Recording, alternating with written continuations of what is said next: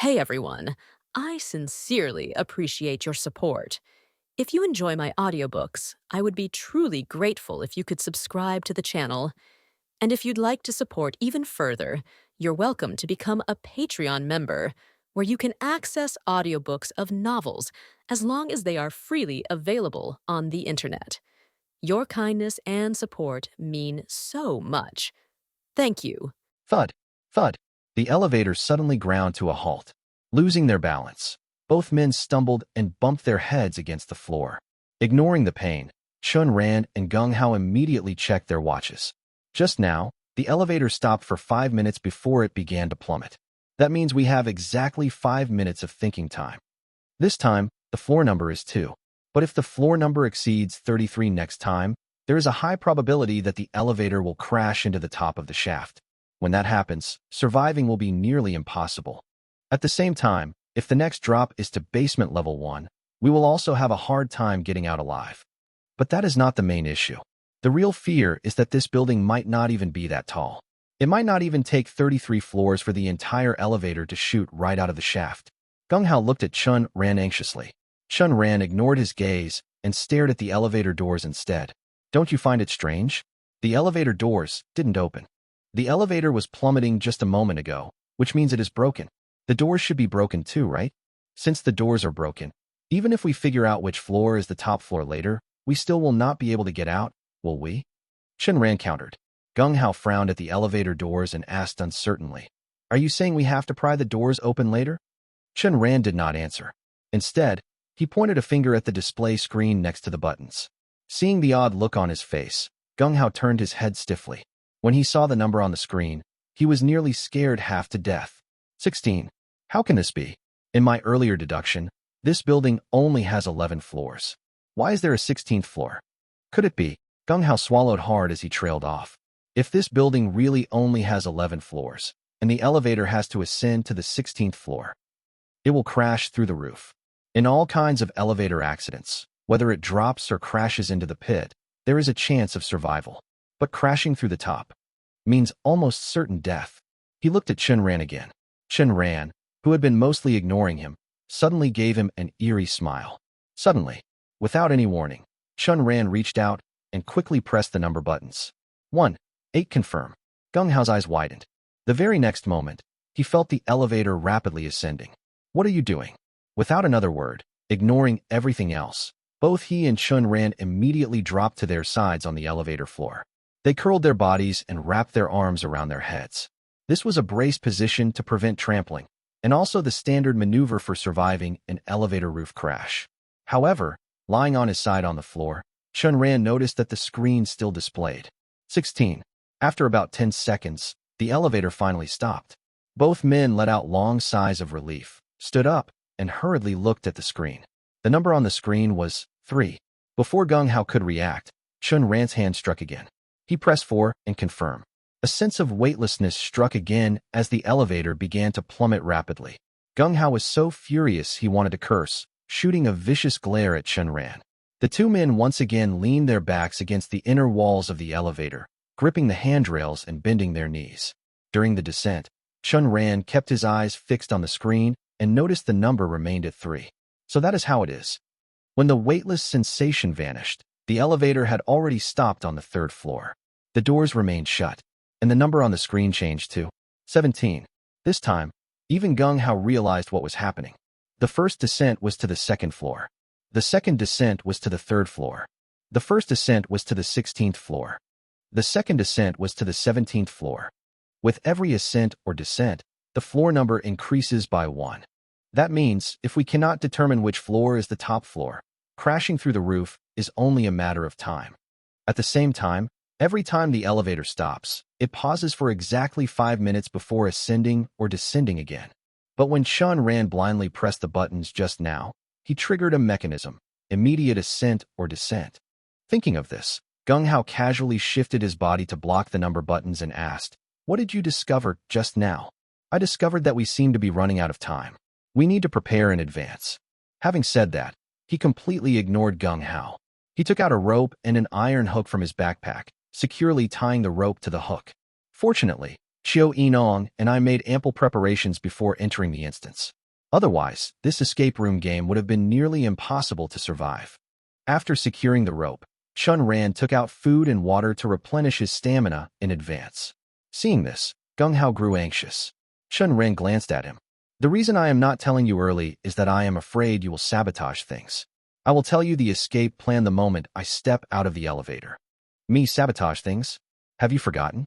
In this round of the escape room game, if either of us dies, the survivor will not be able to clear the third secret room. We would be trapped in this instance forever. Chen Ran replied calmly.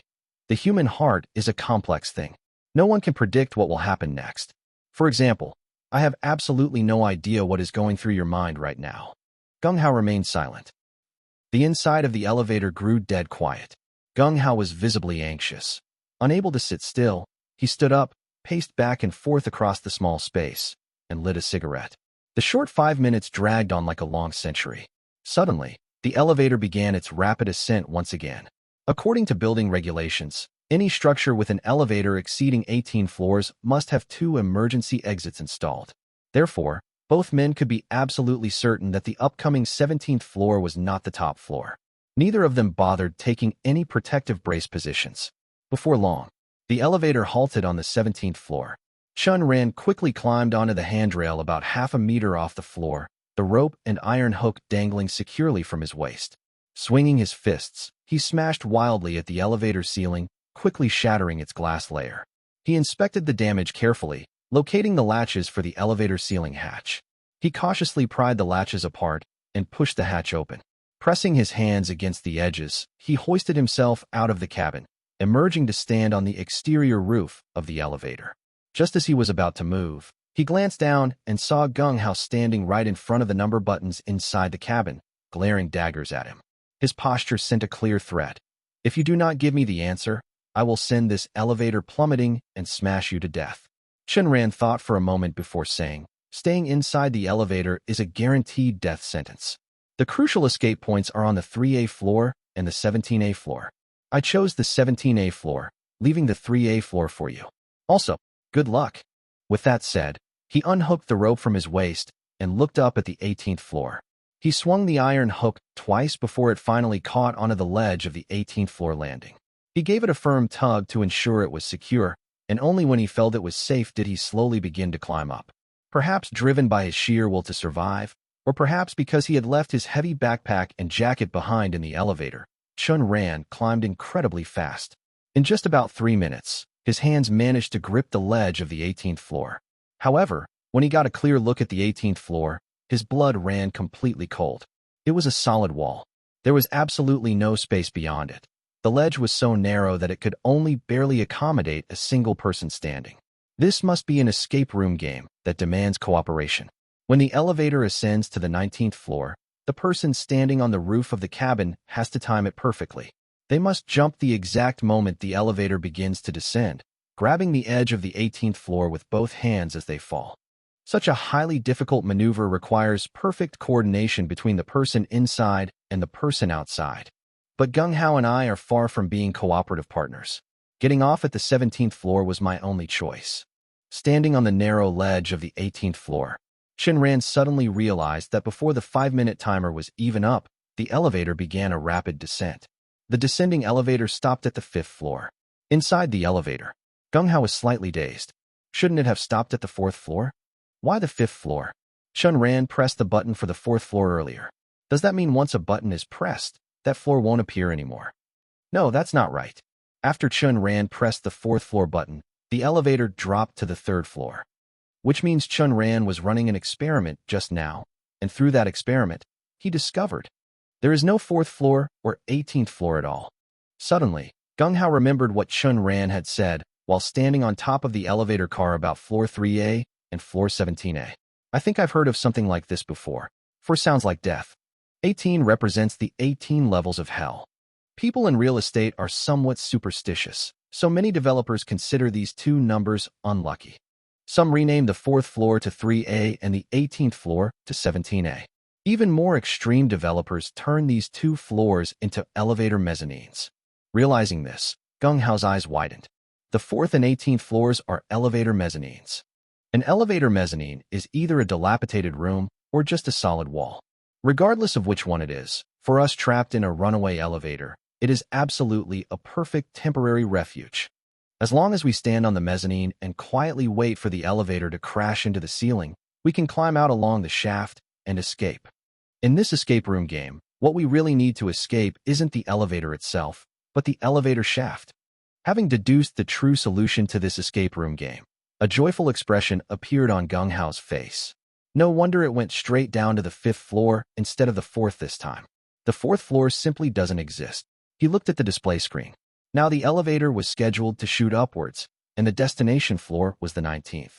It should have gone up to the 18th floor, but since this building doesn't have an 18th floor, it skipped it and went to the 19th. My deduction is spot on, RA with tilde new BS. But soon, Gung Hao's face turned deathly pale. It went to the 5th floor this time, and every time the elevator descends, the destination floor increases by 1. That means this elevator will never reach the 4th floor again. But if the 18th floor mezzanine is a small dilapidated room, I still have a chance to get inside it. I just have to wait for the elevator to descend to the 17th floor first. Right now it is on the 5th floor. It needs to descend 12 more times to reach the 17th floor. The current upward destination is the 19th floor. If it goes up 12 more times, that will be the 31st floor. If the highest floor of this building is the 33rd floor, I will be able to climb from the 17th floor shaft to the 18th floor mezzanine before the elevator crashes into the roof. Figuring this out, he decisively pressed the button for the 18th floor to end the elevator's waiting cooldown. The next moment, the elevator shot upwards, arriving at the 19th floor in a flash. He took out his flashlight and aimed it through the still open hatch in the elevator ceiling.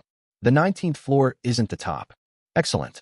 Since the 19th floor isn't the top, and judging by the roof floor plan inside the elevator, I can deduce that this building actually has 33 floors. The reasoning is simple. Since the 19th floor isn't the top, and the work uniforms have the characters for Mitsubishi printed on them, I can conclude we are in China. Since it has more than 18 floors, according to national regulations, there must be 2 safety exits. That is also why most buildings in the country max out at 6, 11, 18, 26, or 33 floors. Buildings over 6 floors must install an elevator. Over 11 floors requires 2 elevators. Over 18 floors requires 2 safety exits.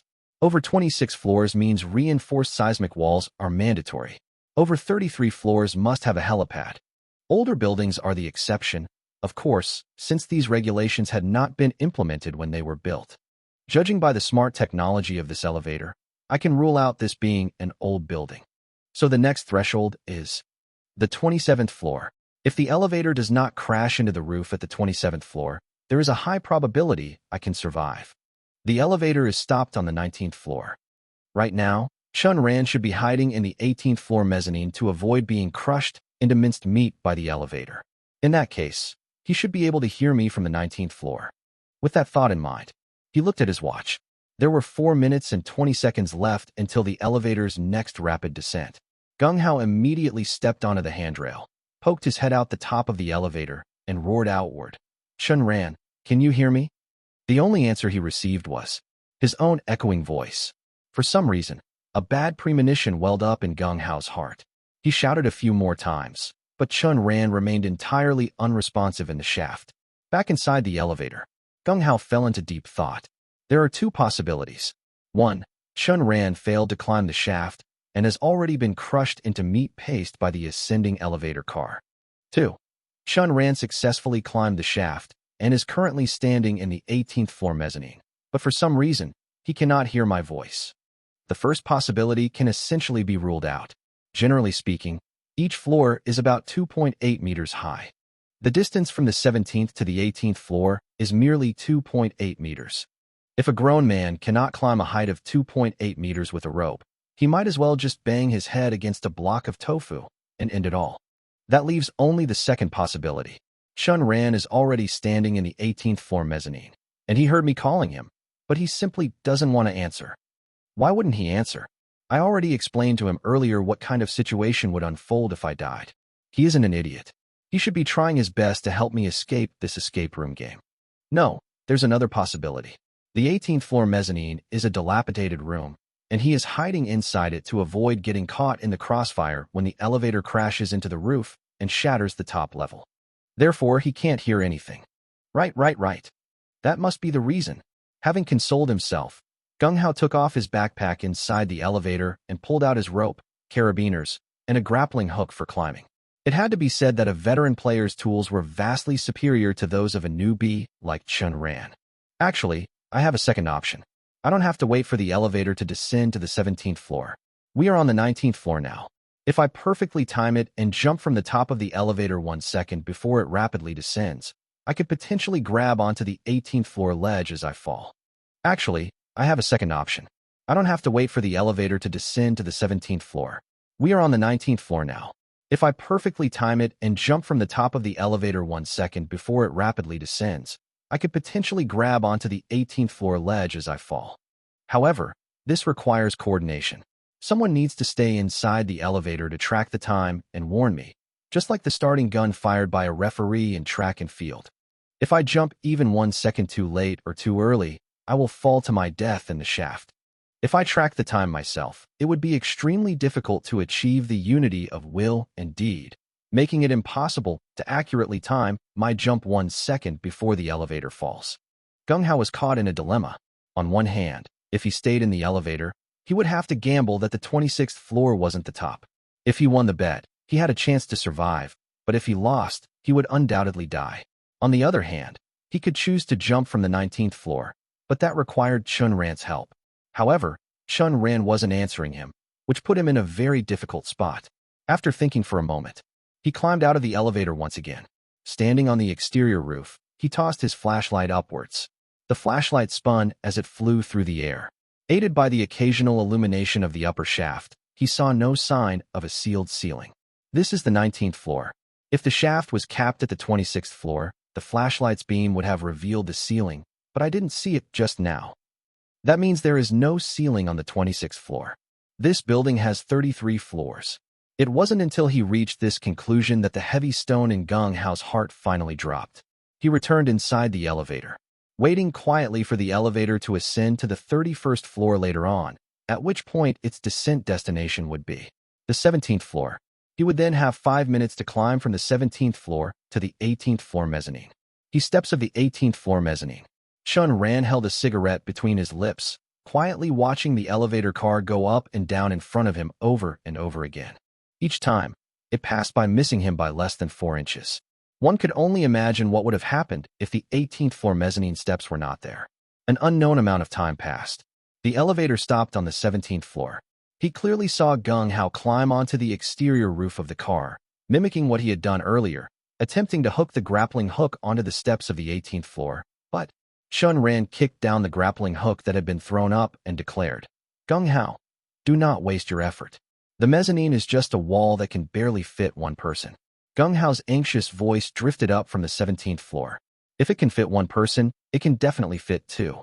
Let us both throw away our liar slayers to prevent being bounced off by their protection." Immediately after, the grappling hook was thrown up again, catching the steps. Chen Ran kicked it down once more, refusing to let him up. Chen Ran, what is the meaning of this? Evidently, Gung Hao on the 17th floor had realized something was wrong. His mind raced. There is a problem. The first thing Chen Ran pressed was the 18th floor. The second time, he pressed the 4th floor. That means when the elevator was on the 3rd floor, Chen Ran already knew the correct answer to the puzzle. At that time, if Chen Ran had climbed from the 3rd floor shaft to the 4th floor mezzanine, and I climbed from the 17th floor shaft to the 18th floor, both of us could have lived. But Chen Ran deliberately chose to climb from the 17th floor shaft to the 18th floor mezzanine. Since the 4th floor does not exist, the elevator could only descend to the 5th floor next, missing the 4th floor mezzanine. Blocked by the elevator car, we had no chance to reach the 4th floor mezzanine. That left only the 18th floor mezzanine, and Chen Ran used his advantage of deducing the answer first to occupy it. I have nowhere to stand. I can only stay in the elevator and quietly wait to die when it crashes into the roof. From the very beginning, he wanted to kill me. Are you insane? If you screw me over and get me killed, you and Xiao Yinong will not be able to clear the instance either. Standing on the roof of the elevator, Gung Hao pointed his flashlight at Chen Ran on the steps of the 18th floor mezzanine. He saw Chen Ran looming above him, an indifference toward life in his eyes, staring down at him with the gaze of someone looking at a corpse. Gung Hao shuddered. He could not help but recall the words he had warned himself with countless times. Hell, the 18th level, the instance. There are no good people here. Lying is forbidden, yet this place is full of lies.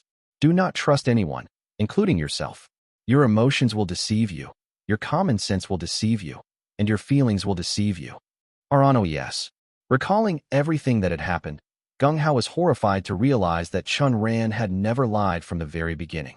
Even the future lie they had established earlier contained no falsehoods. Gung Hao knew he had lost. He was defeated in intellect, and equally defeated by Chen Ran's series of truthful statements. The fear of death made him tremble, and it only eased slightly after he lit a cigarette. Logically speaking, you should not kill me. But since you have done so, it means you still have a backup plan. Who is your backup plan? Let me think. The young heiress has never entered the instance from the start, so it cannot be her. You and Lin Jiabao survived a nightmare-level escape room game together. Did you perhaps turn him to your side? Hearing this, Chen Ran smiled, just like he did before they entered the escape room game. However, he quickly concealed it this time. With Gung Hao about to die, a wave of relief washed over him. I would not call it turning him to my side. I simply changed a few of his thoughts slightly. Hearing these words, Gung Hao looked at Chen Ran as if he were a monster.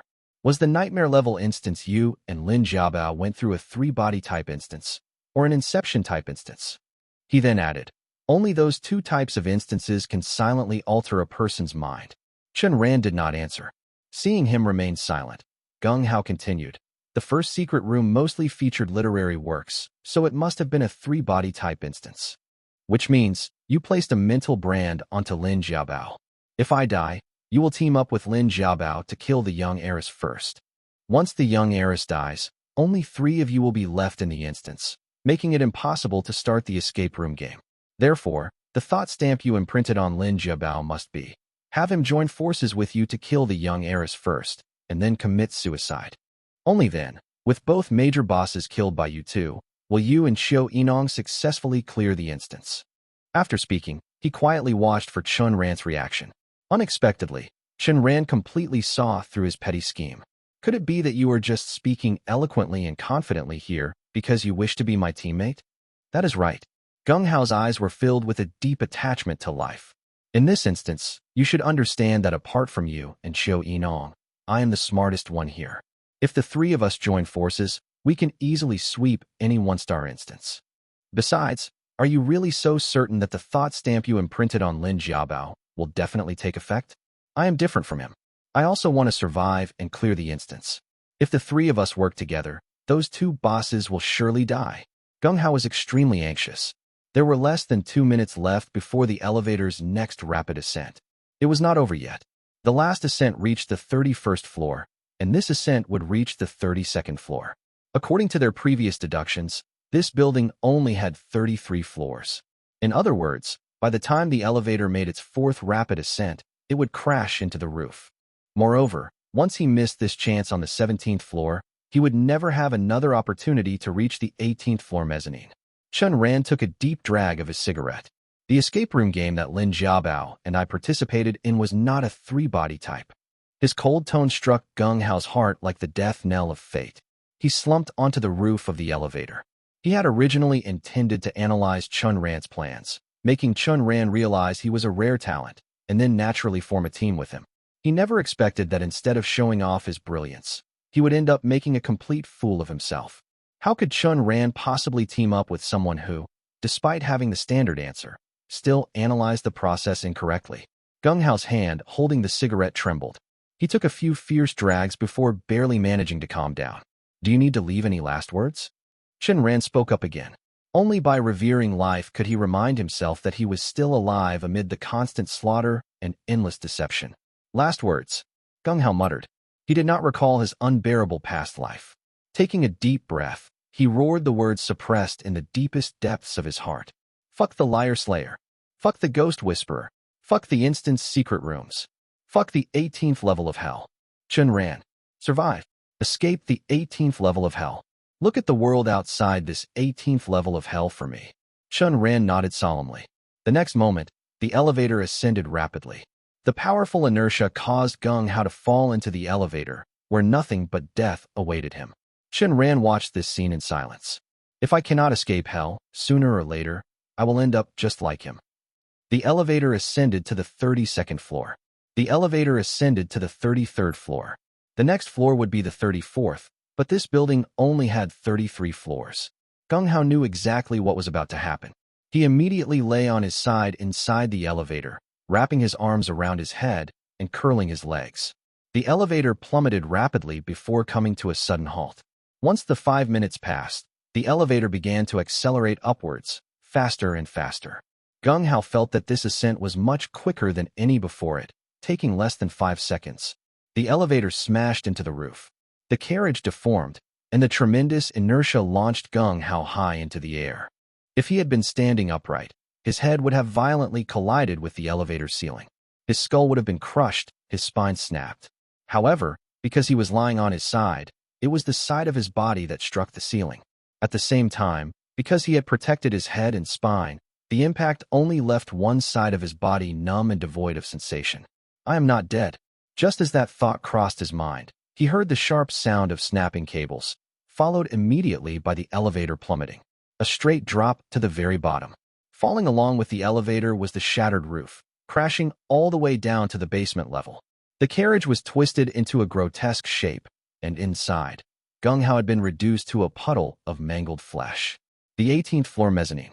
Chen Ran looked up at the blasted open ceiling above, not rushing to climb up. He waited for 10 minutes. Seeing that the elevator was no longer ascending, he finally tossed away his cigarette butt. Tying himself to the elevator guide rails, he gripped the steel tracks tightly with both his hands and legs, inching his way up slowly. Whenever he got tired, he rested and smoked a cigarette. With the rope securing his body, he would not fall. And so he climbed, on and on. He did not know how long he climbed, but the opening in the shaft, torn open by the elevator, grew closer and closer. The moment he climbed through the exit, Chen Ran's consciousness returned to his body, having successfully cleared the escape room game. The third secret room. The information displayed on the door of the escape room game read: Chen Ran, 2 hours 17 minutes. Gung Hao dead. Chen Ran dragged Gung Hao's corpse out and removed the chest plate from the body. The other three had varying expressions. Qiu Yinong frowned.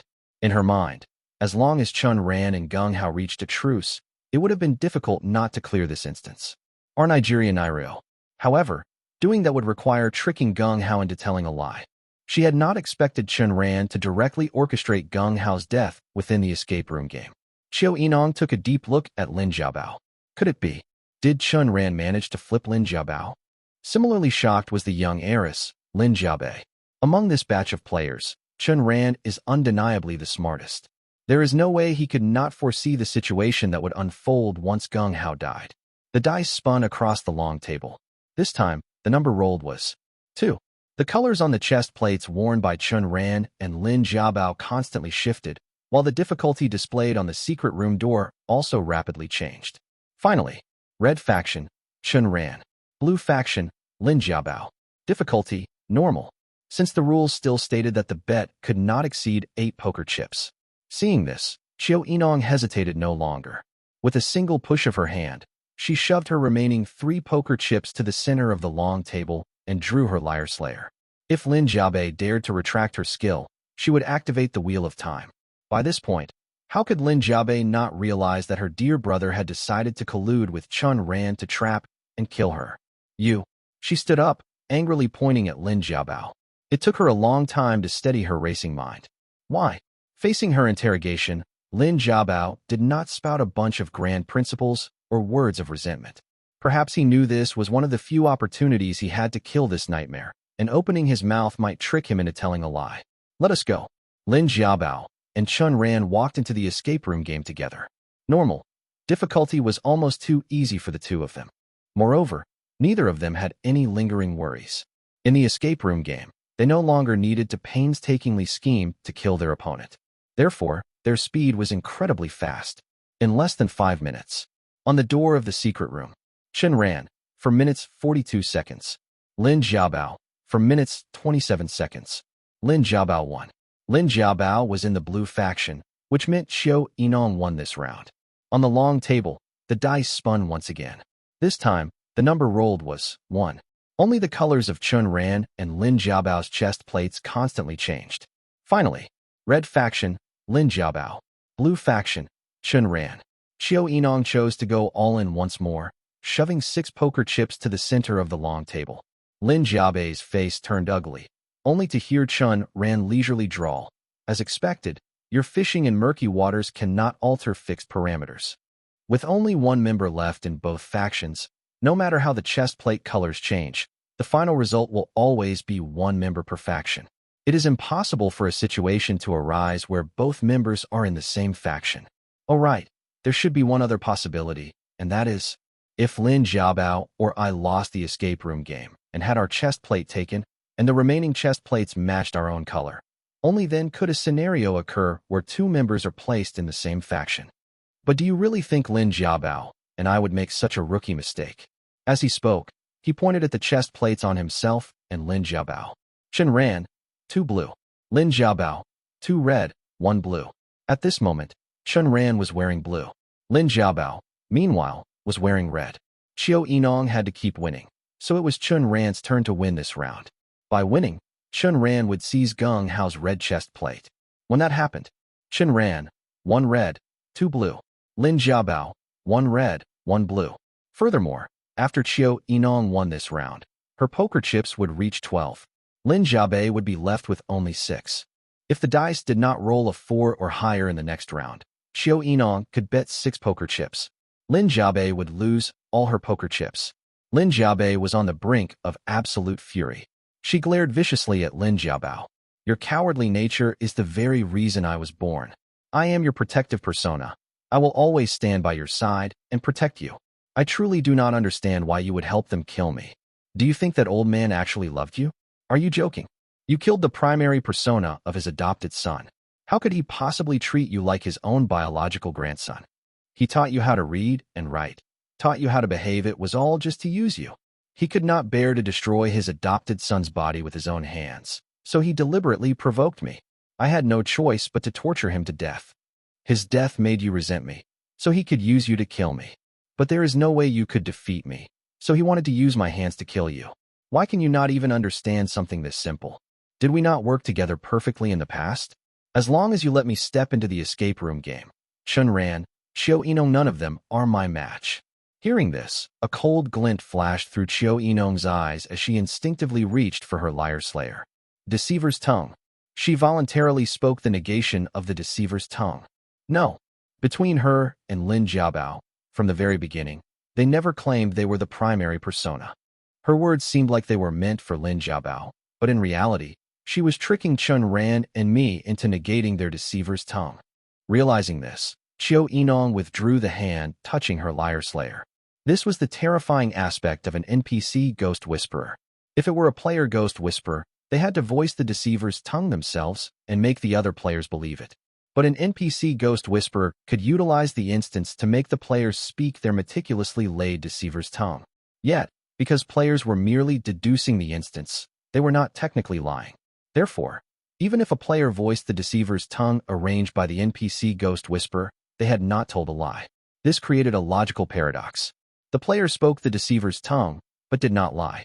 The NPC ghost whisperer successfully forged the deceiver's tongue without ever speaking it themselves. In other words, no one could use the negation of the deceiver's tongue to pass judgment on each other.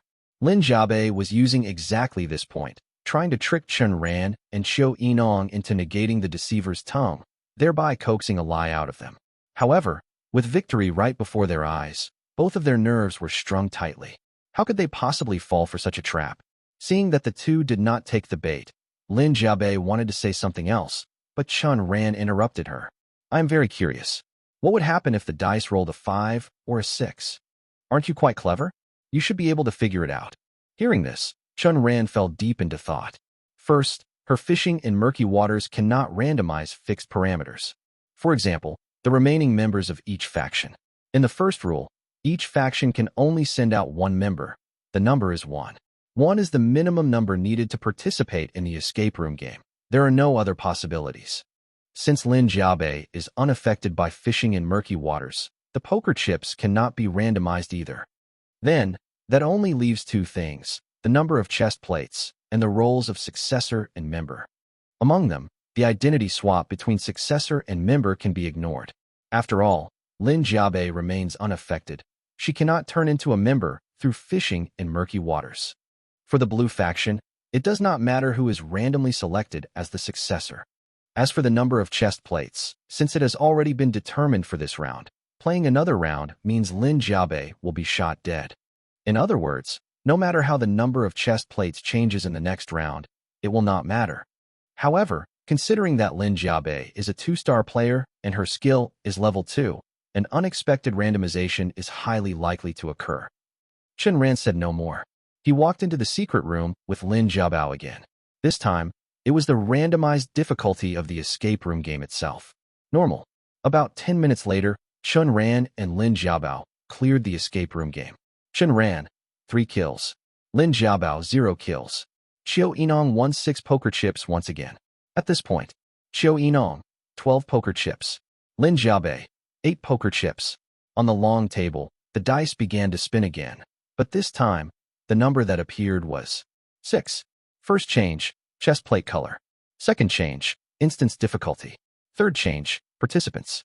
These 3 randomized changes were no longer important to the 4 people present. Fourth change, betting limit. Fifth change, the number of chest plates possessed by Chen Ran and Lin Jiabao. In truth, these 2 randomizations did not have much of an impact on anyone present either. After all, no matter how the number of chest plates belonging to Chen Ran and Lin Jiabao changed, the end result would always be the same. They would have at least 1 red and 1 blue between them. Alpha and Empty said Epsilon. The key was the 6th randomization. Chen Ran and Qiu Yinong looked around, but they did not see the 6th random change appear. Just as the two were feeling puzzled, the first 5 random changes came to a halt. Red camp, Lin Jiabao. Blue camp, Chen Ran. Instance difficulty, nightmare. Participant, Chen Ran. Participant, Lin Jiabao. Betting limit, no more than 10 poker chips. Chest plate count between the two. Chen Ran has 1 blue, Lin Jiabao has 1 red. These were the results of the 5 random changes. Immediately after, under everyone's horrified gazes, the dice started spinning again. It seems your luck is not very good this time, and have you all forgotten something very important? As soon as her voice faded, the dice spinning on the long table came to a stop. The final number was 2. The next moment, Lin Jiabao and Lin Jiabe simultaneously fainted on the ground. When the two woke up, Chen Ran and Qiu Yinong immediately noticed that their expressions were off. Lin Jiabao's eyes were sharp, and his entire demeanor was overflowing with a chilling, murderous intent. Lin Jiabe, on the other hand, had an ashen complexion. Chen Ran and Qiu Yinong drew their liar slayers almost simultaneously and aimed them at Lin Jiabao. However, they lowered their arms again. It seems you have realized the meaning behind my previous statement. Fishing in murky waters has no direct effect on me. The person speaking was Lin Jiabao. He and I are originally one entity, taking turns to control the body. When I am in control of this body, I am Lin Jiabao. As he spoke, he raised his liar slayer, aiming the muzzle at Chen Ran. Lin Jiabao's face twisted with excitement. Come on, Chen Ran. Let me show you what a true 2-star player is like. Only then did Chen Ran and Qiu Yinong realize that the gun in Lin Jiabao's hand had turned pale red. The ego tier liar slayer had become ego tier. He pointed the gun at the ceiling, sticking out a scarlet tongue to lick the corners of his mouth. Ghost Whisperer, floating life nightmare. Under the horrified and shocked gazes of Chen Ran and Qiu Yinong, the gunshot of the 3rd Ghost Whisperer skill rang out, and the secret room instantly plunged into pitch darkness. When the light returned, the two immediately inspected their surroundings, only to find that absolutely nothing had changed. Chen Ran pondered with a dark expression. Right now, Lin Jiabe has occupied Lin Jiabao's body. This is understandable. After all, they are originally one entity. The 6th randomization just now must have been to randomize the strength of Lin Jiabao's personal willpower. A 2. This means the willpower strength of Lin Jiabao's persona rolled a very low value, indirectly allowing Lin Jiabe to take control of his body. Damn, it can even be played like this? I was wondering earlier why, since Lin Jiabao is clearly a ghost whisperer, his skill was not tangible. It turns out, 3 flowers converging at the peak was to prevent Lin Jiabe from suddenly popping out and taking over his body. All of this is very easy to understand. But why is it that after getting Lin Xiaobao's Liar Slayer, Lin Xiaobai can use a completely different skill? Unless, when a player dies, their Liar Slayer vanishes. But when it comes to Lin Xiaobao and Lin Xiaobai, assuming Lin Xiaobai participated in the novice instance while in control of the body and obtained a skill, and when Lin Xiaobao controlled the body, he did not gain a skill in the novice instance. During the novice instance, she used Lin Xiaobao's Liar Slayer and acquired a second skill. Holy fat tiger, I've learned something new today. Chen Ran stroked his chin, wondering if he should also develop a secondary persona and use their Liar Slayer to slaughter newbies in the novice instance, thereby gaining a second skill. Shaking his head, he hurriedly discarded these unrealistic thoughts. He looked solemnly at the murderously intent Lin Xiaobao and gave a thumbs up. Lin Xiaobao blanked for a moment. You seem to not be afraid of me at all. Chen Ran lit a cigarette and shook his head at Xiao Yinong, who was planning to use the Wheel of Time. The Wheel of Time can't change anything anymore. No one lied, and I can't use the Eternal Kingdom. Since it's already a foregone conclusion, why should I be afraid of you? Besides, it's truly a pity that we weren't matched with a 2-star player in this instance. But clashing with a 2-star NPC like you isn't a bad alternative. Is that so? Lin Xiaobao sneered. Let me spell it out. You must have reached some sort of agreement with Lin Xiaobao. However, if I lose this round, all the poker chips on Lin Xiaobao's table will be lost, and he will be shot dead by Xiao Yinong. So here is the problem. The agreement you made with Lin Xiaobao will vanish the moment he is shot. With only 3 of us left, it will be absolutely impossible to continue the escape room game. You and Xiao Yinong will be trapped in this instance forever, until you starve to death. You would let him die? Chen Ran's single sentence pierced right into her weak spot. Lin Xiaobai, who currently occupied Lin Xiaobao's body, did not lose her composure as one might expect. Instead, she stared into Chen Ran's eyes and replied evenly. It's simple. Do you really think you'll make it out of this escape room game alive? Chen Ran belonged to the blue faction. If he died, Xiao Yinong would lose her poker chips, and as long as Lin Xiaobao didn't lose all his poker chips, he wouldn't be shot. At the same time, with Chen Ran dead, the remaining 3 would be unable to continue the game, meaning Xiao Yinong would surely face death as well. It seems neither of us has a way out then. In this escape room game, either you die or I do. Exactly. The 2 stood in direct opposition, the killing intent in their eyes plain for all to see.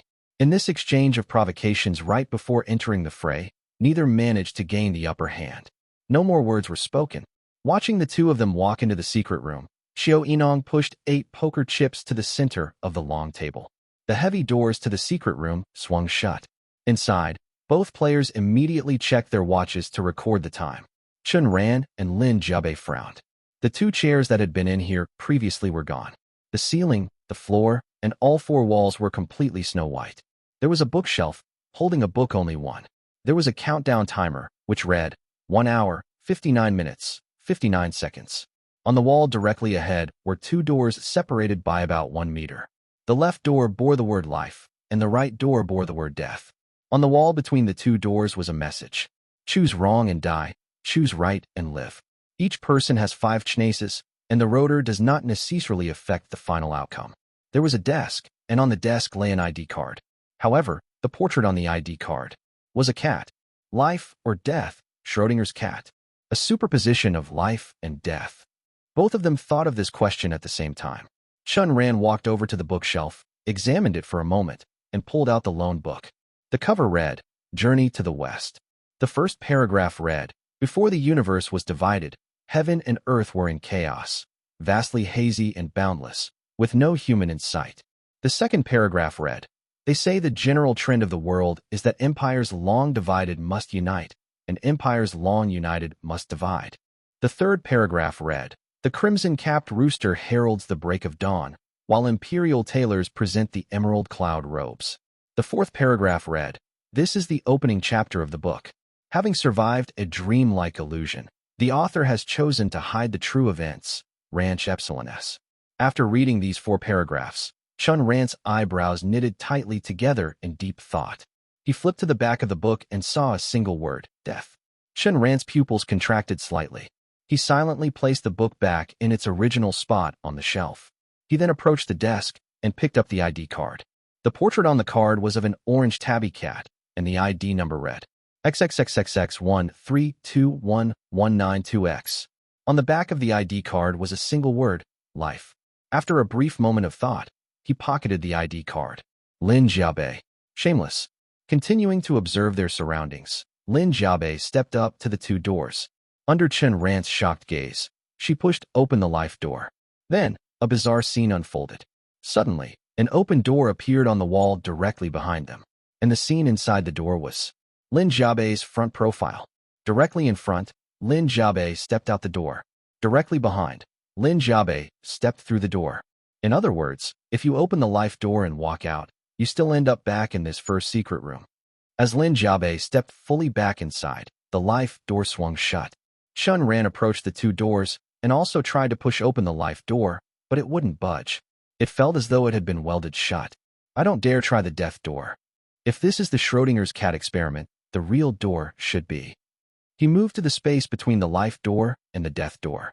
It was a blank stretch of wall separating the two by a distance of about 1 meter.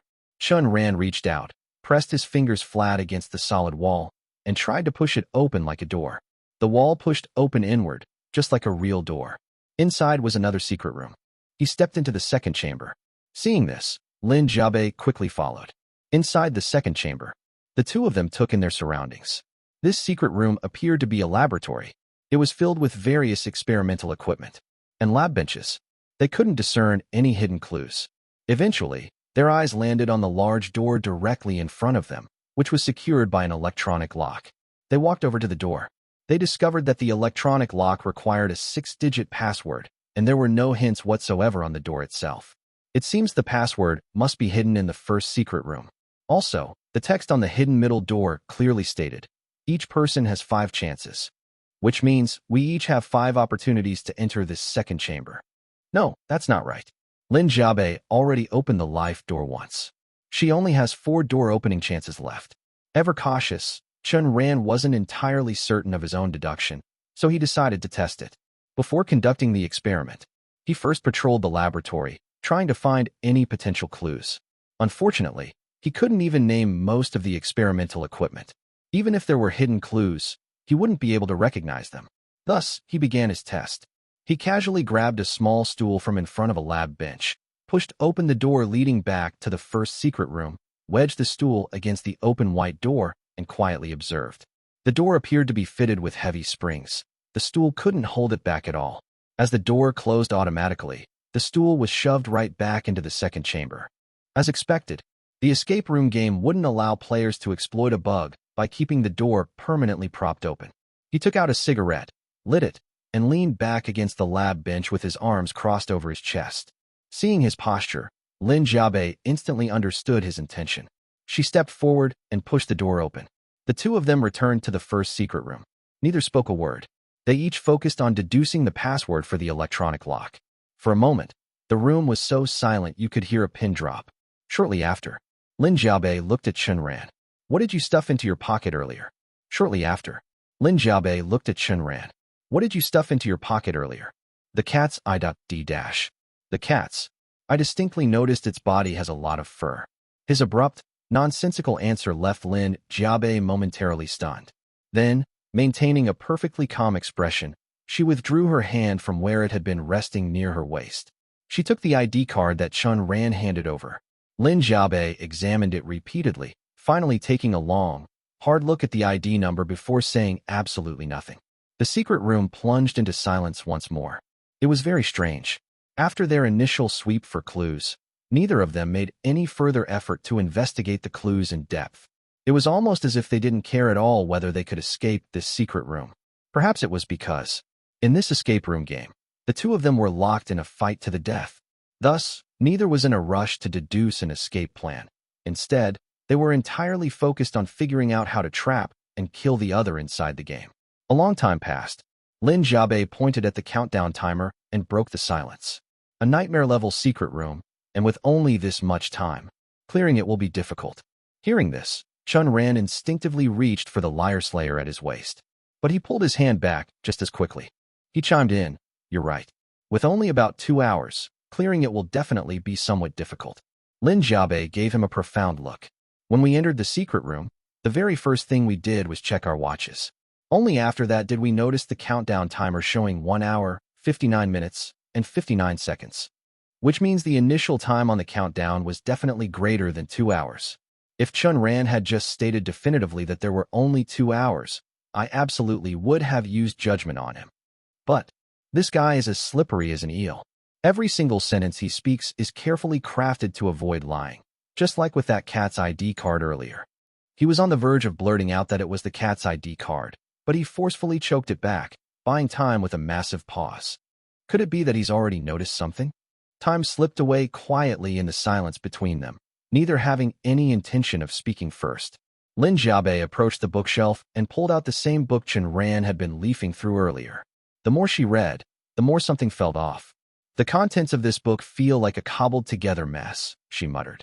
Chen Ran nodded. The empire, long divided, must unite. Long united, must divide. That comes from the first chapter of Romance of the Three Kingdoms. Lin Jiabei frowned in deep thought. The second paragraph on the first page she had turned to read.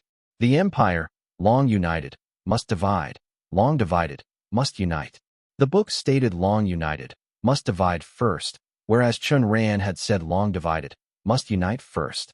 After a brief silence, she continued. The first paragraph. Before the universe was divided, heaven and earth were in chaos, vast and boundless, unseen by any man. This sounds very familiar. I feel like I have seen it somewhere before. The poem goes, before chaos was divided, heaven and earth were in chaos, vast and boundless, unseen by anyone. It is. At this point, Chen Ran paused, reorganizing his words. It is from the first chapter of the original Journey to the West that I read before I died. Not only had Chen Ran added the phrase the poem goes, but he had also changed universe to chaos, and unseen by any man to unseen by anyone. Not only that, but he specifically emphasized that it was the original Journey to the West he had read before he died. This time, it was Chen Ran's turn to ask. I remember the third paragraph in this secret room's Journey to the West is, the red-capped Kunkin announced the dawn. The royal tailors just presented the emerald cloud robes.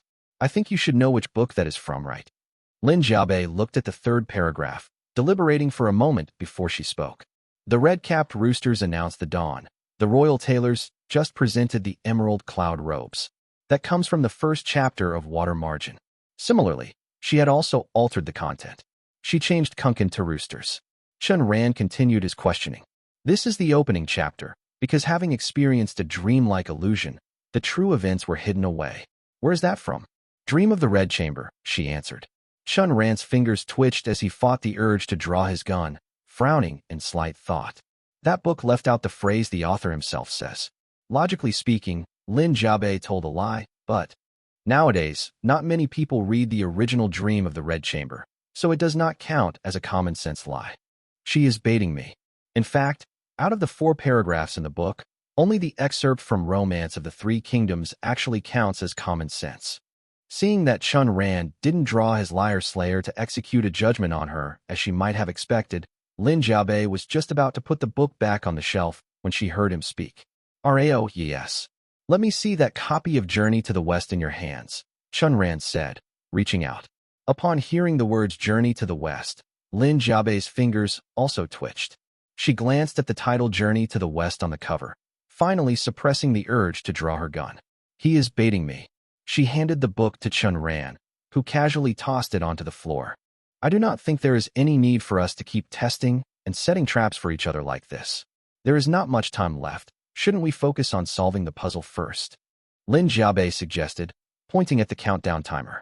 She did not wait for Chen Ran to answer. She continued.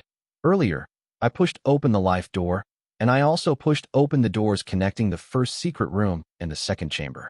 If those count as 2 chances, you pushed open the door leading from the first secret room to the second chamber twice, so you also used up 2 chances, which means... Chen Ran interrupted her.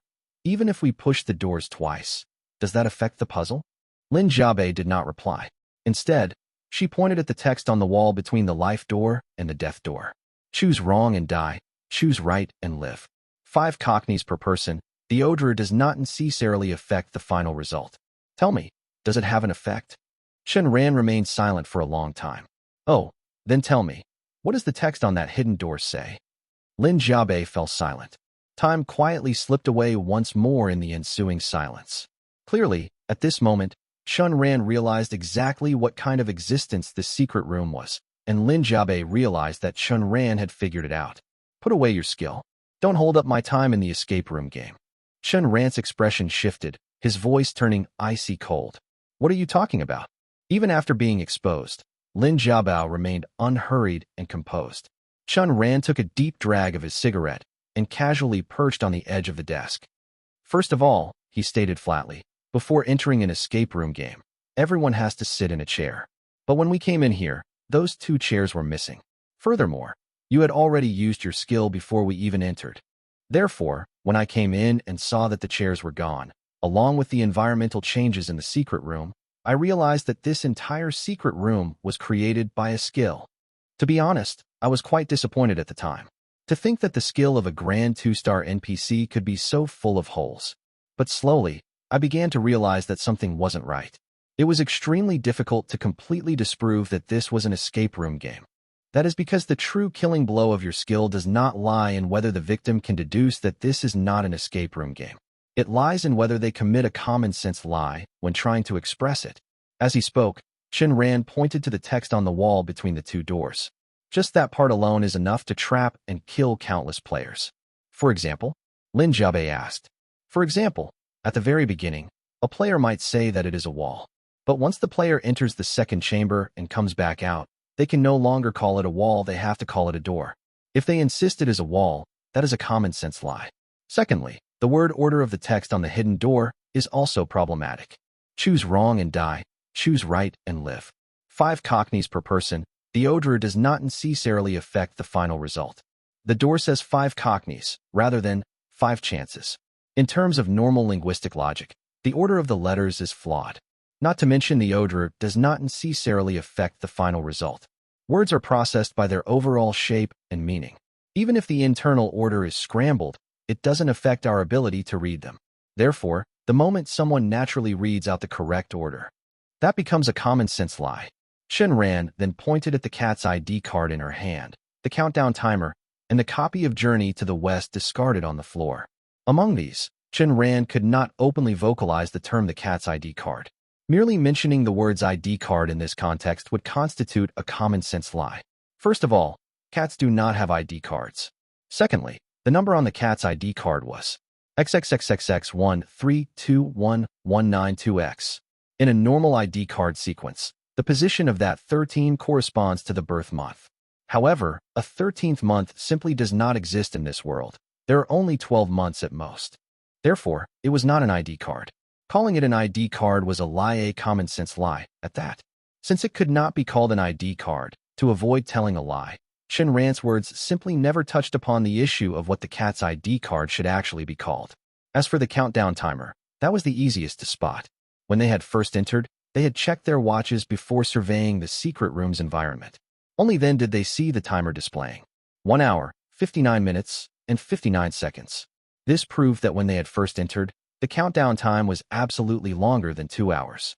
Because of this, Chen Ran had previously used the phrase around 2 hours. The most insidious trap of all, however, was the Journey to the West book he had tossed onto the floor. You are very smart. Even after losing my memories in the second chamber, I still recalled the contents of Journey to the West. Because of this, you deduce that I must be so well-versed in the book that its contents have become my own ingrained common sense. Thus, you fabricated a book a cobbled-together, error-ridden mess and named it Journey to the West, all in an attempt to make me deny its validity. Sorry to disappoint, but these little tricks of yours cannot fool me at all. With that said, Chen Ran stepped in front of the death door. He gave it a gentle push. The door opened. He walked straight out. The exterior looked exactly like the secret room they had been in prior to the escape room game. However, the space seemed to have grown larger. 2 chairs sat squarely in the center of the room. Lin Jiabei, who had followed closely behind him, turned ashen at the sight. How did you know to exit through the death door? Chen Ran remained silent. He simply watched her quietly until she could no longer maintain her feigned, livid expression. It's human nature to slip up when success is just within reach, he remarked. Did you really think I was the type to pop the champagne at halftime? With that said, He raised his foot and fiercely kicked one of the chairs in the center of the secret room. And then, Chen Ran grabbed his foot, grimacing in sheer agony. Upon closer inspection, the chair he had just kicked over was actually forged from solid metal. Shameless. A smile spread across Lin Jiabei's face. Even though my skill didn't fool you, watching you make a fool of yourself is still highly entertaining. She drew her lyre slayer and aimed it straight ahead. Ghost Whisperer, floating life nightmare. Withdraw. This secret room, along with the previous ones, rapidly shrank and were absorbed directly into the muzzle of her gun. The secret room reverted to its original state. The surroundings were completely empty, save for the two chairs sitting in the middle. This heart-killing psychological battle ended in a draw, with both Chen Ran and Lin Jiabei scoring partial victories. In Journey to the West, the story of Fengxian County is a familiar tale to many. However, on a fundamental level, Fengxian County was located near Spirit Vulture Peak, the Buddha's domain. When the Jade Emperor decreed there would be no rain, there was no rain. In the realm of political warfare, this tactic was known as asserting dominance. For every day it did not rain in Fengxian County, the entirety of Buddhism was forced to bow its head. The same logic applied here. If Chen Ran had not been overly arrogant and actually noticed the iron chair, he would have secured a flawless victory, firmly asserting dominance over Lin Jiabei in their psychological duel. RNTS. That advantage would have provided Chen Ran with a significant boost in their upcoming struggles within the escape room game. However, Lin Jiabei had also realized that if anyone ever saw through her deceptive language skill, she would be put at a severe disadvantage in any psychological warfare. Therefore, she had deliberately placed those two iron chairs to shatter her opponent's composure, forcefully clawing back a partial victory. What a painful realization. Are personality flaws truly this difficult to correct? Still, with this lesson learned, I suppose it's impossible for me to ever make the same mistake again. Chen Ran clutched his foot, comforting himself with these thoughts, before hobbling to the center of the secret room. Since their heart-killing mind games had concluded, neither of them wasted any more breath. The moment they sat down in the chairs, a sudden wave of severe dizziness washed over them. A torrential downpour raged in the desolate wilderness outside a dilapidated two-story motel. On the first floor, there was a reception desk. To the left of the register sat a beverage cooler, while the more spacious area to the right featured a large, circular sofa. For people sat on the sofa, a little girl, a smoking old man, a muscular youth, and a chubby otaku youth. The little girl hugged a teddy bear player tightly, her innocent eyes watching the three adults with deep curiosity. The smoking old man had slightly yellowed teeth and thinning hair. His sharp, piercing gaze swept back and forth across the other three, as if he were constantly calculating something. The muscular youth wore a tank top that showed off his tall, heavily built frame. His eyes were brimming with hostility, and whenever he made eye contact, it felt as though he were scrutinizing prey. The chubby otaku youth was half-sprawled across the sofa, listening to the others chat. Although he didn't participate, he provided plenty of emotional support, maintaining a constant, cheerful smile on his face that made him look like a harmless pushover. At that moment, the front doors of the motel were pushed open, and a completely drenched Chen Ran jogged inside. As he straightened out his clothes, Chen Ran cast a haughty, dismissive glance at the four people sitting on the sofa. Smack! He fished a few crumpled bills from his pocket and slammed them heavily onto the reception desk. Boss! The smoking old man on the sofa rose with a welcoming smile and stepped behind the counter. I need a room. Make sure it has hot water, and make it snappy, Chen Ran demanded impatiently. The old man cast a brief glance at the plain-colored gun barely concealed at Chen Ran's waist before plucking a key from a large cluster. Room 202. It's best to let the water heater run for 30 minutes before you try to use it. You don't need me to register? Out here in the middle of nowhere, our motel doesn't bother with so many rules. What a dump, Chen Ran muttered as he snatched the key. He headed for the stairs, and as he walked past the others, he noticed them all scrutinizing him. Chen Ran simply flipped the three of them the middle finger. What's that supposed to mean? The short-tempered muscular youth demanded, glaring fiercely. Exactly what you think it means, Chen Ran retorted, resting his hands on his hips. Beneath his open jacket, the pistol tucked into his waistband was clearly visible. The muscular youth promptly drew his own pistol and aimed it squarely at Chen Ran. I've got one of those toys too, he sneered coldly. You'd best watch your step. TCH. As if you'd actually dare to pull the trigger, Chen Ran scoffed. Ignoring the muscular youth completely, he strutted up to the second floor. Crash! Seemingly unable to actually fire the weapon, the muscular youth vented his raging fury on a nearby vase. He kicked it over, sending it shattering into pieces against the floor. Ah, was that thunder? The half-asleep otaku youth mumbled as he was startled awake. The old man walked over and offered the muscular youth a cigarette. Calm down, young man, he consoled. It's a terrible storm out there, and it's not easy for any of us being stuck here. Let's try to keep the peace. The muscular youth accepted the cigarette, though his cold gaze remained fixed on the second floor. Creak. The motel doors were pushed open just a crack, and Lin Jiabe peeked her head inside. Looking somewhat embarrassed, she asked timidly, excuse me. Do you have any rooms left? The three people on the sofa looked her up and down with curiosity. Lin Jiabe stood with her feet tightly together, her hands clasped nervously in front of her, looking the picture of a well-behaved student. All three of them frowned in unison. After receiving her key, Lin Jiabe tensed up as she scurried past the sofa, practically fleeing up the stairs in a panic. Get me a pack of spicy strips. It was the otaku youth who spoke. He had been eyeing the spicy strips on the reception desk for quite some time, but for some reason, he had been too afraid to grab anything from the counter. Grab me a pack of cigarettes and a bottle of cola. With the otaku taking the lead, it was as if an invisible shackle had been lifted from the other two, prompting them to voice their own requests. The old man placed the items on the coffee table. The otaku didn't immediately tear into his spicy strips. Instead, he first poured himself a cup of boiling water. Only then did he tear open the packaging, taking a bite of the spicy snacks followed immediately by a sip of the scalding hot water. He looked incredibly satisfied. Bumpkins. Noticing the disdainful looks from the other three, the otaku wagged his chili oil-covered index finger at them. You guys just don't get it, he lectured. For me, this is the essential ritual for eating spicy strips. The boiling water heightens the fiery pain of the spice. Eating a bite of the strips and following it up with a sip of scalding water magnifies the flavor in your mouth tenfold. The three of them were speechless. Unable to stand the pungent smell of the spicy snacks, they all shuffled further down the sofa, distancing themselves from the otaku.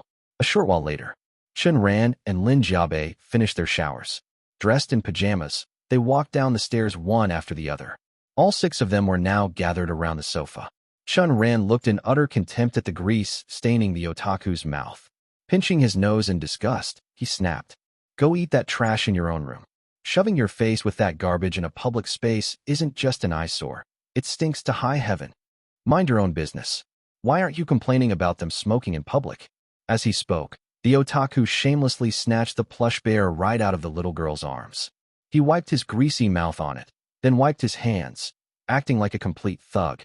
The little girl's eyes instantly turned red, tears welling up and threatening to spill. This sight made the other four frown. They glanced at the otaku's waist, and then at the little girl's waist. They both had plain-colored guns tucked into their waistbands. The door was pushed open once again. Two police officers walked in, a man and a woman. The man was middle-aged, while the woman was younger. The female officer was bleeding, her breathing weak and shallow. Seeing that the female officer did not have a gun at her waist, the old man hurried forward to help. Together with the middle-aged officer, he settled her into room 208 on the second floor. Returning to the first floor, the middle-aged officer scanned the crowd, took a seat on the sofa, and began his account. On our way here, our police cruiser collided with a white car. We crashed into a tree trunk while the white car fled the scene. As you just saw, my partner was severely injured. Out here in the wilderness, the heavy rain cut off all signal. I originally planned to take her back to the city for medical treatment, but our path was blocked by a landslide. We had no choice but to keep driving forward.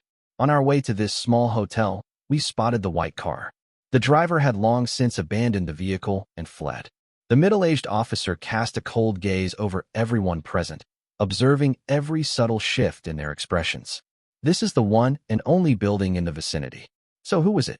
The group exchanged glances before their eyes ultimately settled on Chen Ran and Lin Jiabe. Chen Ran rolled his eyes at the officer, having no intention of defending himself. Lin Jiabe, on the other hand, shivered and spoke up in a panic. I drove here, but I ran into a patch of deep mud on the way. My car could not get through, so I got out and walked the rest of the way. But my car is not white. It is light red. The middle-aged officer nodded. That is correct. Parked near the white car was indeed a red car. With Lin Jiabei cleared of suspicion, everyone's attention shifted back to Chen Ran. Chen Ran sneered. Are you implying that I am the one who committed the hit and run? He sized the officer up and down. Can you not figure this out by looking at the timeline? Sigh. Looking at you, it is obvious you are just an old slacker coasting through your police career. Let me teach you how to properly deduce things. First question. Approximately how many minutes ago were you hit? The middle-aged officer thought for a moment. It should have been about half an hour ago. Second question. Chen Ran turned his head to look at the old man. When I entered the small hotel, how long did you tell me it would take for the water heater to be ready? Aobs. 30 minutes. Exactly. I arrived here and booked a room 30 minutes ago, and you were hit 30 minutes ago. If I was the one who did it, do you think that timeline makes any sense? Third question. Chen Ran looked at the original 4 people sitting on the sofa. How long have you all been at this small hotel? 2.5 hours. Probably 3 hours. 4 hours. Aside from the old man, the other 3 thought briefly before answering. Chen Ran then asked, fourth question. Did any of you leave midway? The 3 of them shook their heads. Brimming with confidence, Chen Ran spread his hands toward the middle-aged officer. The answer is already quite clear. Out of 6 suspects, 5 can be cleared of suspicion. So, who do you think is the person who fled? No. Lin Jiabei quickly waved her hands, appearing entirely flustered. I was not the one who hit you. This kind of panic did not seem like the nervousness of someone telling a lie. Rather, it felt like a sort of unfamiliarity, the kind only shown when those engaged in infighting try to defend themselves against an accusation. The middle-aged officer pondered for a moment. The youth can be cleared of suspicion. Those 3 arrived at the small hotel hours ago and have not left since, so they can be ruled out. The old man is the owner of the small hotel, so he can also be cleared. Out of the 6 people, 5 can be ruled out. The driver who fled is. He pointed at Chen Ran and looked at the tongue-tied Lin Jiabei. Did you arrive at the small hotel before or after him? After. Receiving a definitive answer and seeing that she was wearing pajamas, the middle-aged officer pulled out a pair of handcuffs. Cuff yourself. Only then did Lin Jiabei realize that she had left her gun in the bathroom while taking a shower earlier. Chen Ran also realized that he had left his gun in his room when he was showering. However, he was not worried. This bunch of muggles all look like they have low IQs. I do not need a gun at all. I can play them to death on my own. The middle-aged officer handcuffed Lin Jiabei to the handrail on the first floor, intending to escort her back to the police station once the rain stopped tomorrow. With such an incident occurring, the group lost all mood for idle chatter and returned to their respective rooms. The old man figured no one else would be checking in tonight. After briefly tidying up, he returned to the room behind the counter to sleep. In the middle of the night, the half-asleep old man faintly heard someone talking on the first floor. You lied. You lied. Bang. A gunshot jolted everyone awake from their deep slumber. The middle-aged officer, not even fully dressed, was the first to rush downstairs to investigate. Immediately after, the old man emerged from the inner room on the first floor and flicked on the lights. Next, a muscular young man and the little girl hurried down the stairs, followed last by a bleary-eyed, heavy-set geek. However, when the heavy-set geek saw the corpse on the first floor, he collapsed onto the ground in terror. By the handrail on the first floor, Chen Ran's body lay in a pool of blood. His forehead had been pierced by a bullet. Lin Jiabei, who had been handcuffed there earlier, was gone. As expected, arrogance is the true obstacle to survival. The group of people coincidentally shared the same thought. In truth, before going to sleep, they had all realized to some extent that Chen Ran might not live much longer. Nobody moved. The middle-aged officer shouted, stopping the crowd from stepping forward to check the body. His gaze swept across everyone's faces before he asked the old man, You sleep on the first floor. Did you hear anything just now? The old man recalled, Just a moment ago, while I was half asleep, I heard 2 people talking. They both said, You lied. Then I heard the gunshot. You all know what happened next. The middle-aged officer seized on the crucial detail. Did you hear clearly whether the 2 people speaking were men or women? The old man shook his head. The rain is too loud. Besides, it sounded like they were deliberately keeping their voices low. I could not tell if they were men or women. The middle-aged officer furrowed his brows. The woman was handcuffed on the first floor. Just now, before going to bed, I checked her room. The gun was indeed in the bathroom. Which means, if the 2 people talking were the woman and the victim, How did the woman kill the victim without a gun? Two possibilities. 1. The woman broke free from the handcuffs first, went back to her room, retrieved the pistol, and then returned to the first floor to wait for the person coming to kill her. 2. The woman broke free from the handcuffs and fled the small hotel. In the pitch darkness, someone quietly came down to the first floor, disguised themselves as the handcuffed woman, and silently waited for the victim to come and kill them. At this thought, the middle-aged officer immediately ran to Lin Xiaobei's room on the second floor and opened the door. Inside, he saw the room's window wide open. There was rainwater on the floor, trailing all the way into the bathroom. The pistol in the bathroom was missing. Seeing this, the middle-aged officer found the answer in his heart. The woman broke free from the handcuffs first. Then she climbed through the window from outside the small hotel back into her room, took the pistol from the bathroom, and hid. The first possibility is ruled out. After all, if the woman had freed herself from the handcuffs and went back to her room to get the gun, she could have just taken the stairs. There would be no need to climb through the window. There is only one possibility. Two groups of people came downstairs. When the woman noticed the first person coming down, she immediately broke free from the handcuffs and hid outside. The first person disguised themselves as the woman handcuffed to the handrail. The second person to come downstairs was the victim. When the gunshot rang out, the woman outside knew we had been woken up and would come down to check, so she climbed through the window back into her room to get the pistol. The rainwater on the floor is the best proof of this. In that case, who was the first person to come downstairs? If the killer took the stairs, they would have run into me. Therefore, they did not take the stairs. Instead, they went outside first and then scaled the wall to get back into their room. So, among the people present, the overweight nerd, who was the last to open his door, is highly suspicious. Upon realizing this, the middle-aged police officer looked at the overweight nerd, noticing that while the hair on the very top of his head was dry, the rest of it was wet.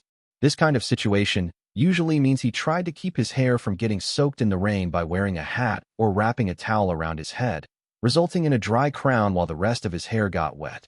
Furthermore, he isn't wearing pajamas. There are two possibilities for this. 1. He isn't used to wearing them. 2. If he is the killer, his clothes would definitely have gotten drenched in the heavy rain outside. But if he wore his pajamas over his clothes? A flash of inspiration struck the middle-aged police officer, but he did not rush to inspect the overweight nerd's room. He organized his words and explained his deduction to the group. Finally, he pointed at the nervous-looking overweight nerd. You were the last one to leave your room to check on the situation. You are the prime suspect. The overweight nerd shuddered in fright and hurriedly explained to everyone. It wasn't me. I'm not the killer. I didn't kill him. That is exactly what I needed you to say. The middle-aged police officer immediately strode into the overweight nerd's room. As soon as he pushed the door open, he saw a pajama top and pants discarded on the floor. Moreover, they were soaking wet. Seeing this, the overweight nerd slumped to the ground and closed his eyes in despair. The police officer tossed a pair of handcuffs in front of him. You just said you aren't the killer. You should know the consequences of resisting. The overweight nerd looked up, seeing that the others present had unconsciously reached for their waists. Left with no choice, he picked up the handcuffs and cuffed his own wrists. The police officer's handling of the situation was baffling. Shouldn't he have made the suspect surrender his gun before cuffing him? However, the group didn't pay much attention to it. After all, the overweight nerd had just lied. The middle-aged police officer proceeded to handcuff the overweight nerd to the handrail at the bottom of the first-floor staircase, just as he had done before. All right, yes. Everyone returned to their respective rooms once again, but weighed down by their own thoughts. They tossed and turned, unable to sleep. The old man lay on his bed. He pondered the events of the night. There is a problem with how the police officer handled this case. First, he didn't ask for a motive, and second, he didn't ask about the murder process. Actually, the overweight nerd wasn't the last guest to leave their room to check the situation. There was one more person who never left their room from the very beginning. The female police officer. If she was faking her coma, then she had plenty of time to commit the murder. After the female police officer committed the murder, she could have run outside. Then, while everyone was out in the hallway investigating, she could have slipped into the overweight nerd's room through the window and planted the wet pajamas to frame him. Simultaneously, she could take away his actual pajamas, leaving him completely unable to defend himself. There is also a second possibility. The killer took the stairs directly back to their room. But if the killer took the stairs, they would have run into the police officer who was the first to step out and investigate. Is it possible that the middle-aged police officer is the killer? If the middle-aged police officer is the killer, he knows the overweight nerd wasn't lying. Yet, he still handcuffed him on the first floor and deliberately didn't confiscate his gun. He is using him as bait. If someone falls for it and sneaks down to the first floor in the dead of night to execute a judgment on the overweight nerd. Upon reaching this conclusion, the old man got dressed and got out of bed. He left his room, only to find that the overweight nerd was sound asleep, snoring away. Tonight, apart from the overweight nerd, the other guests in the hotel found it difficult to sleep. In the second-floor corridor, footsteps echoed as the door to one of the rooms was gently pushed open. You lied. You lied. Bang. The sound of a gunshot rang out again, followed closely by the heavy thudding of running footsteps. This prompted the people who were already awake to immediately throw open their doors and check the situation. The middle-aged police officer and the little girl opened their doors almost simultaneously, just in time to see the old man rushing up from the staircase. And they saw the corpse of the muscular youth lying in a pool of blood at the entrance of room 207. The location of the bullet wound was very strange. Room 207 was on the left, but the muscular youth's gunshot wound was facing the staircase. What was even stranger was that lying on the bed inside room 207 was the unconscious female police officer. The little girl looked at the old man, her eyes asking a clear question. Didn't you arrange for the female police officer to be in room 208? Why is she in room 207? The old man looked completely bewildered and cast a suspicious glance at the middle-aged police officer, who was currently inspecting the scene. I switched them, the middle-aged police officer said.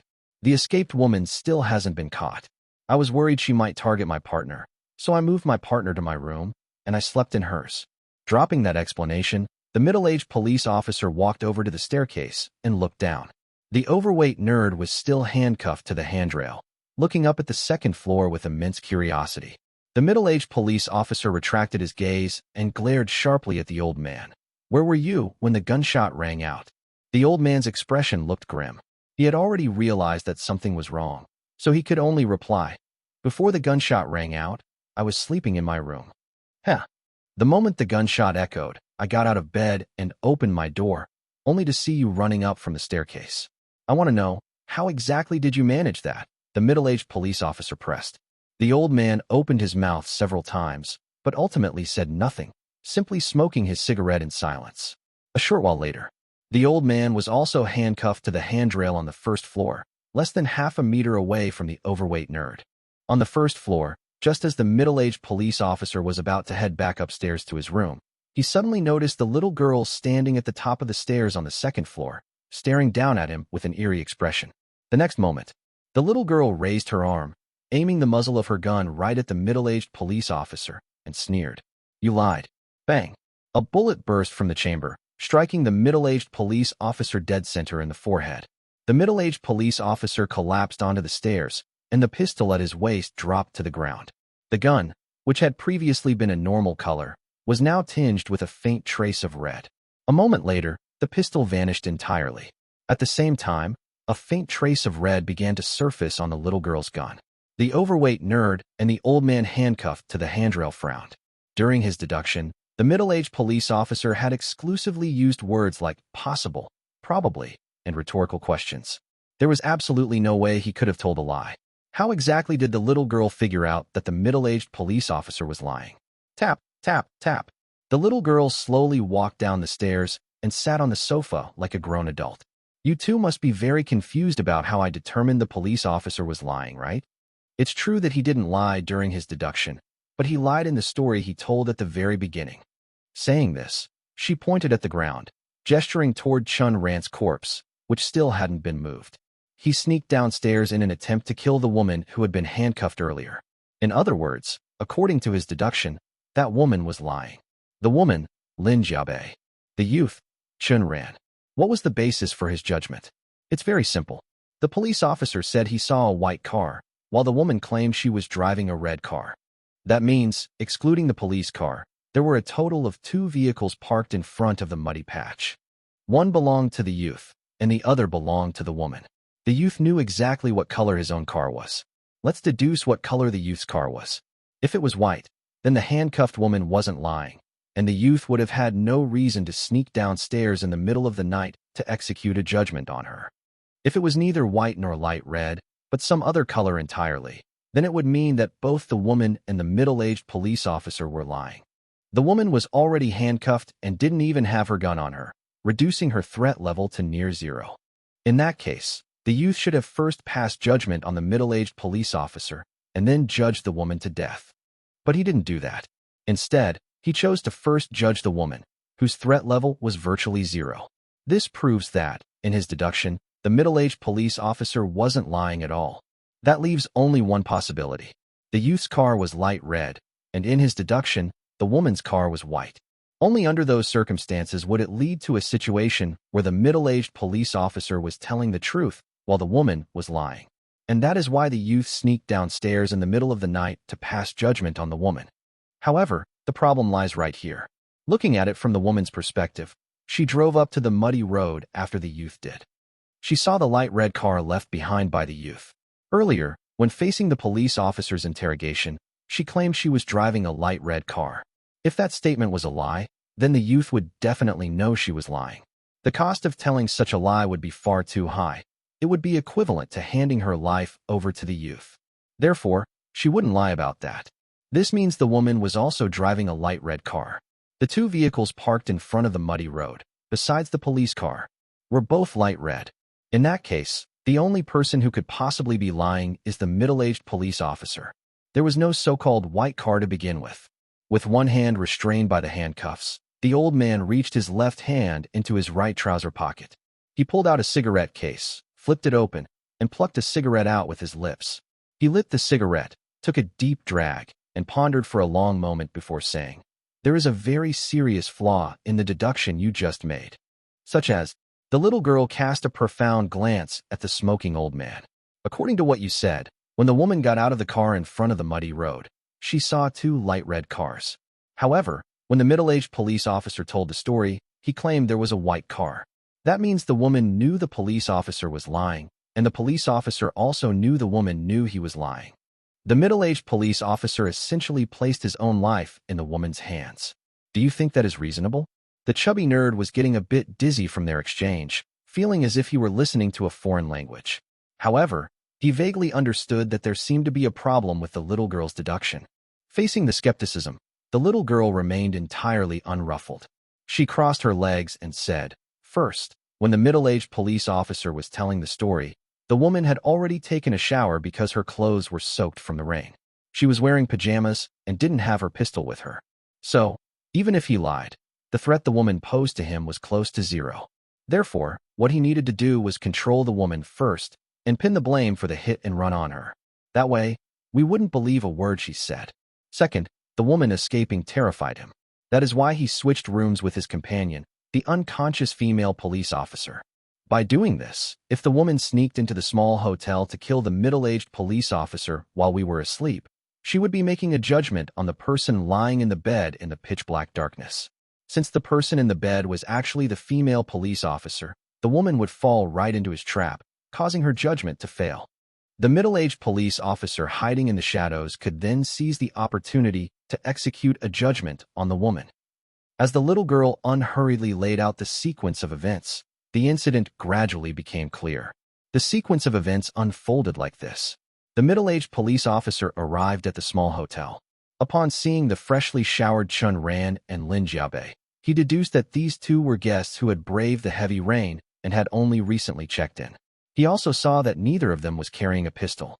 Thus, the middle-aged police officer began to lie. He described the two light red cars he had encountered on the road as one white and one red. Why did he do this? It was very simple. Looking at the facts, the middle-aged police officer lied, while Lin Jiabei did not. However, in Chen Ran's deduction, the middle-aged police officer was telling the truth, and Lin Jiabei was the one lying. Exactly. The middle-aged police officer exploited this information gap to lock Lin Jiabei in handcuffs on the first floor. He was laying bait, and someone actually fell for it. In fact, two people did. One was the arrogant Chen Ran, and the identity of the other was still uncertain. The unidentified person arrived first, only to discover that Lin Jiabei had already broken free of the handcuffs and escaped. Therefore, They disguised themselves as Lin Jiabei chained to the handrail. Immediately after, the second person to come down was the arrogant Chen Ran. Seeing the silhouette by the handrail in the darkness, he spoke the command, Nigeria Nairob.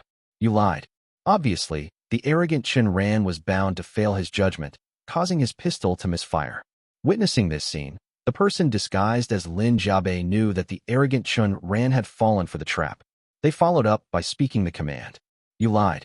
Chen Ran died by judgment, and the person disguised as Lin Jiabei immediately fled the first floor to fabricate an alibi.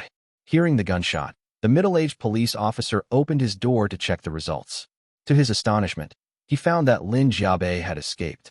This panicked him greatly, because Lin Jiabei knew very well that he had lied. Consequently, the middle-aged police officer began setting up his second trap. He moved the female police officer from room 208 into his own room 207, while he slept in room 208. As long as Lin Jiabei dared to sneak into room 207 in the middle of the night to execute a judgment on him, her judgment would inevitably fail. Meanwhile, he would hide at the staircase. The moment Lin Jiabei's judgment failed, he would execute his judgment on her. At the same time, he could frame the old man on the first floor for the crime. As for why he wouldn't frame the little girl on the second floor, very simple. The little girl was too short. It would be entirely too easy to deduce from the angle of the fatal gunshot wound that she could not be the killer. This trap was nothing short of venomous. However, the middle-aged police officer severely underestimated the intelligence of the guests in the small hotel. The muscular youth, through his own deduction, had concluded that the middle-aged police officer had lied when telling his story. Therefore, the muscular youth stealthily pushed open the door to room 207 in the middle of the night. After faintly making out the silhouette on the bed in the darkness, he spoke the command. You lied. Hearing the command, the middle-aged police officer hiding by the staircase assumed Lin Jiabei had taken the bait. He immediately revealed himself and also spoke the command. You lied. He shot the muscular youth dead and simultaneously pinned the blame on the old man. After all, the angle of the gunshot wound could rule out the little girl, but it couldn't rule out the man himself. But, to repeat the point, the middle-aged police officer underestimated the intelligence of the small hotel's guests. The little girl deduced that he was lying. In this entire sequence of events, the only thing that remained uncertain was the identity of the unknown guest who had killed Chen Ran. At present, all evidence pointed to the chubby nerd having killed Chen Ran, but the possibility that the unconscious female police officer had framed the chubby nerd could not be completely ruled out either. Consequently, no one dared to execute a judgment on the chubby nerd. As it stood right now, the little girl was the biggest winner. Aside from her, there were only 7 people in the small hotel. 3 were dead, 2 were in handcuffs, 1 had escaped outside, and 1 was unconscious. However, the schemer who was the first to jump out into the open was often the first to die. The little girl did not dare let her guard down. She sat on the sofa, pondering for a moment, before suddenly asking out of nowhere, "Do you guys still remember who you are and what your names are?"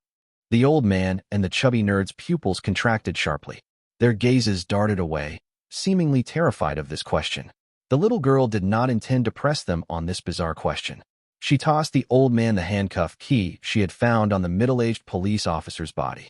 Since the muscular youth was killed by the police officer, the old man was naturally cleared of suspicion. The old man unlocked his handcuffs and stuffed the key into his pocket, completely ignoring the chubby nerd who was watching him with pleading eyes.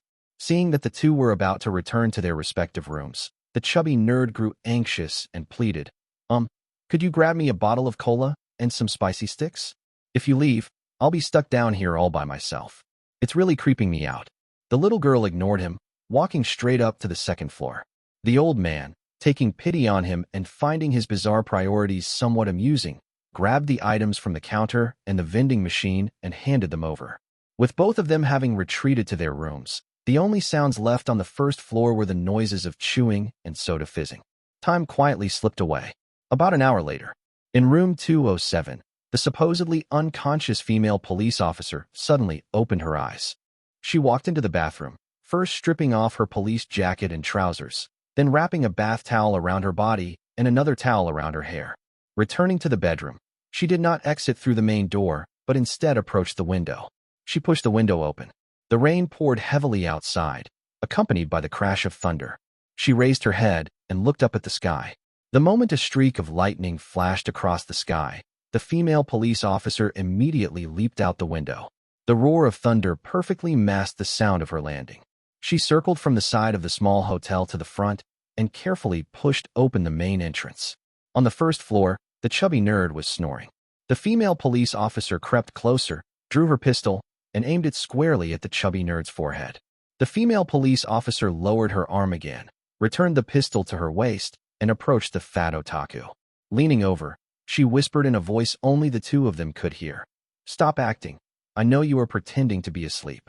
Seeing no reaction from the fat otaku, the female police officer didn't dwell on the topic and continued, "I am very curious. Between you, the fat otaku, and the calm, cigarette-smoking old man, who exactly is?"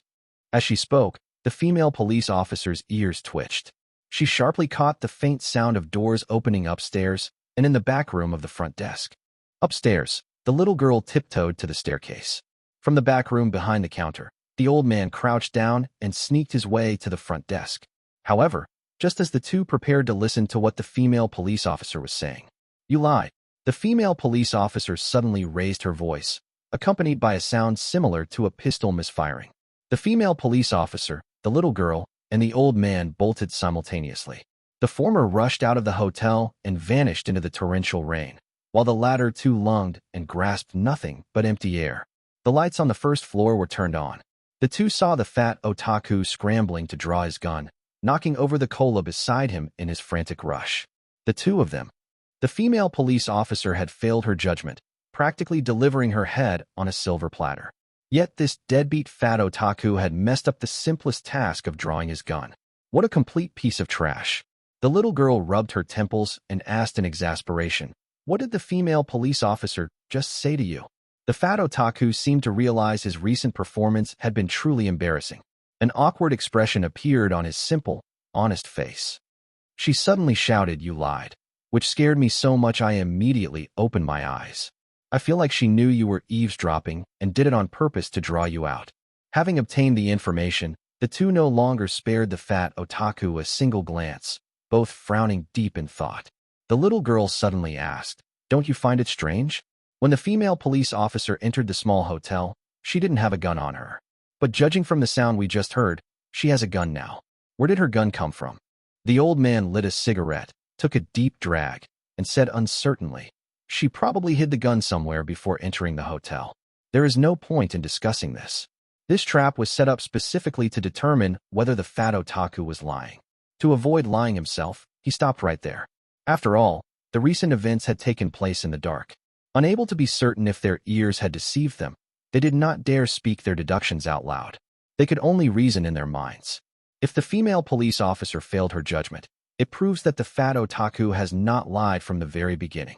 The fat otaku previously said, "I am not the killer," and that statement was true. Since he is not the killer, the wet pajamas in his room were planted by someone to frame him. Who framed him? If it was the female police officer, then she would know perfectly well that the fat otaku was not lying, and would never have come downstairs to pass judgment on him. Her nose. Therefore, the female police officer can be ruled out first as the one who framed the fat otaku. That leaves only the woman. The woman drove a light-colored car. She did not lie, yet she broke free from her handcuffs and fled. Her only goal was to hide in the dark, muddy the waters of the small hotel, and trick us into telling a lie.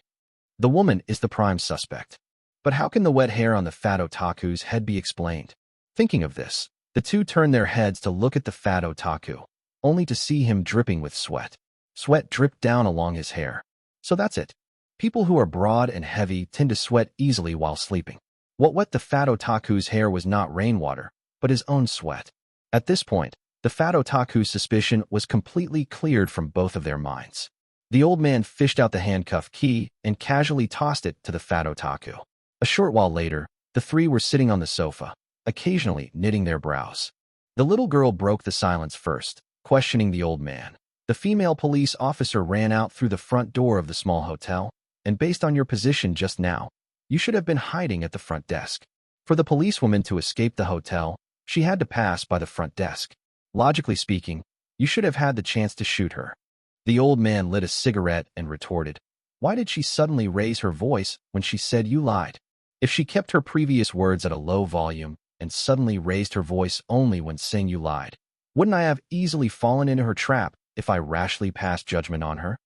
I have reason to suspect that the female police officer never attempted judgment on him from the very beginning. The old man pointed at the fat otaku, who was currently drinking cola. There is also a problem with your statement. Just now you said, she suddenly shouted you lied.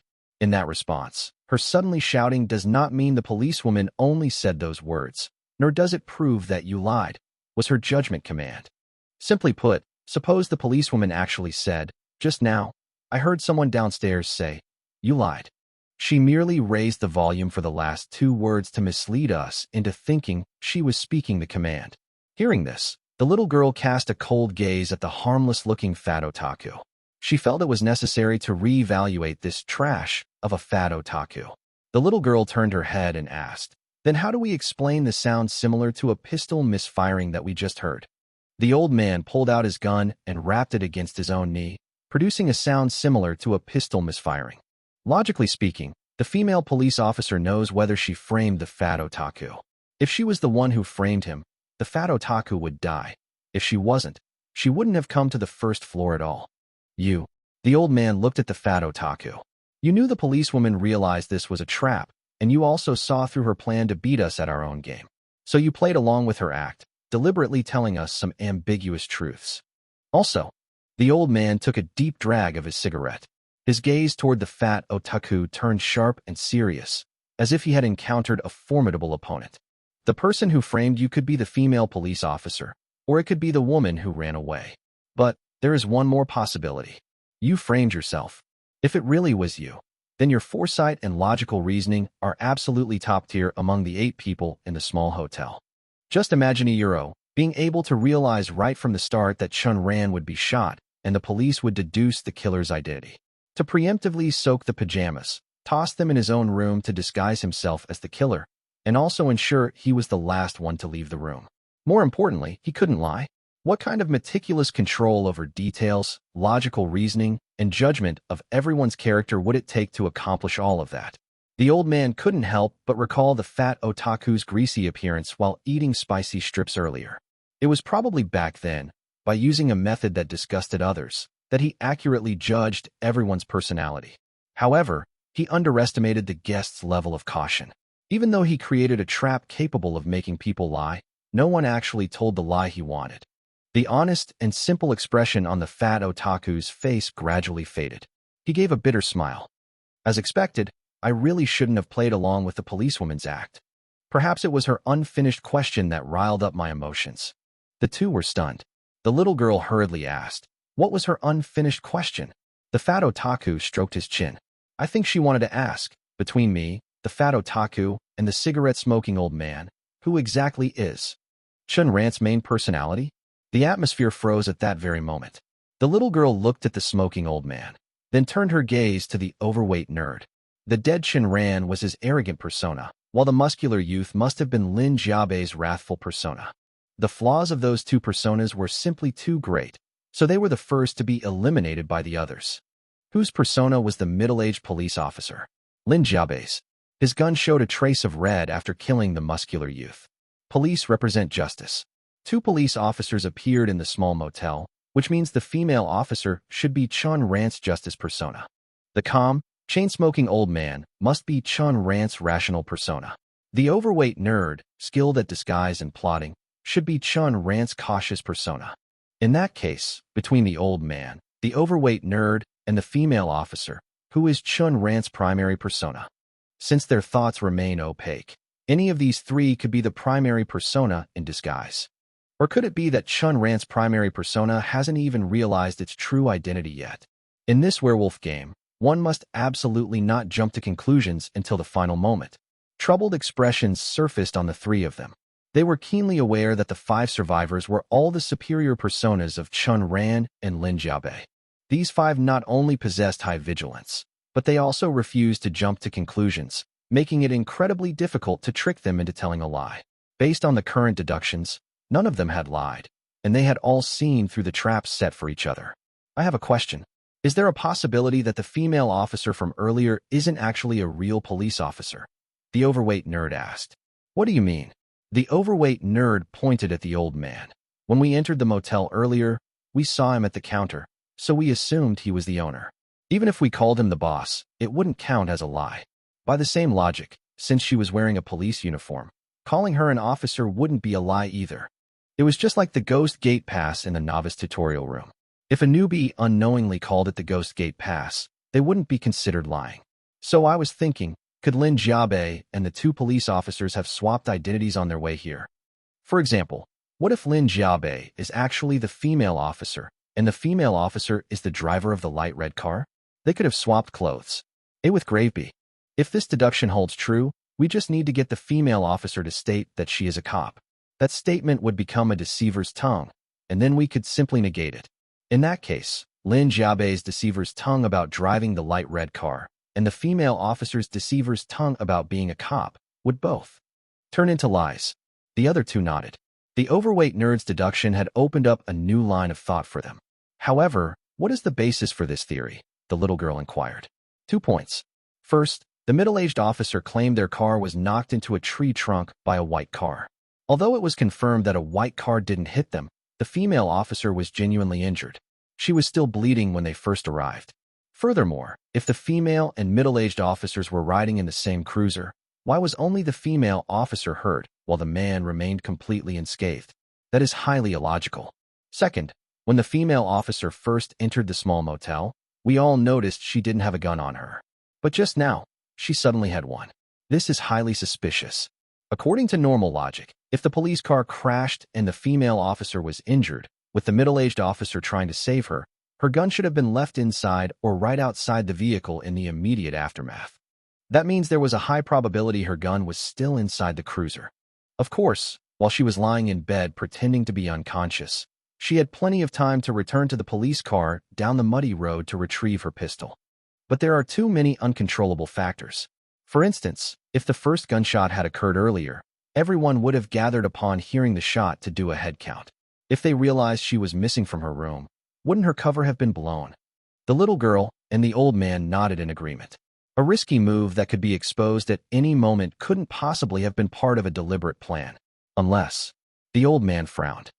Unless the person sleeping in the bed earlier was actually Lin Jiabei, while the female officer went back to the cruiser to get the gun. The police car crashed, injuring the female officer, yet the middle-aged officer was completely unharmed. Could it be that the person driving the red car was actually the female officer, and after colliding with the police cruiser, the middle-aged officer dressed her in Lin Jiabei's police uniform? However, the three of them must have reached an agreement not to subject each other to judgment, working together to weave this lie. How did the lie turn into a deceiver's tongue? It was the uniform. At the very beginning, we identified her as an officer based on the uniform she wore. Following that logic, Lin Jiabei naturally became the driver of the light red car. Thus, the lie transformed into a deceiver's tongue. Therefore, even if Lin Jiabei, who is fundamentally a police officer, claimed she was driving the light red car, it wouldn't count as a lie. A deceiver's tongue is just that, overbearing. A deceiver's tongue is a lie forged into truth. The very moment we accepted the woman in the uniform as a real police officer, the deceiver's tongue was established. Realizing this, beads of cold sweat rolled down their temples. The old man's hands trembled as he lit his cigarette. If the overweight nerd's theory was correct, the three of them had a high chance of being played to death by Lin Jiabei and the female officer. With no time to waste, they immediately racked their brains to recall if they had said anything they shouldn't have. A long while passed. Their expressions finally relaxed. After all, they were the superior personas of Chen Ran and Lin Jiabei. Every word they spoke had been carefully considered, so they wouldn't fall for a trap that easily. This is going to be troublesome. First, we need confirmation that our theory is correct. Secondly, we have to negate a specific link in their deceiver's tongue. The little girl's face was filled with grave concern. Actually, it's not that complicated. The essence of a deceiver's tongue is that the victim speaks the truth while the ghost whisperer tells a lie. However, the victim cannot use this deceiver's tongue to pass judgment on the ghost whisperer, and conversely, the ghost whisperer cannot use it to pass judgment on the victim. The core of a deceiver's tongue is that the ghost whisperer builds traps around it to trick us into telling a lie. In other words, the female officer and Lin Jiabei will next set up traps based on this deceiver's tongue to deceive us into lying. even though the old man offered such rational reassurance. The three of them knew perfectly well that held determined lies based on objective evidence. There was no such thing as, "I think you lied, therefore you lied." But a deceiver's tongue was entirely subjective. "I lied, but I turned my lie into the truth, and since you believe I'm telling the truth, then what I say becomes the truth." Then, when you finally realize that I have woven a deceiver's tongue, well, my apologies, but you must negate a single link of my deceiver's tongue from an objective standpoint before I can be judged a liar. Furthermore, this specific link must be absolute, possessing no other possibilities, for someone to negate it using objective facts. Therefore, in a duel between a ghost whisperer and a liar slayer, the ghost whisperer was often the one initiating the attack, while the liar slayer was forced into a passive defense, desperately searching for a flaw. As the three of them pondered, crash, a loud noise echoed from the second floor, sounding as if something had just shattered. The expressions on the faces of the little girl, the overweight nerd, and the old man grew incredibly grim. "It's here." The trap set by the ghost whisperer, revolving around the deceiver's tongue. "It's starting." The three of them arrived on the second floor. Looking at the 8 rooms, only the doors to room 207 and room 208 were ajar, with no light coming from within. The three exchanged glances. There are people in both room 207 and room 208. The one wearing the police uniform might not be the female police officer, and the one not wearing the uniform might not be Lin Jiabei. The crux of this deceiver's tongue is that, until the female police officer's identity is actively denied, she remains the female police officer regardless of whether she wears the uniform. If this logic gets mixed up, things will likely go wrong very soon. Furthermore, before it is denied, we cannot state our deductions with absolute certainty. Actually, none of this matters. The most important thing is how to kill the others. All three harbored their own dark designs. As if by prior agreement, they looked toward the closer room, 207, and slowly approached. Inside, a figure stood in front of the window. The old man reached out and tried to flip the light switch near the door. No response. This meant that the object shattered earlier was the light bulb in this very room. Unhurried, the old man pulled a flashlight from his pocket. He shined it forward. The person standing by the window was facing away from them, obscuring their face, but they were not wearing a police uniform. Instead, they wore Lin Jiabei's clothes. Before they could step closer, the figure voluntarily turned around and looked at the trio. It was the female police officer. Under their astonished gazes, the female police officer walked over to the door and shut it. She looked at the three and smiled. "I know you want to kill each other, and by that same logic, I want to kill Lin Jiabei too." However, she glanced at the plump nerd. "Do you really believe his deductions? Since you've heard the version told by the middle-aged policeman, why not listen to my version? But because the deceiver's tongue has already become the truth, I can only say this. What I am about to tell you might be real, or it might be something I made up." The three were taken aback. They quickly realized the situation. At this moment, the deceiver's tongue had already become the truth. If the female police officer told a different version of events, she had no way to objectively prove that she was telling the truth. As a result, it would be judged as a lie. Simply put, even if she had experienced it firsthand and was indeed telling the truth, the existence of a different version of the deceiver's tongue which was currently accepted as the truth meant that, until the deceiver's tongue was actively denied, any personal experience she recounted would be treated as a lie. Therefore, she said, it might be real, or it might be something I made up. This way, regardless of whether the deceiver's tongue was denied or not, her account of her personal experiences would never be judged as a lie. This was the avoidance of lying. Furthermore, the phrase, or it might be something I made up, allowed her to openly smuggle in her own hidden agenda. Just from the female police officer's opening statement alone, the three felt their brains spinning wildly into overdrive. Heaven only knew what kind of mind-bending narrative awaited them next. The female police officer gathered her words. "I was driving a light red car when I was hit by a police cruiser on the road. I was severely injured. I knew that if I didn't discard my pistol before losing consciousness, anyone who tried to save me would be repelled by the gun's protective mechanism.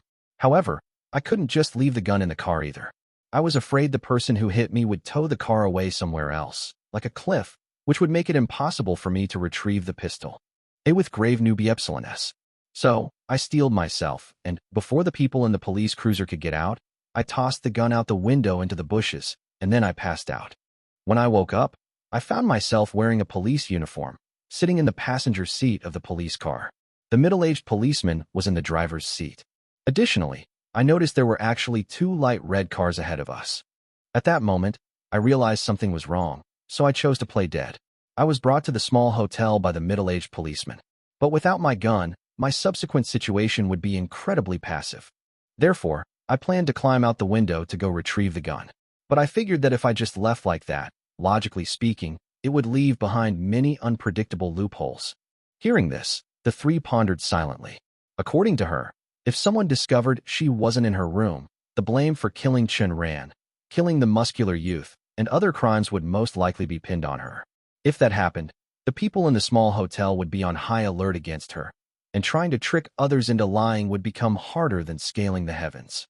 The plump nerd asked, "If what you're saying is the truth, you can go downstairs and tell everyone what happened. You are a direct witness to the entire incident. Your words could possibly crush the deceiver's tongue woven by the middle-aged policeman." The implications of the words if, can, and possibly were self-evident. When that time comes, not only will the middle-aged policeman be judged as lying, but Lin Jiabei will also be judged as lying. The female police officer cast a sidelong glance at him, her gaze piercing as if she could see right through the plump nerd's innermost thoughts. Everyone here is smart, so stop playing these kinds of cheap tricks. If I go downstairs and deny the deceiver's tongue, I have to produce evidence. Otherwise, I will be judged as lying. The old man and the little girl also looked speechlessly at the troublemaking plump nerd. Right now, the female police officer has to preemptively apply avoidance of lying even for her own personal experiences. How could she possibly dare to go downstairs and tell the truth? The moment she opened her mouth, it would be judged as a lie. He was trying to get her killed. No, rather, he is trying to trick us into following this line of thought to deny the deceiver's tongue, which would result in us being judged as lying. What a clumsy deception. The female police officer continued her story. So, I anticipated the mastermind's anticipation. Before climbing out the window, I took off the police uniform and memorized its exact position and the way it was folded. So, I anticipated the mastermind's anticipation. Before climbing out the window, I took off the police uniform and memorized its exact position and the way it was folded. Sure enough, when I retrieved my gun, I found that the police uniform had been moved. I carefully inspected every inch of the fabric and found it slightly damp. Therefore, the person who put on the uniform and disguised herself as me lying in bed was highly likely the escaping Lin Jiabei. I put the uniform back on, hid the pistol in the bedside cabinet, and continued to play dead. Not long after, the middle-aged policeman came to my room and moved me to room 207. I'm sure you have all deduced what happened next. After listening to her version of events, the three rubbed their temples, donning a mask of agony. In the version told by the female police officer, she was not the weaver of the deceiver's tongue. Furthermore, she had anticipated Lin Jiabei's own anticipation. Before retrieving the pistol, she had taken off the police uniform, allowing Lin Jiabei to disguise herself as her. In other words, in the version she recounted, the female police officer had cleanly absolved herself of everything. The general implication was this: the deceiver's tongue had nothing to do with her. If they wanted to deny it, they should go deny Lin Jiabei. What was even more interesting was that she had taken advantage of the fact that the deceiver's tongue had already become the truth to logically state the phrase for avoidance of lying. What I am about to tell you might be real, or it might be something I made up. Seeing that the three remained silent, the female police officer ramped up the pressure. I think there might be a flaw in your logic. Is there a possibility that both police officers are men?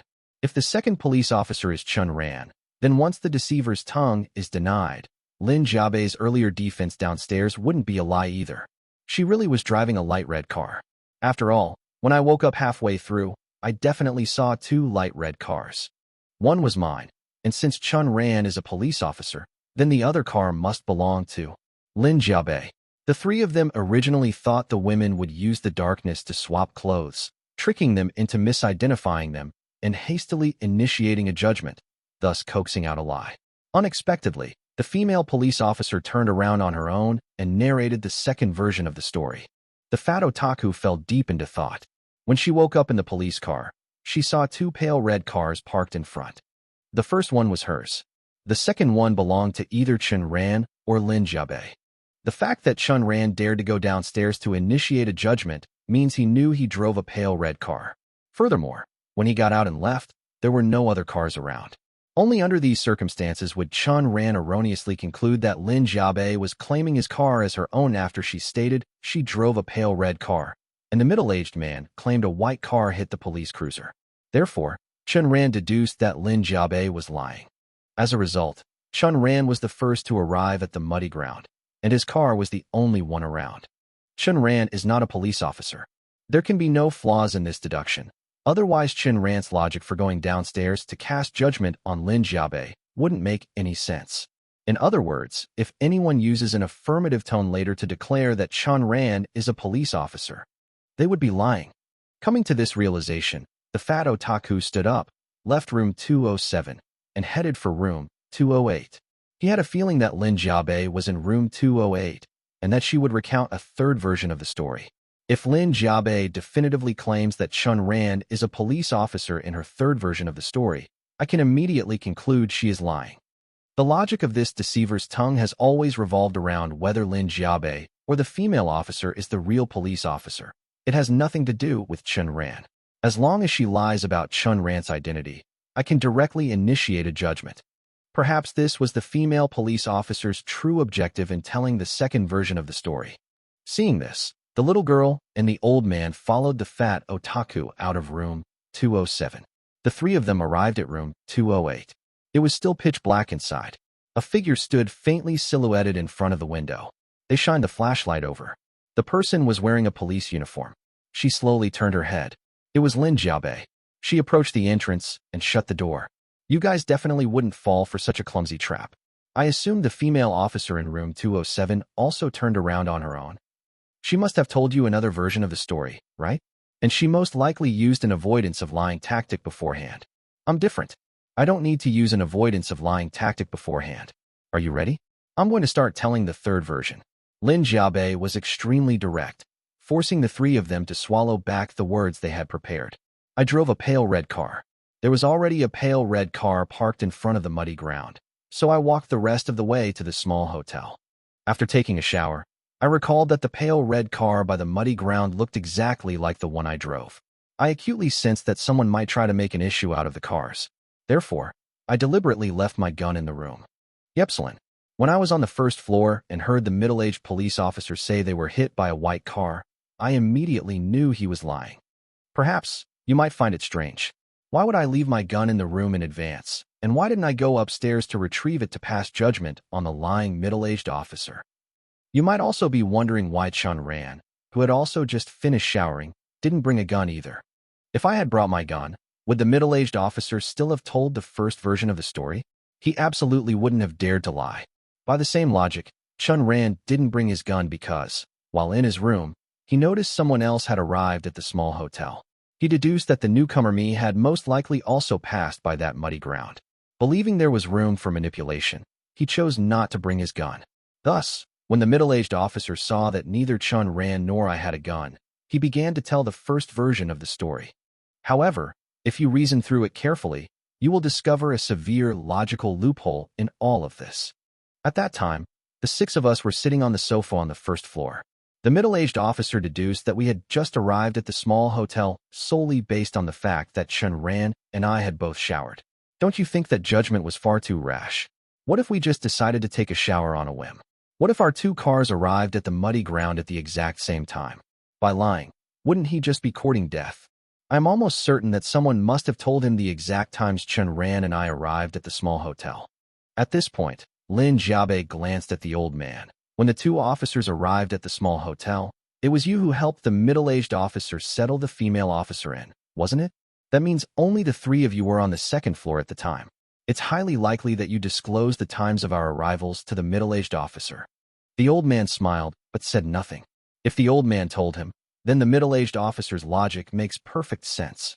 He was certain that Chen Ran and I were the owners of those two cars. Seeing that neither of us brought a gun, he began to lie. Why would he lie? The reason is simple. The lie he told would absolutely deceive the first car owner, Chen Ran. After all, when Chen Ran arrived at the muddy ground, his pale red car was the only one there. When I stated that I drove a pale red car, Chen Ran would assume I was lying. After all, he could never have imagined that my car was the exact same color as his.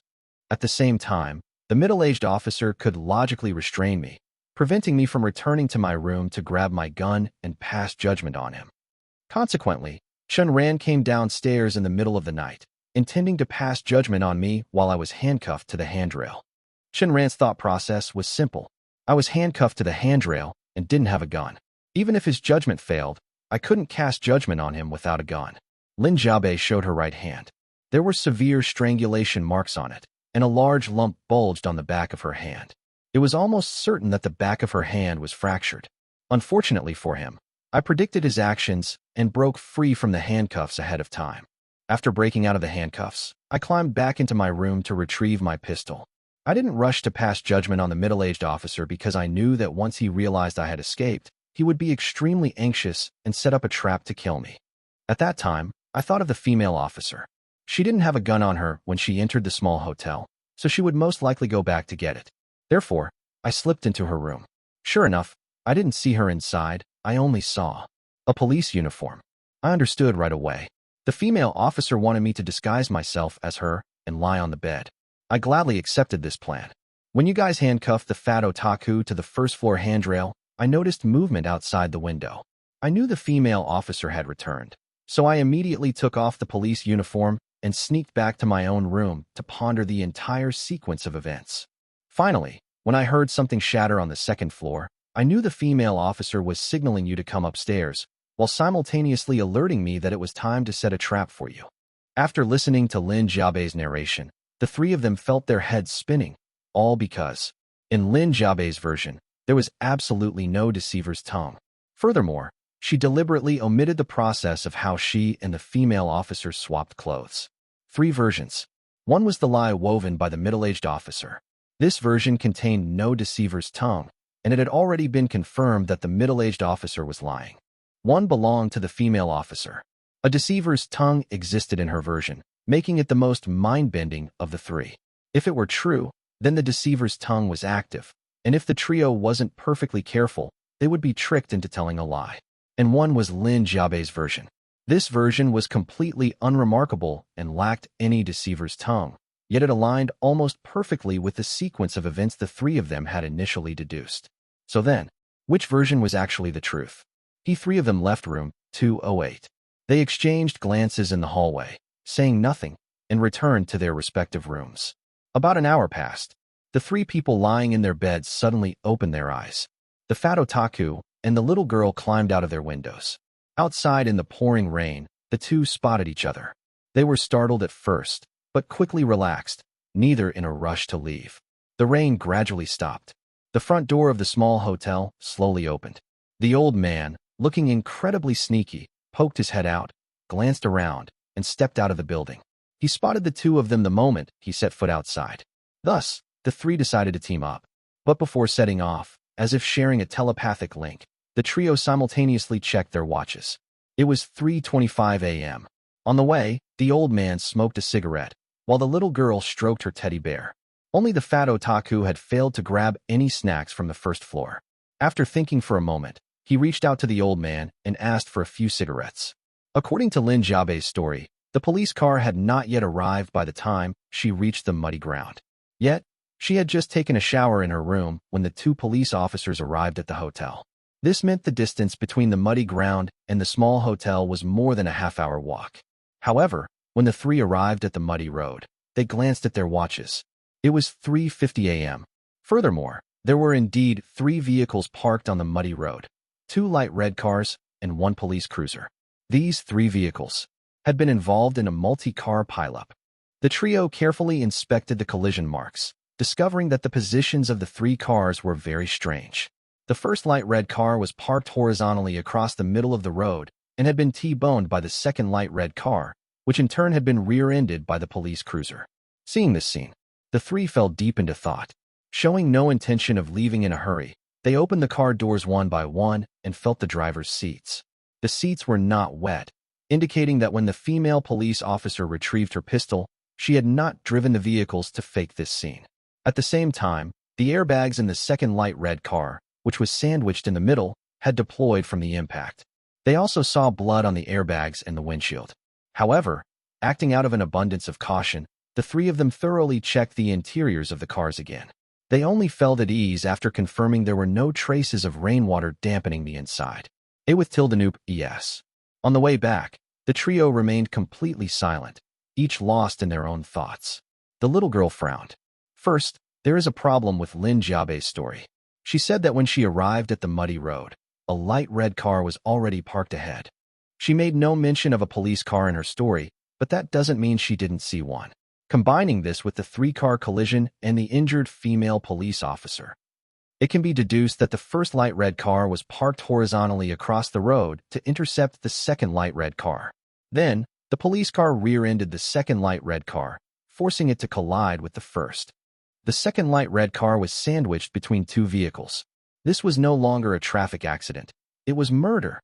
Therefore, among Chen Ran, Lin Jiabei, and the two police officers, whoever is injured is the owner of the second light red car. The female officer is the owner. If she is the owner, then someone must have dressed her in a police uniform, which means the deceiver's tongue has been established. The evidence.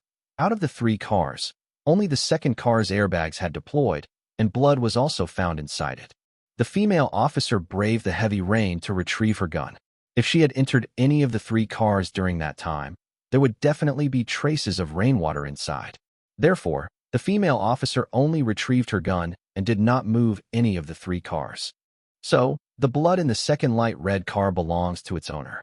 Out of the four of them, only the female officer is injured, which means she is the owner. This deduction is absolutely correct and can break the deceiver's tongue. The female officer is not a police officer. Later, if anyone firmly claims that the female officer is a police officer, I can enact a judgment on them immediately. And based on the initial deduction, Chen Ran is not a police officer either. In other words, there are now three absolute truths. Chen Ran is not a police officer, the female officer is not a police officer, and Lin Jiabei is a police officer. These three truths are a minefield. Anyone who dares to voice a dissenting opinion is telling a lie. Thinking up to this point, a sinister smile crept across the little girl's face. The fat otaku couldn't hold back. He reached out to smack her forehead, wanting to tell her not to smile like that in the middle of the night because it was creepy. However, just before his hand touched the little girl's forehead, he was repelled backward and crashed heavily onto the ground. Dumbass. The other two ignored the fat otaku's antics, quickening their pace as they hurried back to the small hotel. It was 4:30 a.m. When the three returned to the small hotel and went up to the second floor, they noticed that the doors to room 207 and room 208 were still left ajar. The trio exchanged glances. They went back to their respective rooms, though none of them slept. The old man smoked a cigarette in the back room behind the counter. The fat otaku was in his room, smoking a cigarette while gorging on snacks, occasionally taking refreshing gulps of soda. Meanwhile, the little girl sat in her room, using a towel to wipe down her pistol. It was 5 a.m. The sky outside was already showing the first pale glimmers of dawn. Inside the small hotel, a room was gently pushed open, and a dark silhouette slipped out. The dark silhouette stood in the hallway. Looking at the half-open doors of room 207 and room 208, the figure chose room 208 and quietly crept toward it. In room 207, the female officer heard the faint sound of footsteps on the floorboards outside, and a cold sneer gradually curled the corners of her lips. Who is it? The old man? The fat otaku? The little girl? The half-open door to room 208 was pushed wide open. The beam of a flashlight illuminated the person standing by the window. You lied. The person at the door didn't give her a single chance to argue, immediately uttering the trigger phrase. However, the sound of the bullet jamming echoed exceptionally loud in the quiet hotel. Sigh, I knew it. Out of the three, you were the most likely to fall for it, Lin Jiabei sighed softly. With that said, she raised her hand and pointed her gun. Watching the horror on the silhouette's face, she pressed forward step by step. The silhouette backed away. She kept closing in, until the dark figure reached the door to room 207. Where are you looking? The female officer's voice made the figure turn their head to look into room 207. You lied. Bang. It was unclear whether it was the female officer in room 207 or Lin Jiabei in room 208 who uttered the trigger phrase, but one of them pulled the trigger, condemning the figure to a death by judgment. Lin Jiabei returned to her room. The two of them continued standing by their windows, quietly waiting for the next victim to make a grand entrance. Hearing the gunshot, upstairs and downstairs, people immediately rushed out into the hallway. When the two of them saw the corpse at the door of room 207, the hallway lights illuminated the absolute shock and confusion on the faces of the old man and the fat otaku. The little girl was dead. The old man and the fat otaku were already dizzy with confusion from the three different versions of the story. But seeing the little girl dead at the door of room 207, their expressions twisted into masks of agony. They screamed frantically in their minds. Can someone please tell me? Why did she die at the door of room 207? Shouldn't it be the door to room 208? First floor. The chubby otaku and the old man sat on the sofa, smoking in stifling silence. According to their deductions, the little girl's attempt to execute a judgment on Lin Jiabe had a high probability of success. This involved the classification of targets for the deceiver's tongue, which were divided into two categories: participants of the deceiver's tongue and non-participants. Participants of the deceiver's tongue: Lin Jiabe, the female police officer, and the middle-aged police officer. Lin Jiabe knew that a deceiver's tongue was a lie masquerading as the truth. She also knew that the female police officer was not a cop at all, yet she used the term female police officer before the lie-breaking occurred. Therefore, when the lie-breaking happened, Lin Jiabe would be judged as a past liar. Non-participants of the deceiver's tongue: the old man, the little girl, the chubby otaku, Chen Ran, and the muscular youth. Initially, they were unaware that a deceiver's tongue was at play. This meant that calling her a female police officer before the lie-breaking was not considered a lie, and even after the lie-breaking, they would not be considered past liars either. Just now, in the third version of the story Lin Jiabe told, she repeatedly mentioned the words female police officer. Now that we have investigated the scene, we can basically confirm that Lin Jiabe is the real cop. The deceiver's tongue has been broken, so there is a high probability that Lin Jiabe lied. By saying a high probability, the chubby otaku was actually certain that Lin Jiabe had lied. However, the little girl's death left him thoroughly baffled, so he used terminology meant for the avoidance of lying. What the two of them could not figure out was that since they could be absolutely certain Lin Jiabe had lied, the little girl must have gone to execute a judgment on her. But why did the little girl die, and why did she die right at the door of the female police officer? The little girl was dead. This meant her judgment had failed, which in turn meant that Lin Jiabe had not lied. The old man took out his cigarette case, only to find 2 cigarettes left inside. He handed one to the chubby otaku. The two of them lit their cigarettes. The first floor of the small hotel fell into a terrifying silence as the old man began his deductions. Lin Jiabe is a police officer. She has 2 points where she could have lied. First, she said, "I drive a light red car." Second, when telling the third version of the story, she repeatedly mentioned the female police officer. Let's eliminate them one by one. First, both Lin Jiabe and the female police officer stated they drove light red cars. Based on our deductions, Chen Ran absolutely drove a light red car as well. That means 3 people, all driving light red cars, but there are only 2 light red cars. If none of the 3 were lying, then there is only one possibility. Chen Ran arrived at the muddy area first. Seeing that vehicles could not pass, he got out and walked to the small hotel. But according to our investigation of the scene just now, Chen Ran's car was parked horizontally across the middle of the road. Logically, this doesn't make sense. He had no reason to do that. Unless it was one of the other 3, the female police officer, the middle-aged police officer, or Lin Jiabe, who drove Chen Ran's car and parked it across the middle of the road. Looking at the sequence of cause and effect, the one caught in a pincer attack was the female police officer. Therefore, the person who drove Chen Ran's car had to be either the middle-aged police officer or Lin Jiabe. If Lin Jiabe's statement about driving a light red car was not a lie, then the person who drove Chen Ran's car was Lin Jiabe. She drove his car and blocked the road with it. Even if she only drove it for a short distance, she did indeed drive a light red car. Hence, Lin Jiabe did not lie. With circumflex B. The sequence of events was as follows. Chen Ran drove to the muddy area, got out, and left. After an unknown amount of time, the police car arrived first. Lin Jiabe, who was in the police car, drove Chen Ran's car and parked it sideways across the road. She then returned to the police car, and the middle-aged police officer moved the police cruiser to a hidden spot. When the female police officer drove her light red car up to the muddy area, she was blocked by Chen Ran's vehicle. Before she could react, the hidden police car rammed into her.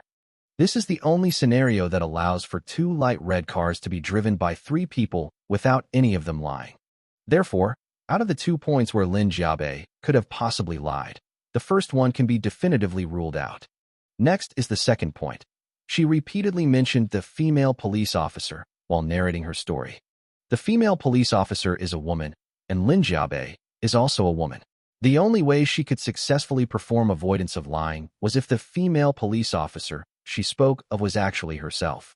The old man carefully recalled what Lin Jiabei had said, trying to see if he could find any sentence where female police officer could not be used as a substitute for Lin Jiabei.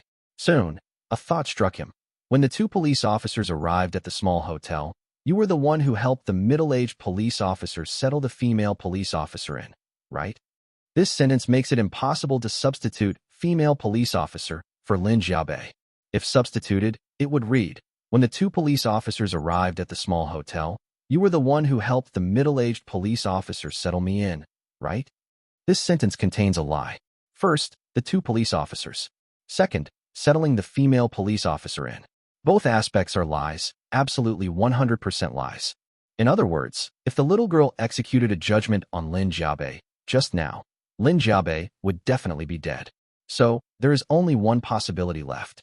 The little girl executed a judgment on the female police officer, and she did indeed die right at the door of room 207. But why would the little girl go and judge the female police officer in room 207? Before telling her story, the female police officer had already secured her avoidance of lying in advance.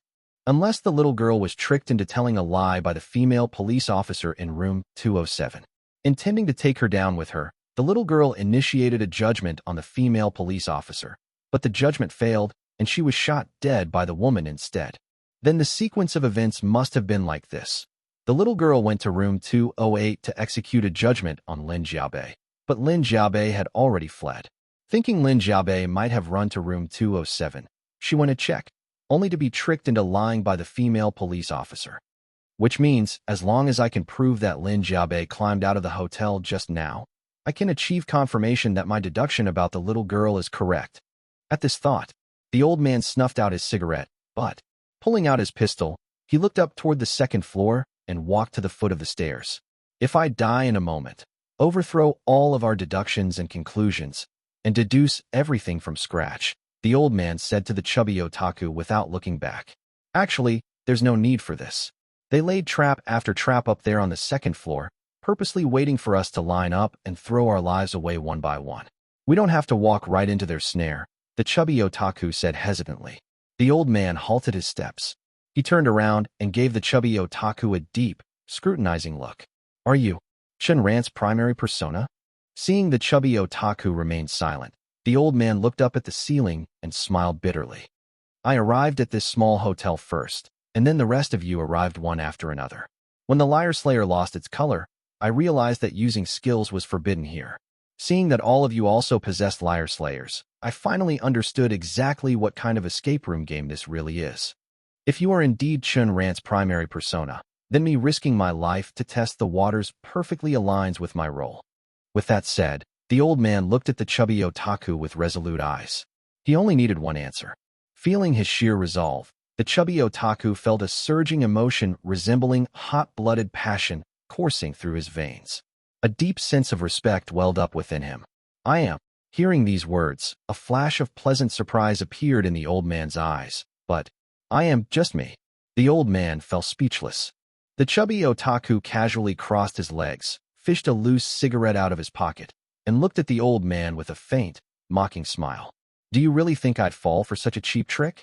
The old man gave him a thumbs up. Then, he fished a loose cigarette from his pocket, lit it, and took a deep drag. He walked up to the second floor. The old man went to room 207 first. After stepping inside, he closed the door behind him before looking at the policewoman standing by the window. Organizing his words in his head, he set his flashlight aside and said, You set this trap up brilliantly. I almost fell for it, policewoman. When he slowly enunciated that word, the only sound left in room 207 was a beating heart. The old man stared at the policewoman nervously, terrified she would turn around and shoot him on the spot. The policewoman turned around, her face plastered with shock as she reevaluated the terrifyingly calm old man standing before her. What exactly did you deduce? Hearing this, the old man let out a breath of relief, silently rejoicing that his gamble had paid off. The little girl must have been forced to the door of 207 before she was shot. Don't even try fooling us with that kind of trick. The reason the fat nerd and I didn't point it out earlier was simply to mislead each other's deductions. In other words, the person the little girl attempted a judgment on just now was Lin Jiabei. Since her judgment failed, it means Lin Jiabei wasn't lying. You are the policewoman. I have to admit, the trap you laid was incredibly difficult to see through, but you overlooked one crucial factor. Even an old man like me only took 25 minutes to walk from here to the muddy ground. However, from the time Lin Jiabei entered the small hotel to when she finished her shower, at least 30 minutes had passed. It wasn't until she came down to the first floor and sat down that you two cops finally strolled into the small hotel at a leisurely pace. This makes things very interesting. Judging by the scene, if it was a three-car collision, that means you and Lin Jiabei arrived at the muddy ground at almost the exact same time. She had already been in the small hotel for over half an hour before you showed up. So, what were you doing during that half an hour? If my guess is correct, you were busy faking the accident scene at the muddy ground. You drove Chen Ran's car and parked it horizontally across the middle of the road. Then, either you or the middle-aged cop drove Lin Jiabei's car to make it look like it was blocked by Chen Ran's vehicle. Finally, you used the police car to ram into Lin Jiabei's car. By doing this, you successfully forged a three-car pileup. That also explains why the car seats weren't soaked by the rain. During the entire process, your actual exposure to the rain probably didn't exceed 10 seconds. Of course, you also knew that fabricating a deceiver's tongue wouldn't be that easy. To make it look more realistic, you must have been sitting inside Lin Jiabei's car at the time to intentionally sustain those crash injuries. That's right. The injuries on your body were caused by the middle-aged cop ramming into the vehicle. It was all part of the plan between the two of you. Every single one of you is truly sinister. First, it was the fat nerd framing himself to muddy the waters, and I never expected you and the middle-aged cop to pull a similar stunt. A Nigerian Iriove ES. At this point, the old man stared coldly into the policewoman's eyes and declared, "From the very beginning, your identity never contained a deceiver's tongue. The real Lin Jiabei is a ghost whisperer, so our deductions naturally gravitated toward the concept of a deceiver's tongue. Mixing truth with falsehood, hiding reality within lies, and weaving lies into the truth, it is utterly astonishing how brilliantly you all played this game. I really want to know, are you Lin Jiabei's primary persona?" The policewoman was still rooted in shock. Chen Ran. The old man is actually Chen Ran's true primary persona. This guy has been acting all along. Otherwise, there is no way he could possess such terrifying logical deduction skills. Are you thinking to yourself right now that I am Chen Ran's primary persona? I can answer that for you with complete certainty. I am not Chen Ran's primary persona. The policewoman shot a sharp glare at him. He actually was not Chen Ran's primary persona? Who is he? Is he Chen Ran's secondary persona? Or perhaps Lin Jiabei's secondary persona masquerading as Chen Ran's primary persona? Throughout this entire incident, the old man has seemed incredibly mysterious, barely participating at all. Then who is the fat nerd? It seems we have only eliminated the weakest personas. The ones left are all extremely formidable. Are you regretting not taking out me and the fat nerd first? The old man continued his verbal assault. If I were you, I wouldn't have killed the liars. I would have kept them alive to create an illusion for the remaining survivors. I don't know if you're Lin Jiabei's secondary persona, but I can say with absolute certainty that you are neither Chen Ran's primary persona nor Lin Jiabei's primary persona. The old man doubled down intensely. Trying to provoke me? The policewoman saw right through his little scheme. Instead of being emotionally compromised and speaking out of turn as expected, she replied calmly, "That's right. I am indeed not either of their primary personas. But I'd like to ask you something in return. Between you and the fat nerd, who exactly is Chen Ran's primary persona?" The old man frowned. "Why would you ask that? What did you discover?" "It's simple. 2 police officers means that one represents Chen Ran's righteous persona and the other represents Lin Jiabei's righteous persona." Before she could even finish her sentence, she saw a triumphant smile spread across the old man's lips. "You finally fell for it." The old man slicked back his front hair with both hands in sheer excitement, his face completely unable to hide his wild ecstasy as he practically danced on the spot. For some reason, the policewoman's heart started hammering against her chest, as if an immense terror was descending upon her. Right before her eyes, the old man drew his pistol, slowly raising his arm to aim it directly at the policewoman. Right before her eyes, the old man drew his pistol, slowly raising his arm to aim it directly at the policewoman. "You told a lie." He gritted his teeth as he squeezed out those 4 words. God only knew how many brain cells he had burned through to find the truth amidst the layers of traps set by the policewoman, ultimately pulling off this counterkill. Bang! The bullet fired, striking the policewoman right in the forehead. She remained standing in place, her eyes briefly darting upward before looking back down at the old man as she asked, "Why?" Thud. The policewoman's corpse collapsed to the ground. 208. Hearing the gunshot, Lin Jiabei's eyelids twitched incessantly. She had a strong premonition that this shot meant the policewoman was dead. After all, under normal circumstances, either the old man or the fat nerd downstairs should have come to room 208 to initiate judgment on Lin Jiabei first. However, the fact that the other party had headed straight to 207 meant they had a guaranteed plan to kill the policewoman. Creak. The door to room 208 was pushed open. The old man walked in with his gun drawn, seeing Lin Jiabei standing silently by the window, entirely drenched in rainwater. "Are you deliberately soaking yourself to fake the illusion that the little girl initiated a judgment on you, making it look like you managed to escape ahead of time?" The old man bluntly exposed Lin Jiabei's trick, hitting the nail on the head. "To tell you the truth, I have never viewed you or the policewoman as my opponents. My true adversary has always been the fat nerd downstairs, because I know for a fact that neither you nor the policewoman are the primary personas for either Chen Ran or Lin Jiabei." Hearing this, a fierce, murderous glint erupted in Lin Jiabei's eyes. She whipped out her liar slayer, raised it toward the old man, and was just about to pull the trigger. But at that very moment, alarm bells blared in her head. A voice inside screamed that the policewoman must have fallen for this exact trick, resulting in her death. Where exactly is the flaw? Personality. So that was it. Old man and the fat otaku beat them at their own game. Based on the layout of the 2 police officers, they deduced that the female officer's identity was a deceiver's tongue, thereby making everyone overlook the true deceiver's tongue in the entire small hotel. Old man is the owner. This is the true deceiver's tongue. Once someone states who among the 8 is a primary or secondary personality of so-and-so, it is equivalent to denying the identities of all 8 people. This naturally includes old man, which is tantamount to denying old man's deceiver's tongue. Denying a deceiver's tongue requires denying a unique link in the chain. However, the fact that the 8 people are the personalities of Chen Ran and Lin Jiabei is something we reasoned out.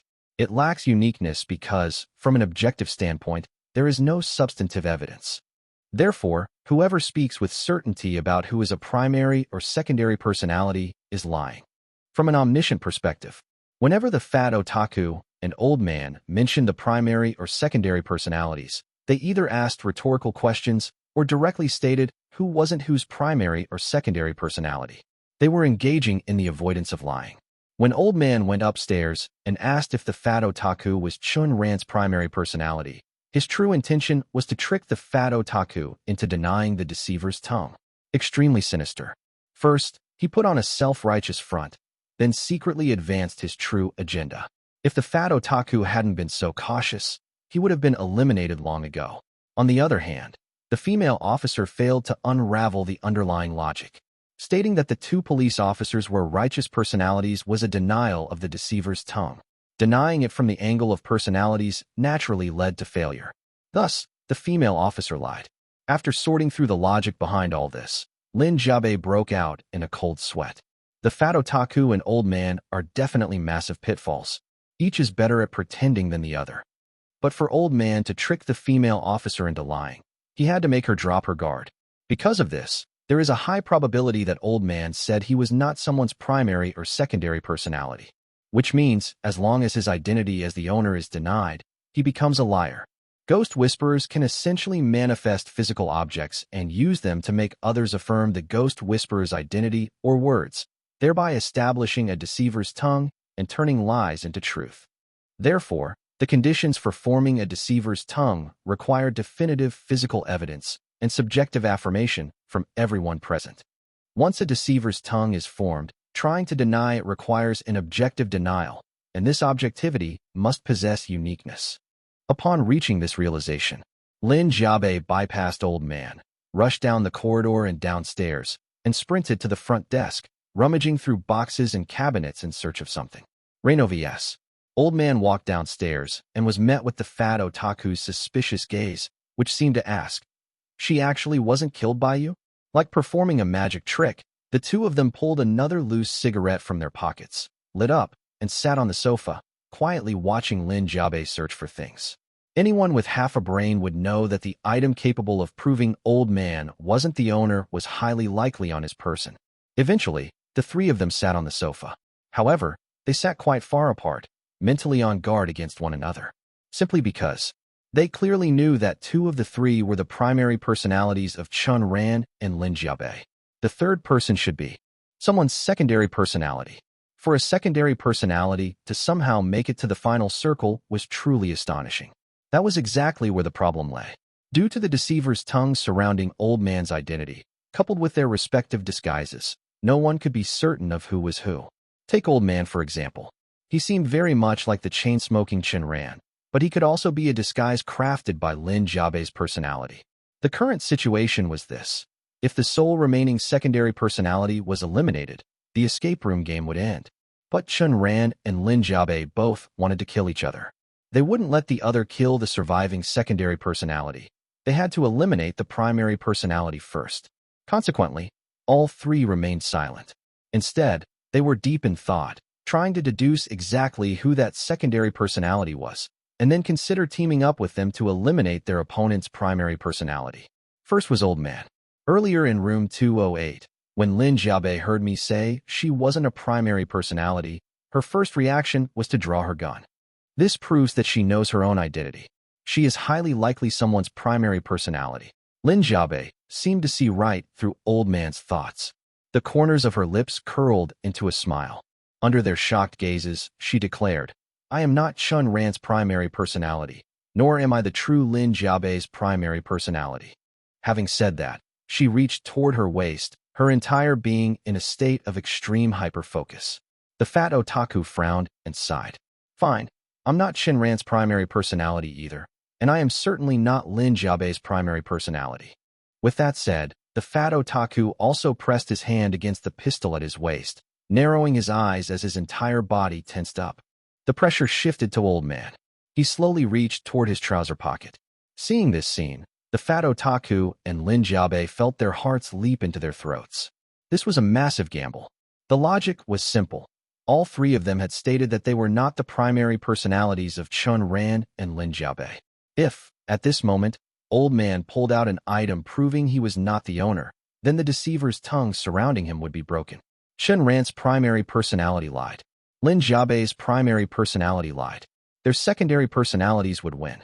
At the same time, Lin Jiabei dared to take the initiative and be the first to state that she was not the primary personality of either person, which indicated that she was highly likely a secondary personality. By the same logic, if Old Man was a primary personality, with the intellect of either Chen Ran or Lin Jiabei, he would absolutely realize the trap hidden within.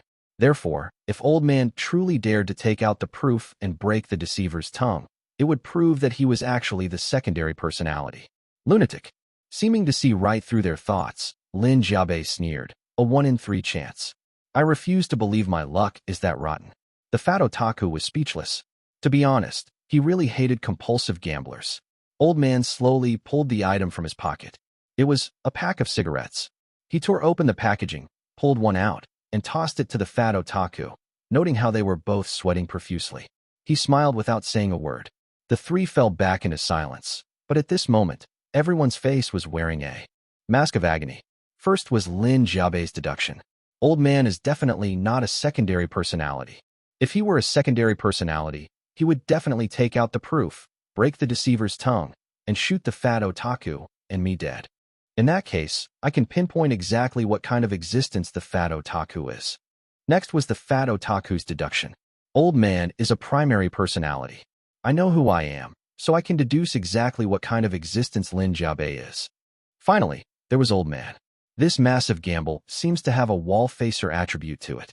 Once they know my identity, they can deduce each other's identities. And I know my identity. Damn it. I already knew my own identity from the start. Because of this, I can't deduce their identities at all. This is trouble. Old man quickly lit another cigarette to calm his nerves. However, while reaching for the cigarette case, an ID card slipped out of his pocket. The breathing of all three hitched. As if struck by a paralysis spell, they froze in place, staring fixedly at the ID card on the floor. However, with the national emblem facing up, none of the three could see the front side of the ID card. And yet, Old Man's next move sent their heart rate skyrocketing. He placed the ID card face down on the coffee table and covered it with a towel. This is the ID card of the small hotel's owner. Old Man pointed to the wall behind the counter. The business license contains the owner's information. It holds uniqueness. If a deceiver's tongue exists, the ID card and the business license can break it. However, if you want me to leave this here indefinitely, the three of us must preemptively speak a future lie. For an infinite amount of time going forward, none of us will take the initiative to look at the information on this ID card. Looking at the entire instance, whether it was tossing a coin or drawing lots, whoever proposed the plan was always scheming for their own benefit. It was just like those live-stream salespeople who constantly claimed to be securing the best deals for their loyal fans, when in reality, the fans were always the ones getting fleeced. The old man's intention was very simple. Once the plan was approved, the primary personalities certainly would not dare to look. This was because if a primary personality peeked at the contents on the ID card, the deceiver's tongue would be broken. Previously, the secondary personality had stated that they were not the primary personality of Chen Ran or Lin Jiabei, which was not a lie at all. With two primary personalities caught in a lie while the secondary personality remained truthful, the resulting situation was easy to imagine. Therefore, only the secondary personality would dare to check the information on the ID card. The reason for this was equally simple. If the secondary personality looked, they would violate the future lie, meaning all three of them would have lied. At that point, a gunfight would erupt. However, there was a nuanced difference here. Chen Ran and Lin Jiabei were locked in a fight to the death. They definitely would not target the secondary personality first. After all, the moment the last secondary personality was killed, the escape room game would end, and both of them would clear the stage. It was difficult to determine who would emerge victorious, but neither could afford to lose and neither dared to. If the real Lin Jiabei lost, the dice from fishing in murky waters would fail to roll a 6. Her consciousness would return to her body, and having lost all her poker chips on the table, her death would be certain. If Chen Ran lost, he would face the exact same fatal outcome. As a result, the two primary personalities would first engage in a shootout between themselves. Only the survivor would then face off against the secondary personality in a final duel. Originally, the secondary personality would have had to deal with two primary personalities. Now, thanks to their infighting, the secondary personality only needed to eliminate one. Thus, it was an absolute certainty that the secondary personality would check the information on the ID card. Which brought up the real question. What exactly was the benefit the old man had schemed for himself? The answer lay within the instance. The old man who had been tortured to death in the instance had been a Navy officer in life. This meant that Lin Jiabei's primary personality was highly likely to be an expert in firefights. At the very least, she had clawed her way up to become a 2-star player in hell. Her marksmanship was naturally superior to that of a newbie like Chen Ran. From this, a simple deduction could be made. The old man was actually Lin Jiabei's primary personality. Every single one of the 8 people in the small hotel had been wearing a disguise, but only the old man had been constantly smoking, deliberately leading others to associate him with Chen Ran, who shared that habit. RA with Diary Sisen. This only proved one thing. The smoking was a calculated facade. The old man was Lin Jiabei's true primary personality. I agree, but I must add a condition. As long as all three of us are alive, no one is allowed to fire their weapon, Lin Jiabei declared. Hearing this, the old man fell into deep thought. Previously, even though I stated in the female officer's room that I wasn't the primary personality, the door was closed. Lin Jiabei couldn't have heard me. Just now, only the fat otaku and Lin Jiabei stated, I am not the primary personality of Chen Ran or Lin Jiabei. I never said that. Lin Jiabei must think the advantage I secured for myself relies on twisting those very words. That's exactly why she proposed that none of us could fire while all three of us remain alive. This way, regardless of what was said before, the moment I pull the trigger, the future lie officially becomes a lie. Acceptable, the old man nodded. The overweight otaku stiffened for a moment before his expression twisted into an incredibly ugly grimace. It's fine if you don't agree. We can just keep stalling, the old man added, driving the point home. With the escape room game reaching this stage and the three of us still alive, you can imagine how impossibly difficult it will be to trick each other into telling a lie. The overweight otaku was rendered speechless. Ahem, I take back what I thought earlier. I really do despise gambling addicts. Actually, taking a gamble might not be so bad. This guy has old bones. If I just sprint a few hundred meters ahead and kite him, maybe. At the very least, I've got plenty of body fat. Taking a bullet or two shouldn't kill me, right? The overweight otaku suddenly felt a surge of misplaced confidence. I agree. The three of them immediately voiced their future lies, which naturally included the stipulation that as long as all three were alive, no one could fire their weapon. With the terms set, they shared a tacit understanding and retreated to their respective rooms. The old man returned to his room, immediately bolted into the bathroom, and began violently dry heaving. He fished the cigarettes out of his pocket, snapped them in half with gritted teeth, and tossed them onto the floor. You like smoking, do you? Did you forget that when I controlled Lin Xiaobao's body, I won a shooting championship? Chen Ran, you are dead meat. Since this place turned into an instance, you're the very first player to push me to such extremes. I won't let you die a quick death. I'm going to take my time and torture you. And another thing, once you're dead, Xiao Yinong will be trapped in the third secret room forever. I'll take great pleasure in watching her slowly starve to death. The old man's face twisted into a vicious sneer. Stepping out of the bathroom, he sat on the edge of the bed and carefully wiped down his pistol, keeping a hypervigilant watch on any noise coming from the front and back doors. The way the overweight otaku had sized him up earlier felt off, like he was trying to gauge his stamina. He had a strong suspicion the guy would try to bolt out of the inn ahead of schedule. Sure enough, outside the window, a heavy thud echoed as something hit the ground. The overweight otaku had leaped from the second floor, executing a clumsy forward roll to absorb the impact before sprinting away as fast as his legs could carry him. He was even smart enough to deliberately avoid the muddy patches. Seeing this, the old man sneered inwardly. He vaulted out the window and immediately gave chase. One fled, the other pursued. Up ahead, the overweight otaku realized a terrifying truth. He couldn't actually run that fast either. Both of them were biding their time, waiting for Lin Xiaobai, back inside the small hotel, to peek at the ID card on the coffee table. Since the timing was completely uncertain, both men sprinted with their weapons drawn, fingers tightly curled around their triggers. The instant the deceiver's tongue was broken, all three of them would be free to fire at will. By the same logic, the moment the trigger could actually be pulled, it would mean the deceiver's tongue had been shattered.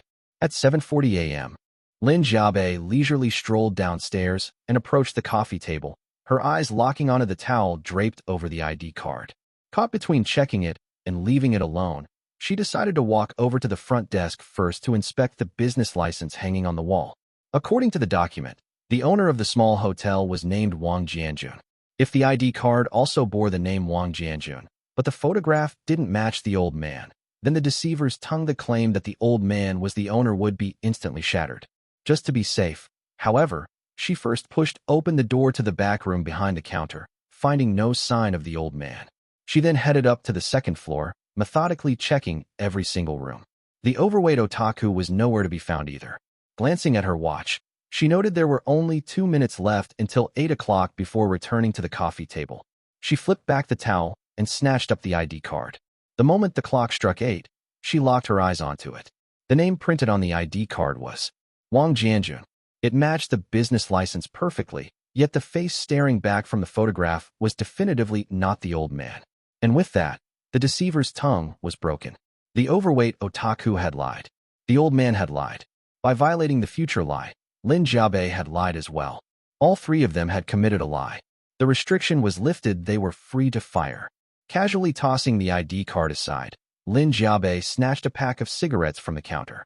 With practiced ease, she tore open the packaging, flipped the cigarette case open with one hand, plucked a cigarette out with her lips, and lit it. She took a long, deep drag, a look of absolute bliss washing over her features. She walked over to the window. The torrential rain had ceased, and the sky had brightened into a vivid expanse. Along the horizon, the morning sun cast a radiant, crimson glow. Such fine weather. Perfect for deception. Outside the small hotel, the fat nerd and the old man glanced at their watches from time to time. Although no specific time had been agreed upon, they felt Lin Jiabei would definitely choose a time that everyone could easily guess. There were originally 8 people in the small hotel, so it should be 8 a.m. Current time, 7:55 a.m. The fat nerd simply sat on the ground, looking at the old man, and asked out of the blue, "Is it uncomfortable to pretend to smoke?" The old man's mind reeled. Realizing something was wrong, his body instinctively shifted half a step back, putting distance between himself and the fat nerd. Don't be surprised. When you smoked, the way your index and middle fingers held the cigarette was far too stiff. Plus, holding it right at the fingertips made it incredibly obvious that you are a beginner, the fat nerd explained. At this point in time, the old man naturally wouldn't let a few words from the fat nerd negate his own deductions. "What are you trying to say?" he asked. A smile blossomed on the fat nerd's face. "Do you think there's a possibility that I, actually, am not the primary personality of either Chen Ran or Lin Jiabei?" His tone was agonizingly slow, as if he were thoroughly enjoying the process of revealing the truth. "If you are the secondary personality, the one who peeked at the information on the ID card was Chen Ran. If you haven't lied, but Chen Ran hasn't he just handed his life over to you?" The old man countered. "Have you already forgotten Lin Jiabei's additional condition from earlier?" The fat nerd retorted. "While all 3 of us are alive, no one is allowed to fire a gun. You didn't actually think that additional condition was aimed at you, did you? If I really am the secondary personality, once the whisper is broken, shooting you would violate the future lie, which means I would be lying too." Even though victory was already assured, the fat nerd still used "if" to avoid lying. The old man set up. The 3 of them could shoot at will. Chen Ran set up. Beat him at his own game. He secretly swapped the escaping person with the secondary personality, the fat nerd. With the whisper broken, the secondary personality hadn't lied as long as he didn't fire, leaving him standing in front of an old man who had already lied. No, that's not right. The more the old man thought about it, the more things didn't add up. Since Lin Jiabei's additional condition wasn't aimed at me, how did she know what I said in room 207? That I am not the primary personality of Chen Ran or Lin Jiabei? I closed the door back then. I can guarantee there was no way she could have eavesdropped. The fat nerd shrugged. "You went to 207 first, and then 208. It was probably something in your conversation with her that tipped her off." The old man recalled their conversation in 208 while keeping his guard up against the fat nerd. Gradually, his expression shifted, growing increasingly grim. "I know that neither you nor the policewoman are the primary personality of either Chen Ran or Lin Jiabei. If the fat nerd in front of me really is a secondary personality, then the Lin Jiabei who stayed in the hotel must be Chen Ran's primary personality. Once the whisper is broken, that statement of mine becomes a literal, an absolute, undeniable lie." But, given the situation back then, no matter how you looked at it, Lin Jiabei seemed like the secondary personality. Besides, I did mention things about the primary personality in 207. Given the circumstances, there was nothing wrong with me saying that. After all, the end result was supposed to be everyone shooting at will. Did Chen Ran really manage to catch a detail that even I overlooked? "Are Nigerian Nairobi." "It's 8 o'clock, the fat nerd said, interrupting the old man's deep thoughts. By sheer reflex, the old man raised his gun and pulled the trigger at the fat nerd, but the mechanism was locked solid. No matter how hard he tried, it wouldn't budge. "It seems you still don't know where you lost. As the saying goes, the great recluse hides in plain sight." Chen Ran's primary personality played a trick of darkness under the lamp. The person who least looks like the primary personality is the most likely candidate. Hearing the fat nerd speak so brazenly about primary personality and secondary personality, the old man raised his gun again and shouted a command. "You lied." Click. The bullet jammed. This proved that the whisper had indeed been broken. The fat nerd no longer needed to shy away from using the word personality. The old man lowered his arm. "I lost. I'm sorry. But I will let you live, my good brother." A short while later, bang!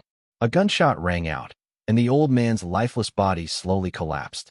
The fat nerd holstered his gun and strolled back toward the small hotel, humming a cheerful tune. When he reached the front of the small hotel, he was just about to push the door open when he suddenly noticed something wedged in the frame. He reached out, took it, and immediately felt his soul jump out of his skin in sheer terror. It was the ID card. Immediately after, a dense barrage of gunfire erupted from behind him. The fat nerd was hit by 5 bullets, collapsing to the ground as blood poured out continuously. However, the shooter's marksmanship left much to be desired. Not a single one of the 5 shots hit a vital organ. Unable to move, the fat nerd watched as his pistol was kicked away. He knew he was finished. He tried to struggle to his feet, but ultimately couldn't. Lin Jiabei's face loomed into his line of sight. "You're a fucking genius. You fired so many shots and still couldn't kill me. But before I die, I have a question," he gasped. "Are you wondering how I knew to wedge the ID card into the door ahead of time? It's simple. With the old man dead, if I kill you, I clear the game. Me clearing the game means that Lin Jiabao, whom I've marked with a thought stamp, will also die. Therefore, he would absolutely never let me leave the escape room game alive. Because of that, the old man chose to commit suicide. This way, since you didn't fire, you never violated the future lie. You didn't lie, but I did. Facing you directly, I had 0 chance of winning. That's why you dared to show up at the main entrance of the small hotel so brazenly, without making any attempt to hide. You knew that because you hadn't lied, I couldn't just shoot you at will. I have to say, it's ironic that you're supposed to be my cautious personality. Don't you know the principle that the closer you are to success, the easier it is to fail? I proposed the additional condition, so of course I knew the loopholes within it. I wedged the ID card in the door because the moment you opened it, your natural curiosity would compel you to look at the information on it. By looking at the ID card, you violated the future lie proposed by the old man. In the infinite time to come, no one will actively look at the information on this ID card. At this point, Lin Jiabei sneered. I designed this trap myself. As long as the ID card ended up in my hands, I had 1,000 ways to make you look at it willingly. From the very beginning, you never had a single chance of winning. In a daze, the fat nerd remembered the 3 of them sitting in front of the sofa and Lin Jiabei's sudden gambling behavior. She must have been intentionally guiding the old man back then, subtly reminding him that he could use the inn-owner's information to set a trap. Unfortunately, I only understood the part where she wanted me to disguise myself as Chen Ran's primary personality. I entirely missed the part where she wanted to get her hands on the ID card. And that is the reason for my failure. Sure enough, there's a reason I'm only the secondary personality. I admit you're incredible, but your marksmanship is truly garbage, he coughed out. After getting the last word in, the fat nerd closed his eyes. Lin Jiabei aimed her gun at him. She paused for a moment, then stepped closer, pressing the muzzle directly against the fat nerd's forehead. Bang! The fat nerd's head burst open like a crushed melon, and the surrounding scenery slowly faded into nothingness. It's finally over. The text on the main doors read, Chen Ran, cleared. Lin Jiabao dead. Lin Jiabei occupying Lin Jiabao's body. Bang! The moment the text materialized, Xiao Yinong immediately used the successor's pistol to execute Lin Jiabao, who had lost all his poker chips. Simultaneously, a wall at the front of the 3rd secret room slowly rose, signaling that they could now return to the 18th level. Hey, you could have at least let him say his last words before pulling the trigger. Chen Ran's lazy voice drifted from the entrance of the secret room. His tone lacked its usual vigor. He was exhausted, thoroughly drained on a mental level. Lin Jiabao was occupying Lin Jiabei's body. Xiao Yinong replied flatly. If he got his hands on Lin Jiabei's liar slayer, he might have been able to unleash an entirely new skill. Chen Ran nodded. The thought stamp he had imprinted on Lin Jiabao was to try every possible method to kill Lin Jiabei. That was the only reason the 2 of them had joined forces. Now that Lin Jiabei was dead, the thought stamp no longer existed. If Lin Jiabao wanted to survive, there was no telling what extreme measures he might have resorted to. I'm going to rest for a bit. With that, Chen Ran closed his eyes. Xiao Yinong was in no rush either. She began to survey the secret room, looking for anything valuable they could take with them. Both successors were dead. The ordinary pistols they had been holding earlier vanished into thin air, as did the dice on the long table. After a moment of thought, she gathered the 20 poker chips and the chest plates, stuffing them all into her bag. Roughly an hour passed. Chen Ran's mental energy was mostly restored. The 2 of them sat down at the long table and began their debriefing. 2 nightmare tier escape room games. One was similar to the movie Inception, and the other was like Identity. They were both based on films. This means that instance puzzle solving doesn't just involve literary works. It includes movies and television as well. A beta, Identity, is that the movie where all the split personalities appear in a motel together? Chiu Enong asked, sounding slightly uncertain. Yeah, back in the small hotel, I figured out the underlying logic of how a whisper is formed based on the one Lin Jiabei created. First, for a whisper to become the truth, it has to adhere to objective common sense. For example, when someone arrived at the hotel, the old man was sitting at the front desk. According to common sense, only hotel staff are allowed to sit there. Since he was the only person in the building at the time, it made him the boss. Moreover, before the whisper underwent lie breaking, everything he said had to conform to the identity of the boss. Otherwise, once the whisper was broken, he would be caught in a lie. So, the hotel was the physical evidence. The old man sitting at the front desk was his proof of identity, and his behavior served as the logical proof. We used objective common sense to subjectively determine that he was the hotel boss, which was the subjective proof we handed him. Therefore, for a whisper to successfully form, it must satisfy several conditions: physical evidence, proof of identity, logical behavior matching that identity, and the subjective judgment of bystanders based on objective common sense. Next comes the issue of whether the statements made by ghost whisperers and non-whisperers before lie breaking count as lies after the whisper is broken. For the participant who created the whisper, stating their disguised identity before the whisper is broken does not count as a lie. However, after lie breaking occurs, it officially constitutes a lie and becomes eligible for judgment. Take the old man, for instance. Before his whisper was broken, he could claim to be the boss without it being considered a lie. But as long as he claimed to be the hotel boss at any point, once the whisper was broken, he would be guilty of lying and subject to judgment. Next are the non-participants in the whisper's creation. Determining whether they lied is very simple. Before the whisper is broken, them calling the old man the boss does not count as a lie.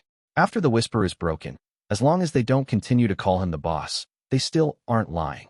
As Chiu Enong listened to his explanation, her brow slowly furrowed into a tight knot. Based on Chen Ran's conclusion, it seems the whisper creator is in more danger, while the non-creators are relatively safe. But that is not actually the case.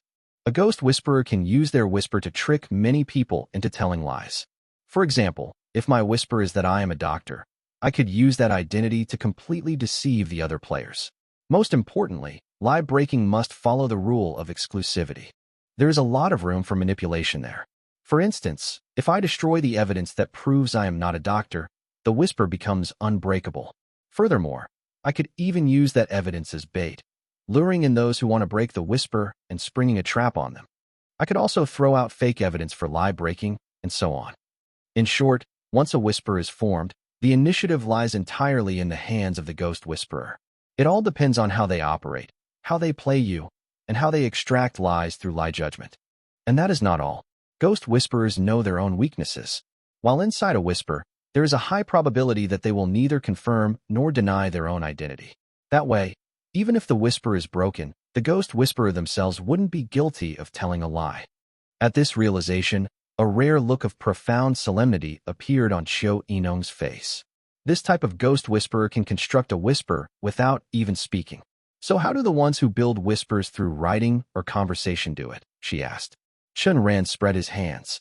He didn't know either. However, one thing they were both certain of was that ghost whisperers who relied on their environment to construct whispers were likely the lowest tier. Those who could construct whispers through written text would be mid-tier ghost whisperers. And those who could construct whispers purely through conversation had the hardest task of all. They were highly likely the absolute top-tier ghost whisperers in all of hell. Just imagine, you could be having a perfectly pleasant conversation with someone, only for them to suddenly whip out a liar slayer and shoot you point blank. How were you even supposed to counter that? The core problem was that inside an instance, acquiring points was strictly necessary to avoid ending up on death row in the 18th level. To earn points, you had to perform lie judgment, and to do that, you had to speak. While facts had proven that tricking other players to their deaths inside an escape room game could also earn points, such a method relied entirely on the secret room's environment. Moreover, whenever a secret room presented a clear opportunity to kill other players, everyone immediately realized what to do. meaning you wouldn't necessarily get the chance first. Therefore, talking, baiting out a lie, and then executing a judgment to obtain points was still the most reliable method. But against a top-tier ghost whisperer, the act of speaking to bait a lie became a wildly dangerous gamble. We know far too little about top-tier ghost whisperers right now, Chen Ran said. Besides, with our current star rating, it's highly unlikely we'll encounter one anyway. We can set that problem aside for now. At this point, Chen Ran sat up straight. His entire demeanor shifted into one of absolute seriousness as he adjusted his mindset. This next question is incredibly important, he declared. It will determine the path we take moving forward. Hell, the 18th level. What exactly is this place? Before we died, the game your company was developing involved a virtual world overlaying the real world. Then, we both died under inexplicable circumstances. Because of that, the very first thing we need to confirm is whether this so-called 18 levels of hell is a product of a virtual world overlapping with reality. In simple terms, are we currently inside a virtual world? Only by figuring this out can we ensure our future direction isn't completely wrong. Yes. Qiu Yinong was not surprised by his statement and added, there are two possibilities. First, aside from us, all other players are AI-generated. However, the players we have encountered possess incredibly complex minds. It is unimaginable that an AI's computing power could achieve this. Furthermore, aside from having complex thoughts, humans are sometimes very baffling. Chen Ran nodded. For example, when they were children, they would grab a thin twig and systematically decapitate all the rapeseed flowers in the village just for the sake of it. An AI-generated person is ultimately not a real human and cannot simulate certain baffling human behaviors. Since we haven't noticed any flaws up to this point, we can rule out the first possibility. Second, the players in the 18th level are also trapped in a virtual world, just like us. Then, proving whether or not this is a virtual world is quite simple. The concept of a virtual world overlaying reality was developed by our company. Using that timeline as a baseline, if we encounter someone in the 18 levels of hell who died in the real world before that technology was invented, we can prove that this is not a virtual world. Simply put, my grandfather died when I was 2 years old. At that time, let alone the technology for a virtual world overlaying reality, there were barely even any virtual games. Therefore, if I were to meet my grandfather in the 18th level, it would prove this isn't a virtual world. By the same logic, as long as we encounter any acquaintances who died before the technology was invented, it will still prove that this isn't a virtual world. Having deduced this much, both understood that the probability of this being a virtual world was less than 10%. However, they still needed to verify this theory. Chen Ran mused aloud. The 18th level is vast. Trying to find someone we know who died prematurely is undoubtedly like finding a needle in a haystack. But if we go to the Liar Slayer Alliance to check their information, setting aside whether we even have the clearance, it might trigger a chain reaction. And if we directly purchase information, we don't have enough points. After all, there are far too many people with the exact same names in this world. However, we could make them come find us on their own initiative, but if we do that, we would have to stand in a highly conspicuous position. What do you mean? Qiu Yinong looked at Chen Ran uncertainly. 3 options. First, a large number of players gather at the gatehouse every day to run instances. We can go check every day. Over time, even if we don't find anyone, the two of us weirdos who only watch and never run instances will surely become well known among the players in the 18th level. Second, we cause a massive scene in the 18th level so that our names become known to every player. Anyone who recognizes us will naturally appear before us. Third, combat records. Right now we can confirm that either your Wheel of Time is a true self-tier skill, or my Eternal Kingdom is a true self-tier skill. No matter how we randomly select an instance, we will always roll the most difficult instance for that star rating. Therefore, in every instance, we cannot leave anyone alive. Otherwise, once we're exposed, we'll be targeted by the ghost whisperers. So, according to the downward compatibility mechanism, when we are 1-star players, we will encounter 2-star players, and at 2 stars, we will encounter 3-star players. But this situation is random and uncertain. For example, in our current instance, we didn't encounter any 2-star players, only a 2-star NPC, Ran. In that case, we will actively provoke 2-star players. When they enter an instance, we follow them into it, increasing our probability of matching with 2-star players. It won't take long for our names to become well known to the majority of players without exposing our skills, and those who know us will then appear before us.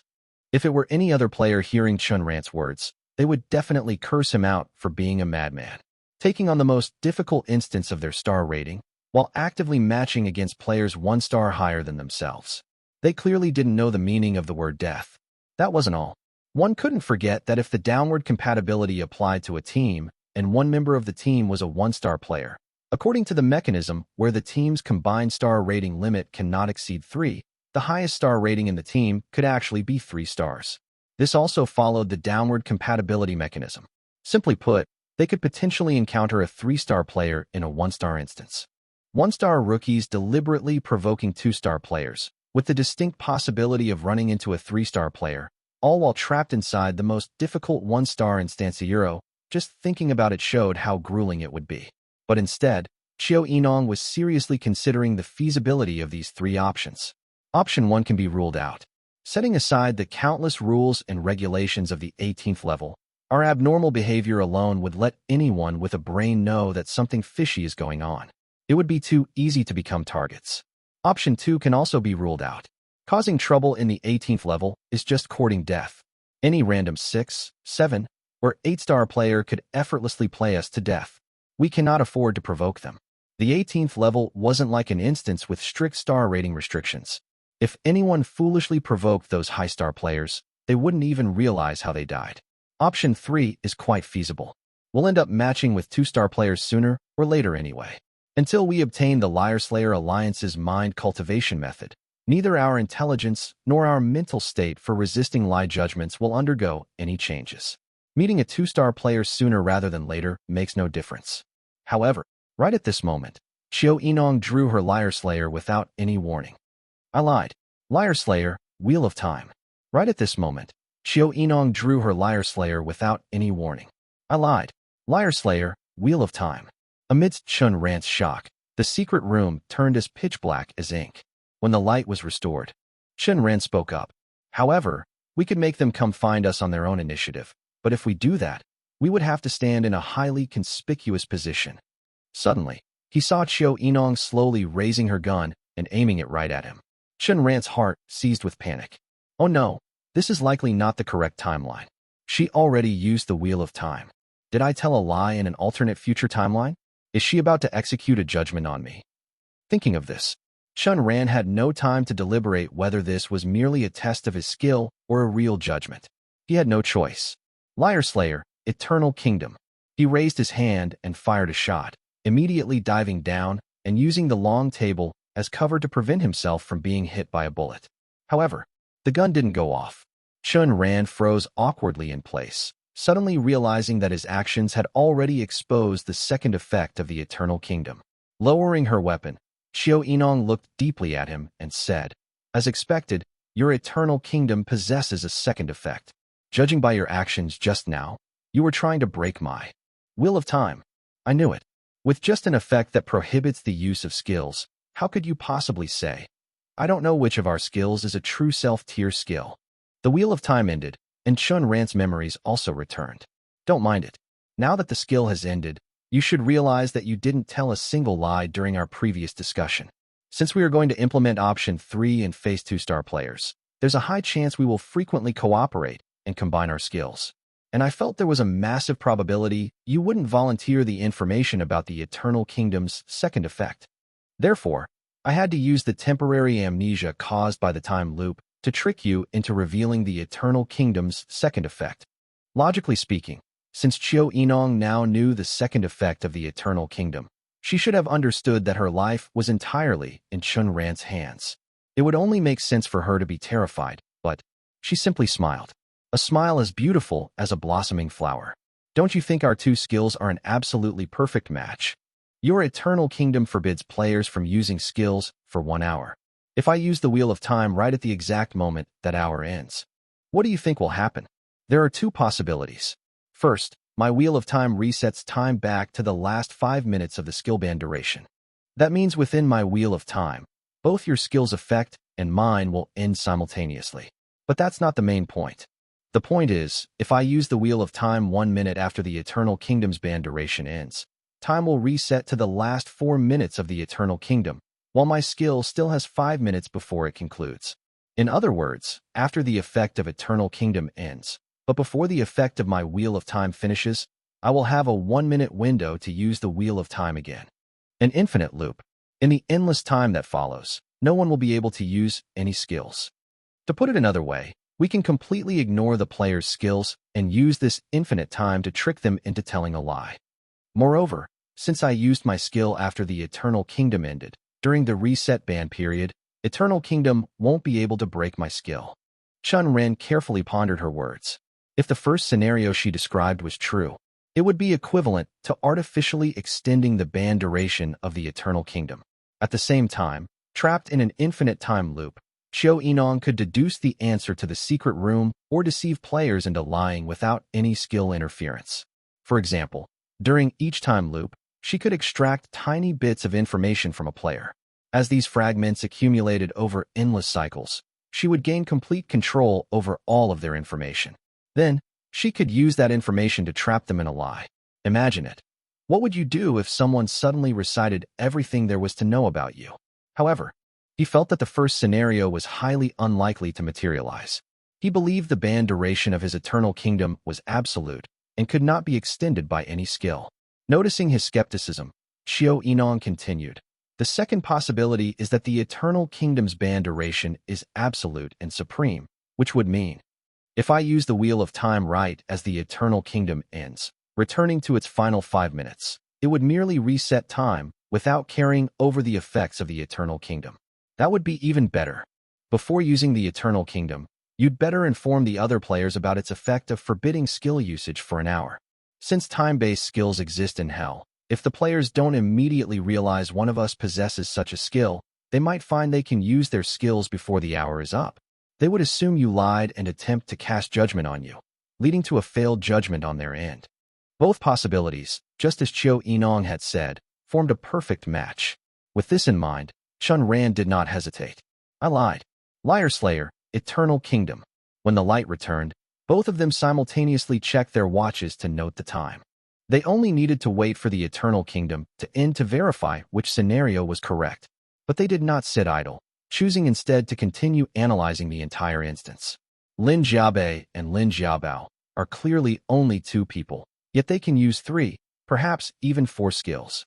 Do you think it's possible that players in the 18th level exploit split personalities to farm skills? 10 personalities swapping back and forth might yield dozens, if not hundreds, of skills. A Nigerian Ira Omicron, E-section. Yes, Qiu Yinong nodded. We definitely need to watch out for that.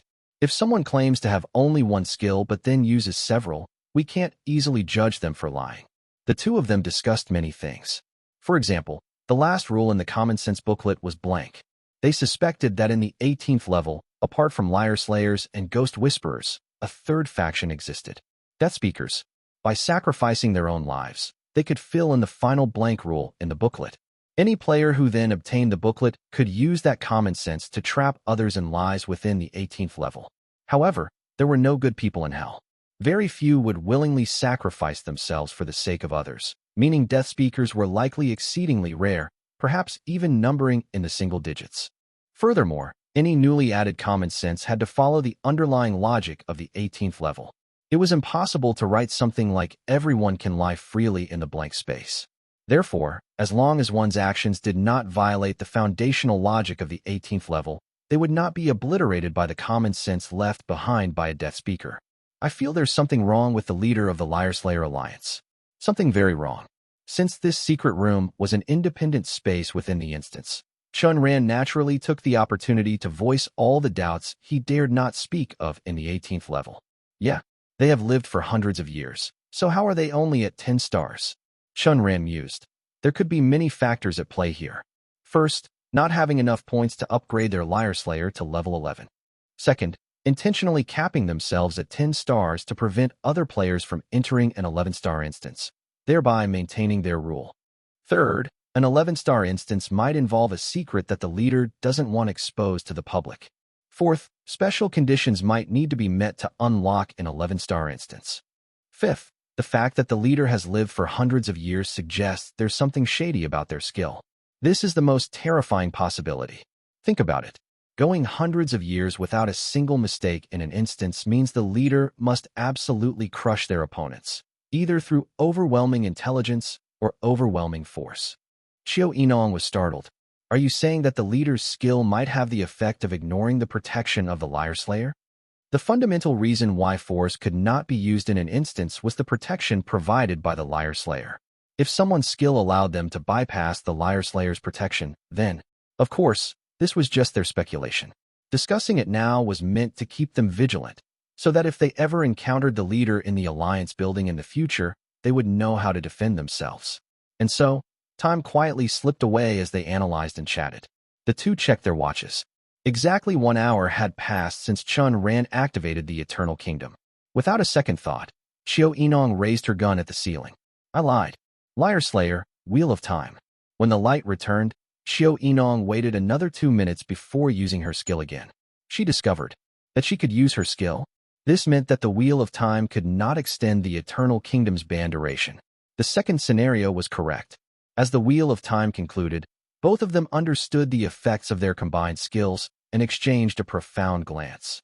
Actually, in the first scenario, if the Wheel of Time could extend the duration of the Eternal Kingdom, it would indicate that the Wheel of Time had a higher priority, marking it as a true self-tier skill. In the second scenario, if the Eternal Kingdom remained unaffected by the Wheel of Time, it proved that the Eternal Kingdom possessed supreme authority and its effects could not be swayed by any other skill euro, meaning it was a true self skill. The answer was already clear. The Eternal Kingdom was the true self tier skill. The two of them sat in stunned silence for a long moment. Xiao Yinong sighed. Logically speaking, a true self tier skill should be an absolute, overwhelming advantage in hell, but the Eternal Kingdom. It is incredibly strong, no doubt about it. Every skill in hell must bow before the Eternal Kingdom. But at the same time, it feels a bit lacking. Even though it's a true self tier skill, it still forces you into a battle of wits against your opponents. Chen Ran was speechless. He felt it was highly necessary to give her a preemptive warning. You can't look at it that way. If I use the Eternal Kingdom in the 18th level, guess what would happen? Therefore, my skill must never be exposed. I can't leave anyone alive in any instance. Otherwise, the trouble would be astronomical. Hearing this, a sudden chill gripped Xiao Yinong's heart, and a tingling numbness washed over her scalp. Someone once said that truth only exists within the range of a cannon. So it turns out, truth is in Chen Ran's hands. Realizing that the Eternal Kingdom skill could have the impact of a nuclear explosion in the 18th level, Xiao Yinong proactively changed the subject. You are the captain. It is up to you to decide what we do for the next 3 days. Chen Ran thought for a moment. On the first day, we will visit the Alliance headquarters to gather more information. On the second day, we will go to the commercial district to buy supplies. We should stop using items like the sedative from now on. On the third day, we will explore the 18th level. Following that, Chen Ran asked one final question. In hell, as long as we do not die, we can live forever just like the leaders. Are you truly certain you want to walk this path of escaping hell with me? Xiao Yinong's eyes were resolute. Not progressing means staying in place. And staying in place is simply waiting for death. Sooner or later, a player with greater talent and a higher intellect will appear in hell.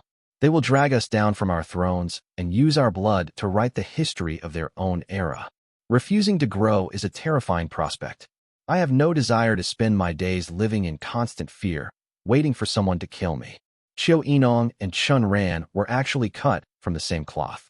They both knew full well that if they did not escape hell, they would either become death row inmates or reach the absolute peak, only to quietly wait for that hypothetical player with superior intellect and talent to rise up and kill them. Placing his Liar Slayer on the long table, Chen Ran stood up and adjusted his clothes. He then extended his hand, speaking with absolute sincerity. Let us formally introduce ourselves.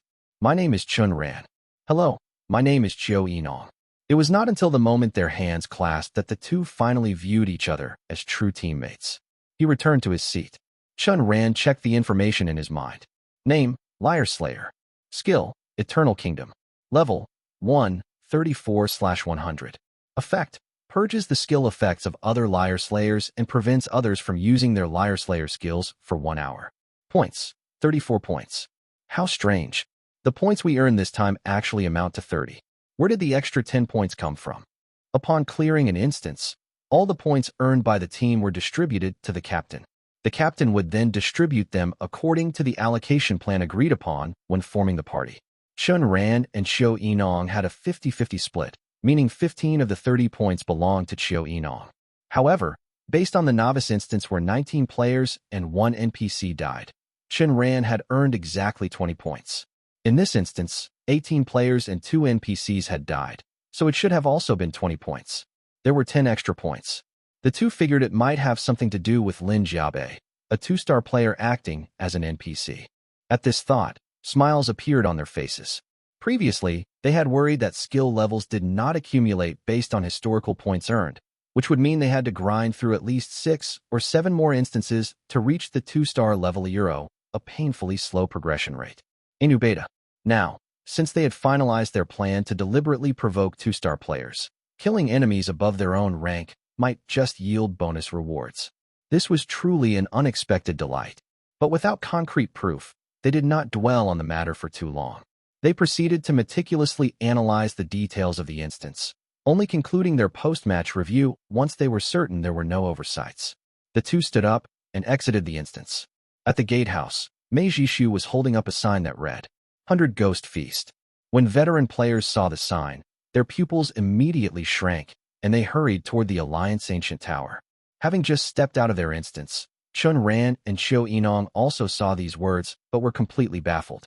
Seeing everyone else heading toward the Alliance Ancient Tower with tense expressions, the two quickly followed suit. They soon arrived at the Alliance Hall. In the center of the hall, the Ghost Whisperer bounty information on the light screen had completely vanished, replaced by several lines of text. 100 Ghost Feast. Every 15 days, the Deceiver Alliance will have all Ghost Whisperers below the 6-star rank queue for instances simultaneously. The exact number of participants cannot be determined. In the instances, veteran players will guide the newcomers, helping them master the techniques of fabricating Deceiver's tongues. Lieslayer Alliance Notice. All Liar Slayers below the 7-star rank possessing Ego Tier or higher skills are forbidden from entering any instances for the next 3 days. In 3 days, you will enter instances simultaneously to meet the Deceiver Alliance's 100 Ghost Feast. Rewards are as follows. Within the instance, killing a 1/2/3 Star Ghost Whisperer will reward 1/2/3 points respectively. Killing a Ghost Whisperer above your own star rank will double all rewards. Within the instance, killing a 4/5/6 Star Ghost Whisperer will reward 7/8/9 points respectively. Killing a Ghost Whisperer above your own star rank will double all rewards and grant an additional 1,000 points. Notice, breaking a Deceiver's tongue requires a unique clue. Notice, for text-based Ghost Whisperers, the Deceiver's tongue is the text itself. Denying the written content will break the Deceiver's tongue.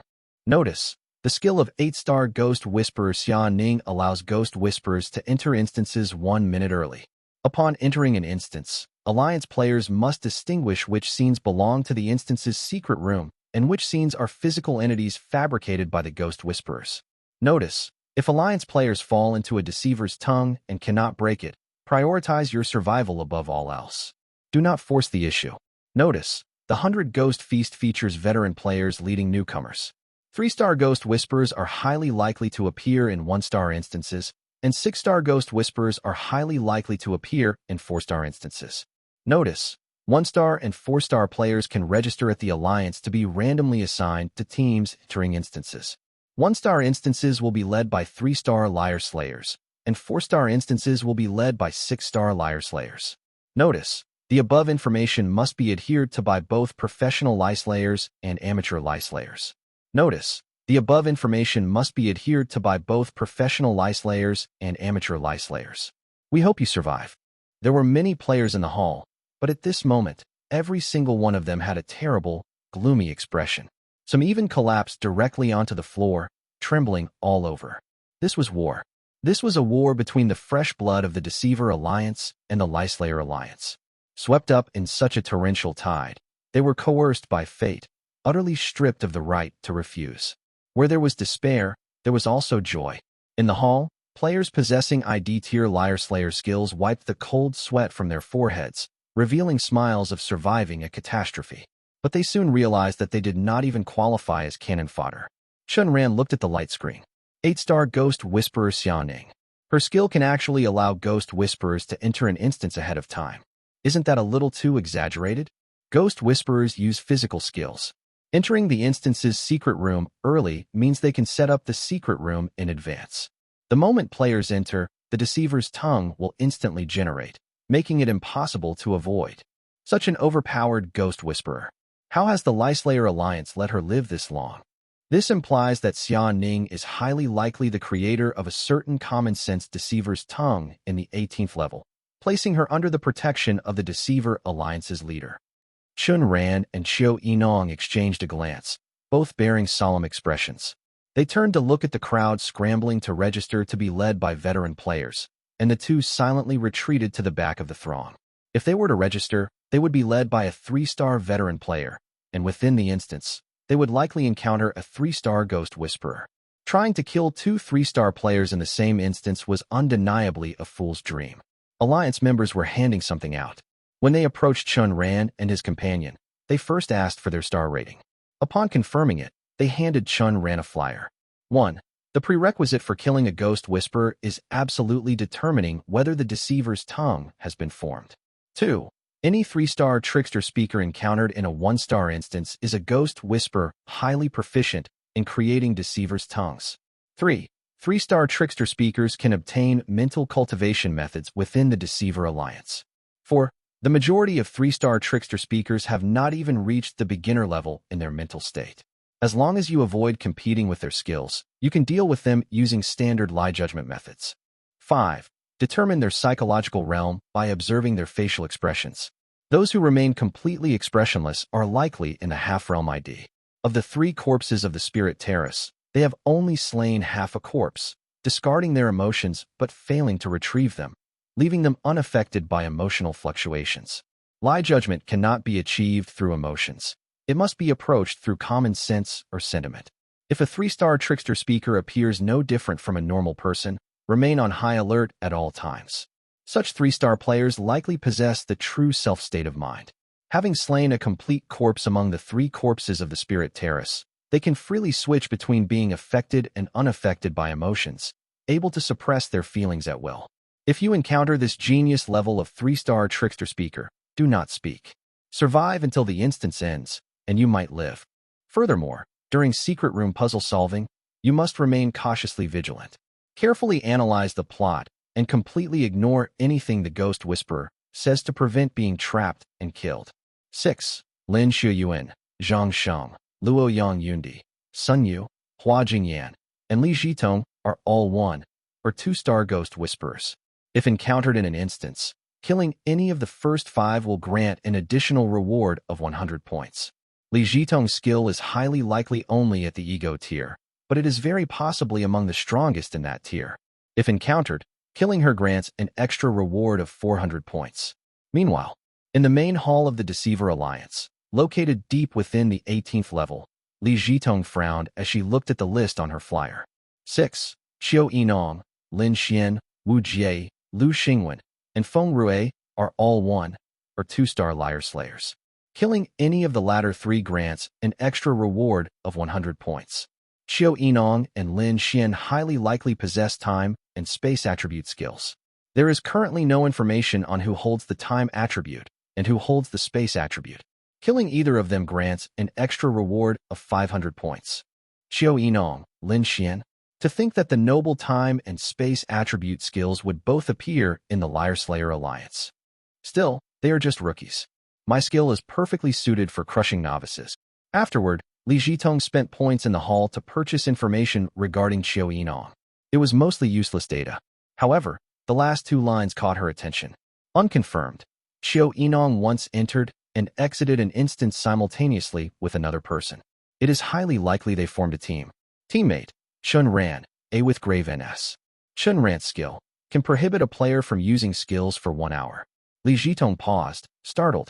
What kind of ridiculous skill is that? What use is banning skills for an hour? You still have to compete against the opponent's intellect, and by the time the battle of wits is over, their skills will be usable again. Chen Ran. I can ignore him and focus entirely on Qiu Yinong. Immediately after, She bought a file on Lin Xian, glossing over the useless details. Unconfirmed, Lin Xian is highly likely in a team. 2 teammates, identities unknown. Very likely under the protection of a 3-star player. Special note, Lin Xian's skill is highly suited for a ghost whisperer. Kill him if possible, but do not force it if you cannot.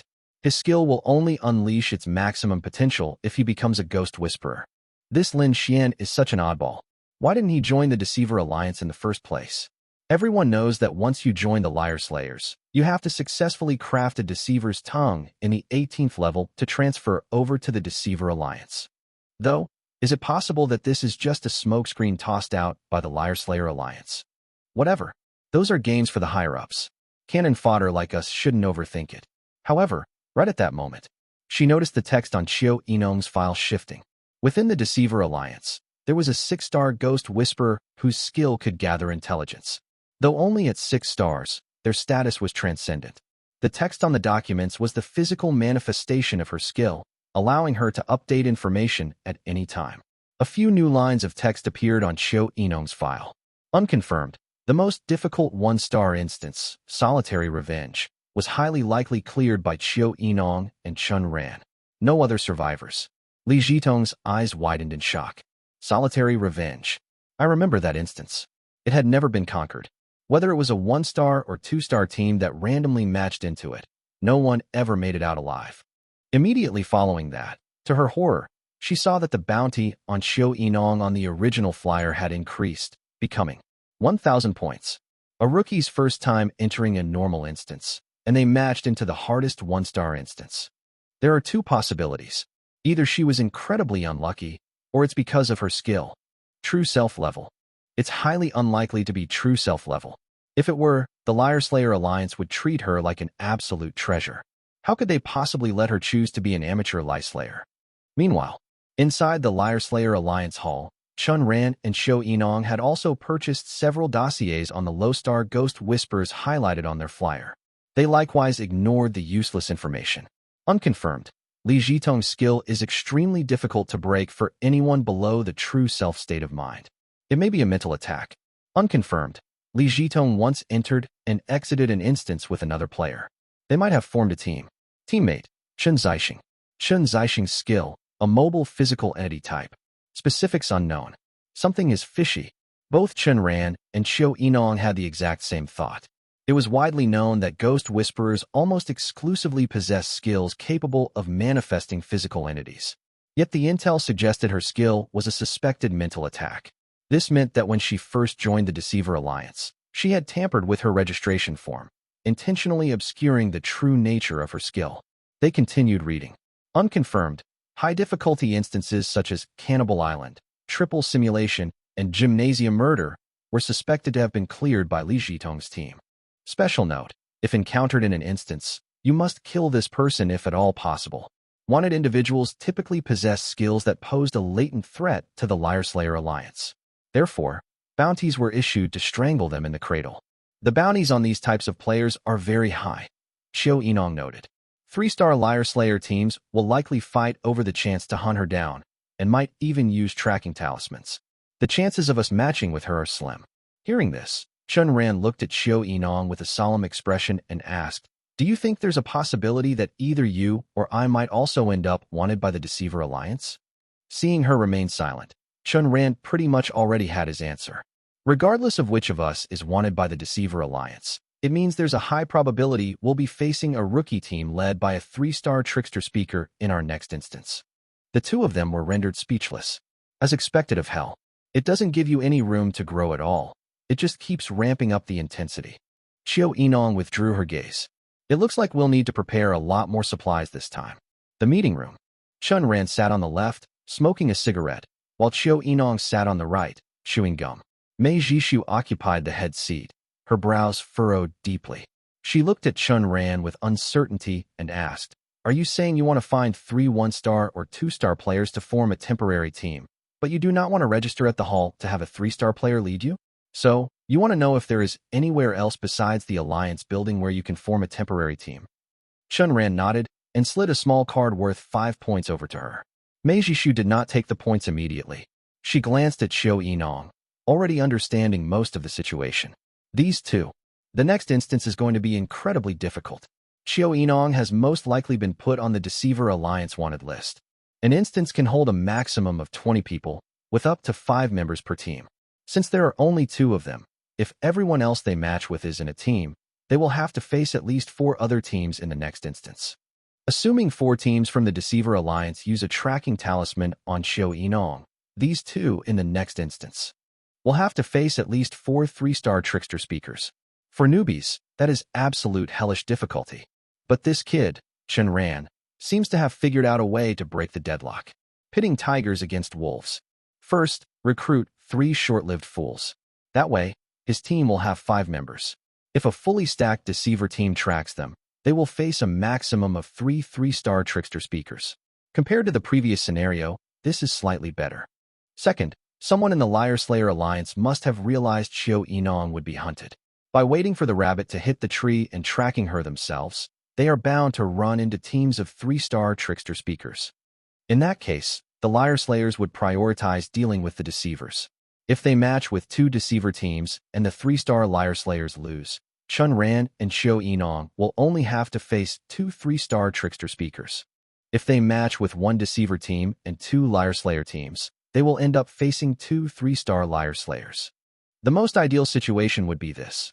Out of the 3 fully stacked opposing teams, 1 is led by a 3-star trickster speaker, 1 is led by a 3-star Liar Slayer, and the third team consists only of 1-star and 2-star players. If that happens, Chen Ran will have completely breathed life back into a dead-end game.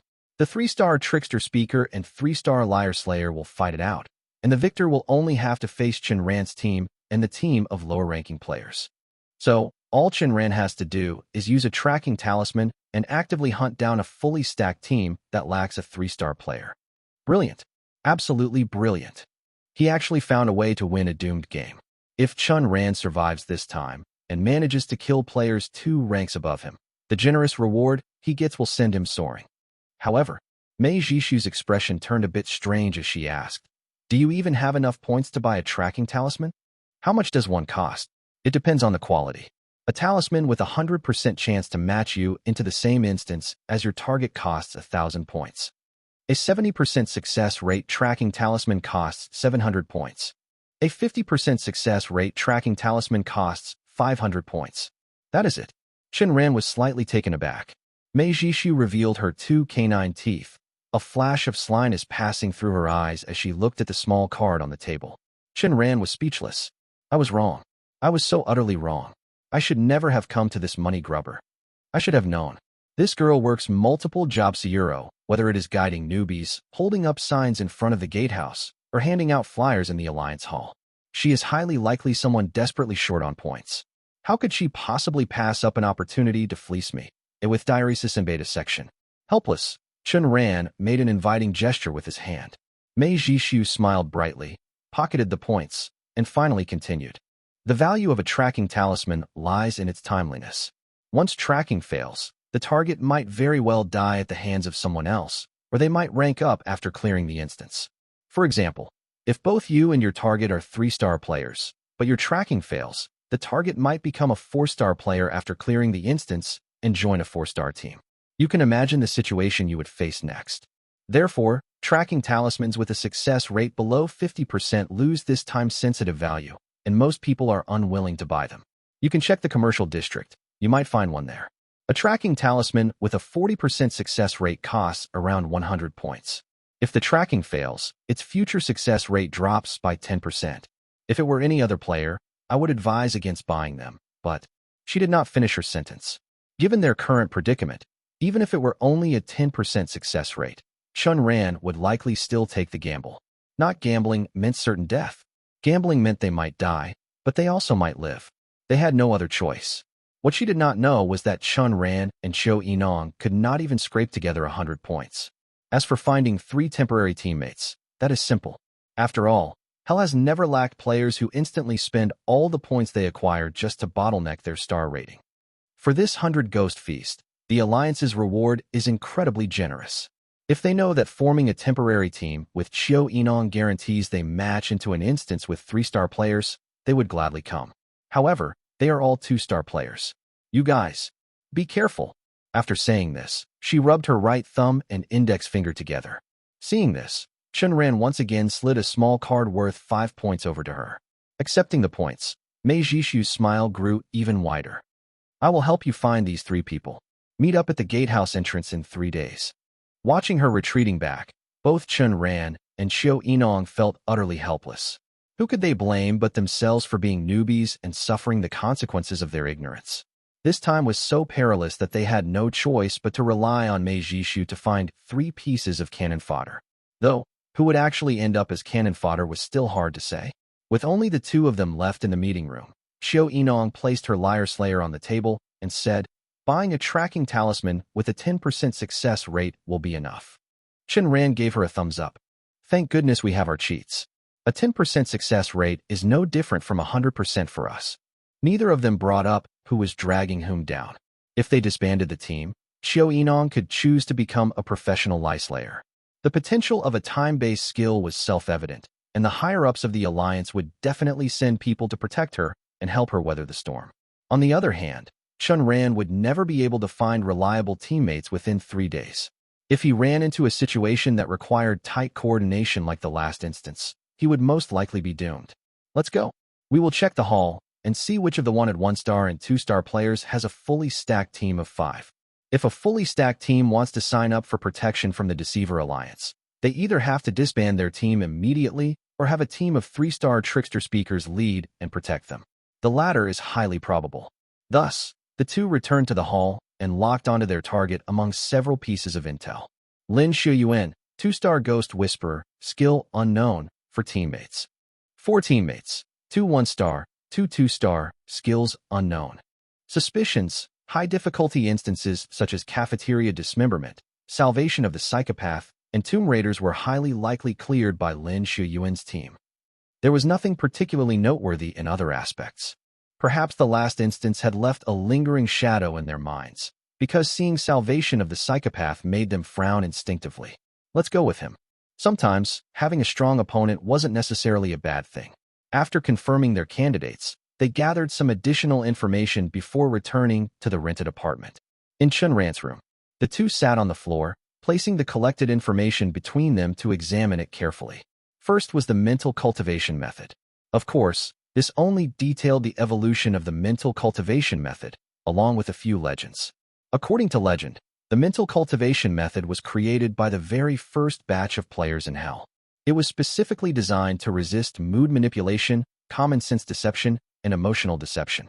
After experiencing certain events, a person's inner self would grow stronger, increasing their ability to withstand stress. Thus, they compiled, categorized, analyzed, and summarized the events that could fortify the mind, ultimately developing a set of techniques to rapidly enhance one's mental fortitude. This was the 3 corpses of the Spirit Terrace mental cultivation method. In other words, discarding emotions, common sense, and sentiments.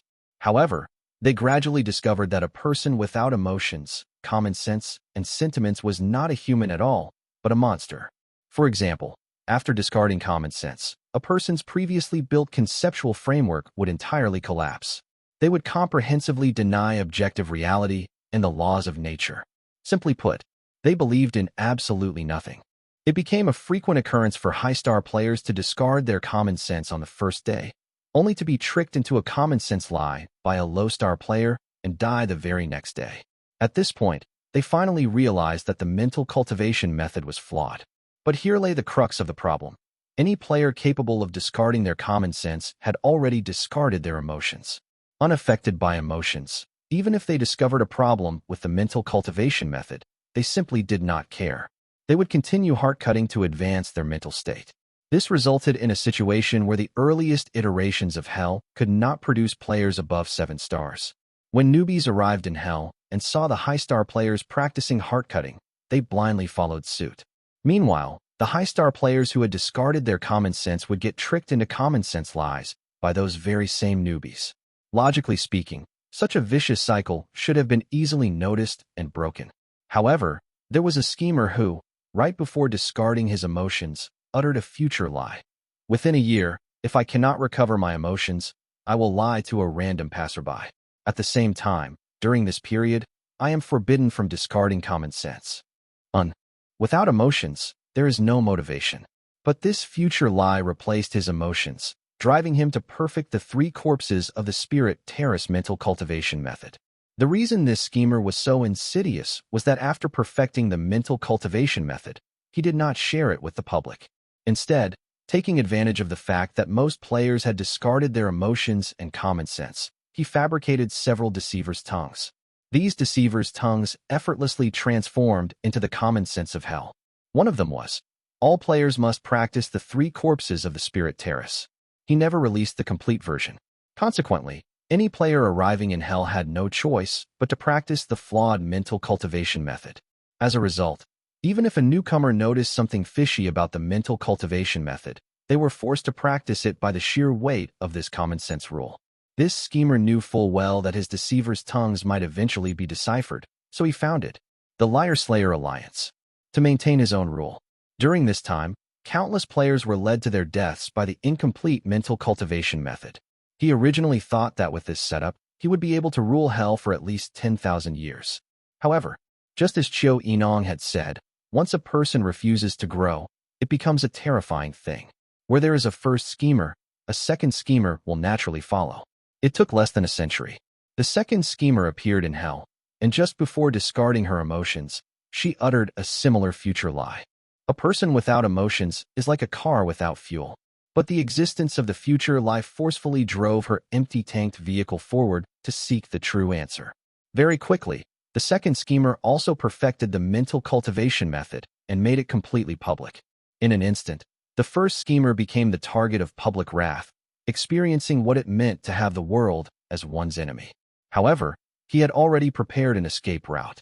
Utilizing the points he had accumulated from ruling hell for a century, he distributed massive benefits to gather a group of newly arrived players and established the Deceiver Alliance.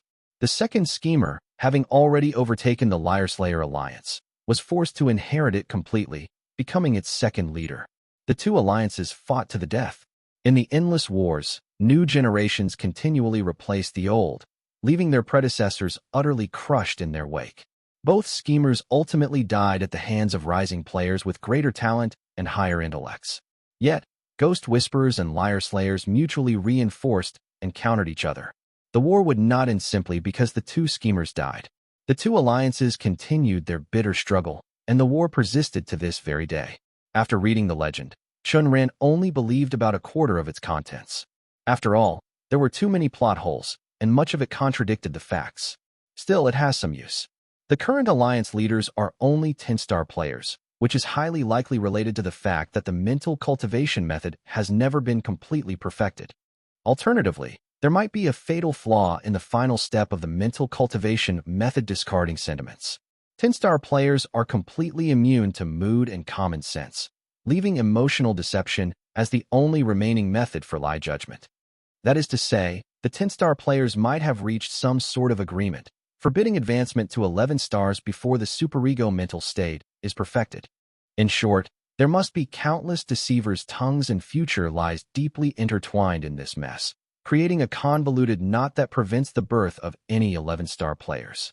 In other words, our predecessors only focused on fabricating deceivers' tongues without considering that these paradoxes would interweave into an impenetrable net, trapping everyone inside with absolutely no way out.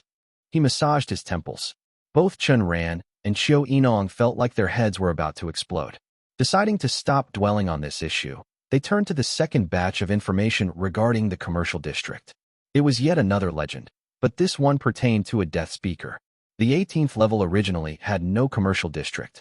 However, a death speaker sacrificed their life to write a single sentence in the blank space of the common sense booklet. The 18th level has a commercial district. And so, the 18th level gained a commercial district. Within the commercial district, one still had to abide by the prohibition against lying, the pillar rules inscribed on the 10 pillars, and the common sense of the 18th level. Furthermore, inside the commercial district, there were lower-tier common sense rules, such as forced buying is prohibited, forced selling is prohibited, stealing is prohibited, and blocking the pathways is prohibited. Prohibited. Anyone with the surname Shun, Liu, Li, or Chun from setting up stalls to sell items or food. Chen Ran. I suspect you're deliberately making things difficult for me, Fat Tiger. Reading further down, anyone with the surname Liu is prohibited from appearing in the commercial district altogether. The use of liar hunter skills is prohibited anywhere within the commercial district. Chen Ran was incredibly curious how exactly were these bizarre common-sense rules in the commercial district born? And the Death Speaker. The mention of them made him shudder slightly. Still, he only believed a quarter of this story as well. It possessed too many logical fallacies. After finishing all the collected information, both Chen Ran and Xiao Yinong felt an overwhelming headache from the mix of true and false data. They suspected that these legends were likely spread by ghost whisperers. The logical errors within them were deliberate traps, inducing players to deny them and subsequently die from a failed denial. If cursing wasn't prohibited in the 18th level, I would absolutely be swearing right now. These ghost whisperers go to extreme lengths to manufacture deceivers' tongues, making it virtually impossible for newbies like us to obtain genuine information. Their current state of mind was deteriorating. Realizing that the useless information was starting to affect their emotional stability, they immediately stopped reading and agreed to personally investigate the commercial district the next day. After Qiu Yinong left, Chen Ran lay on his bed, his head throbbing and his eyes numb. Fuck, fuck, fuck, fuck, fuck, fuck. Detestable ghost whisperers. The next day, Chen Ran initially wanted to have a death row inmate lead the way. However, according to the pillar rules, death row inmates could only walk for 1 hour a day. Since Chen Ran was only willing to pay a single point, the inmate simply turned and walked away, returning to the bottom of the apartment block to stand like a corpse with a fake smile, waiting for a better employer. Chen Ran was speechless. It is this guy who just recently became a death row inmate again. That look in his eyes just now. Was he calling me a pauper? They had spent quite a bit yesterday. Between the two of them, their combined points amounted to a mere 25. They each needed to keep 5 points in reserve for emergencies, leaving them with only 15 usable points. Out of that, they still had to buy a tracking talisman, food, medicine, and other supplies. Given their level of poverty, a death row inmate was probably wealthier than they were. Unable to hire a death row inmate for a single point, they had no choice but to head to the commercial district on their own. Without a guide, they tread carefully the entire way. Terrified of accidentally wandering into an area or alley with special rules, they checked their surroundings at every street corner to see if there were any rule signs. The rule priority in the 18th level was as follows. Supreme Rule, Pillar Rules, Common Sense Rules, equals Area or Indoor Exclusive Rules. They could coexist, but if the rules conflicted with one another, the one with the highest priority took precedence. The journey was uneventful. The two arrived at the main gate of the commercial district. At the entrance stood 2 stone lions, each holding a wooden sign in its jaws. Written on these signs were the rules that had to be observed within the district. Additionally, the background of the wooden signs featured a floor plan of the commercial district. The commercial district consisted of 3 streets in total. The first was the Street of Ultimate Bliss. Generally, 1-star to 3-star players came here to buy or sell items. The second was the Street of Rebirth. Generally, 4-star to 6-star players frequented this street to trade items. The third was the Street of Samsara.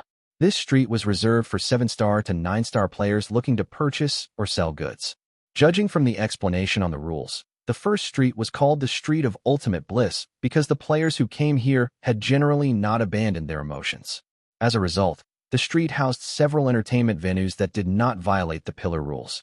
Yes, these so-called entertainment venues were indoors, where specialized players used their skills. These skills were all of the mind-altering variety, designed to produce mental or psychological effects on the recipients. For instance, some skills allowed the customer's consciousness to roam through their memories, returning to scenes from their life before the game to see the loved ones they yearned for day and night. When paired with a mental cultivation method, these entertainment venues actually provided a certain degree of supportive benefits. Of course, the only employees capable of using their skills without lying were the ghost whisperers. Consequently, the fees were exorbitantly high, 10 points per session. Inside the Street of Ultimate Bliss. In the first half of the street, players set up stalls on both sides to sell items they had obtained from instances or goods created using their skills. The second half was lined with formal shops. Some specialized in purchasing items from players, while others sold all sorts of miraculous artifacts. After reading through the rules and introductions, the two entered the Street of Ultimate Bliss. They immediately saw 2 rows of players crouching by the roadside running stalls. The setups were incredibly simple. Just a piece of cloth spread on the ground with the items or food they wished to sell placed on top. The street was bustling with players, much like a busy marketplace. However, constrained by the rule on the first stone pillar that forbade loud noises, there were no shouts from vendors hawking their wares or loud haggling. Everyone was very quiet. Even when they spoke, it was in hushed whispers. Furthermore, no one was aimlessly strolling. Everyone had a clear objective. They asked the price of exactly what they needed, bought it, and left without lingering a second longer than necessary.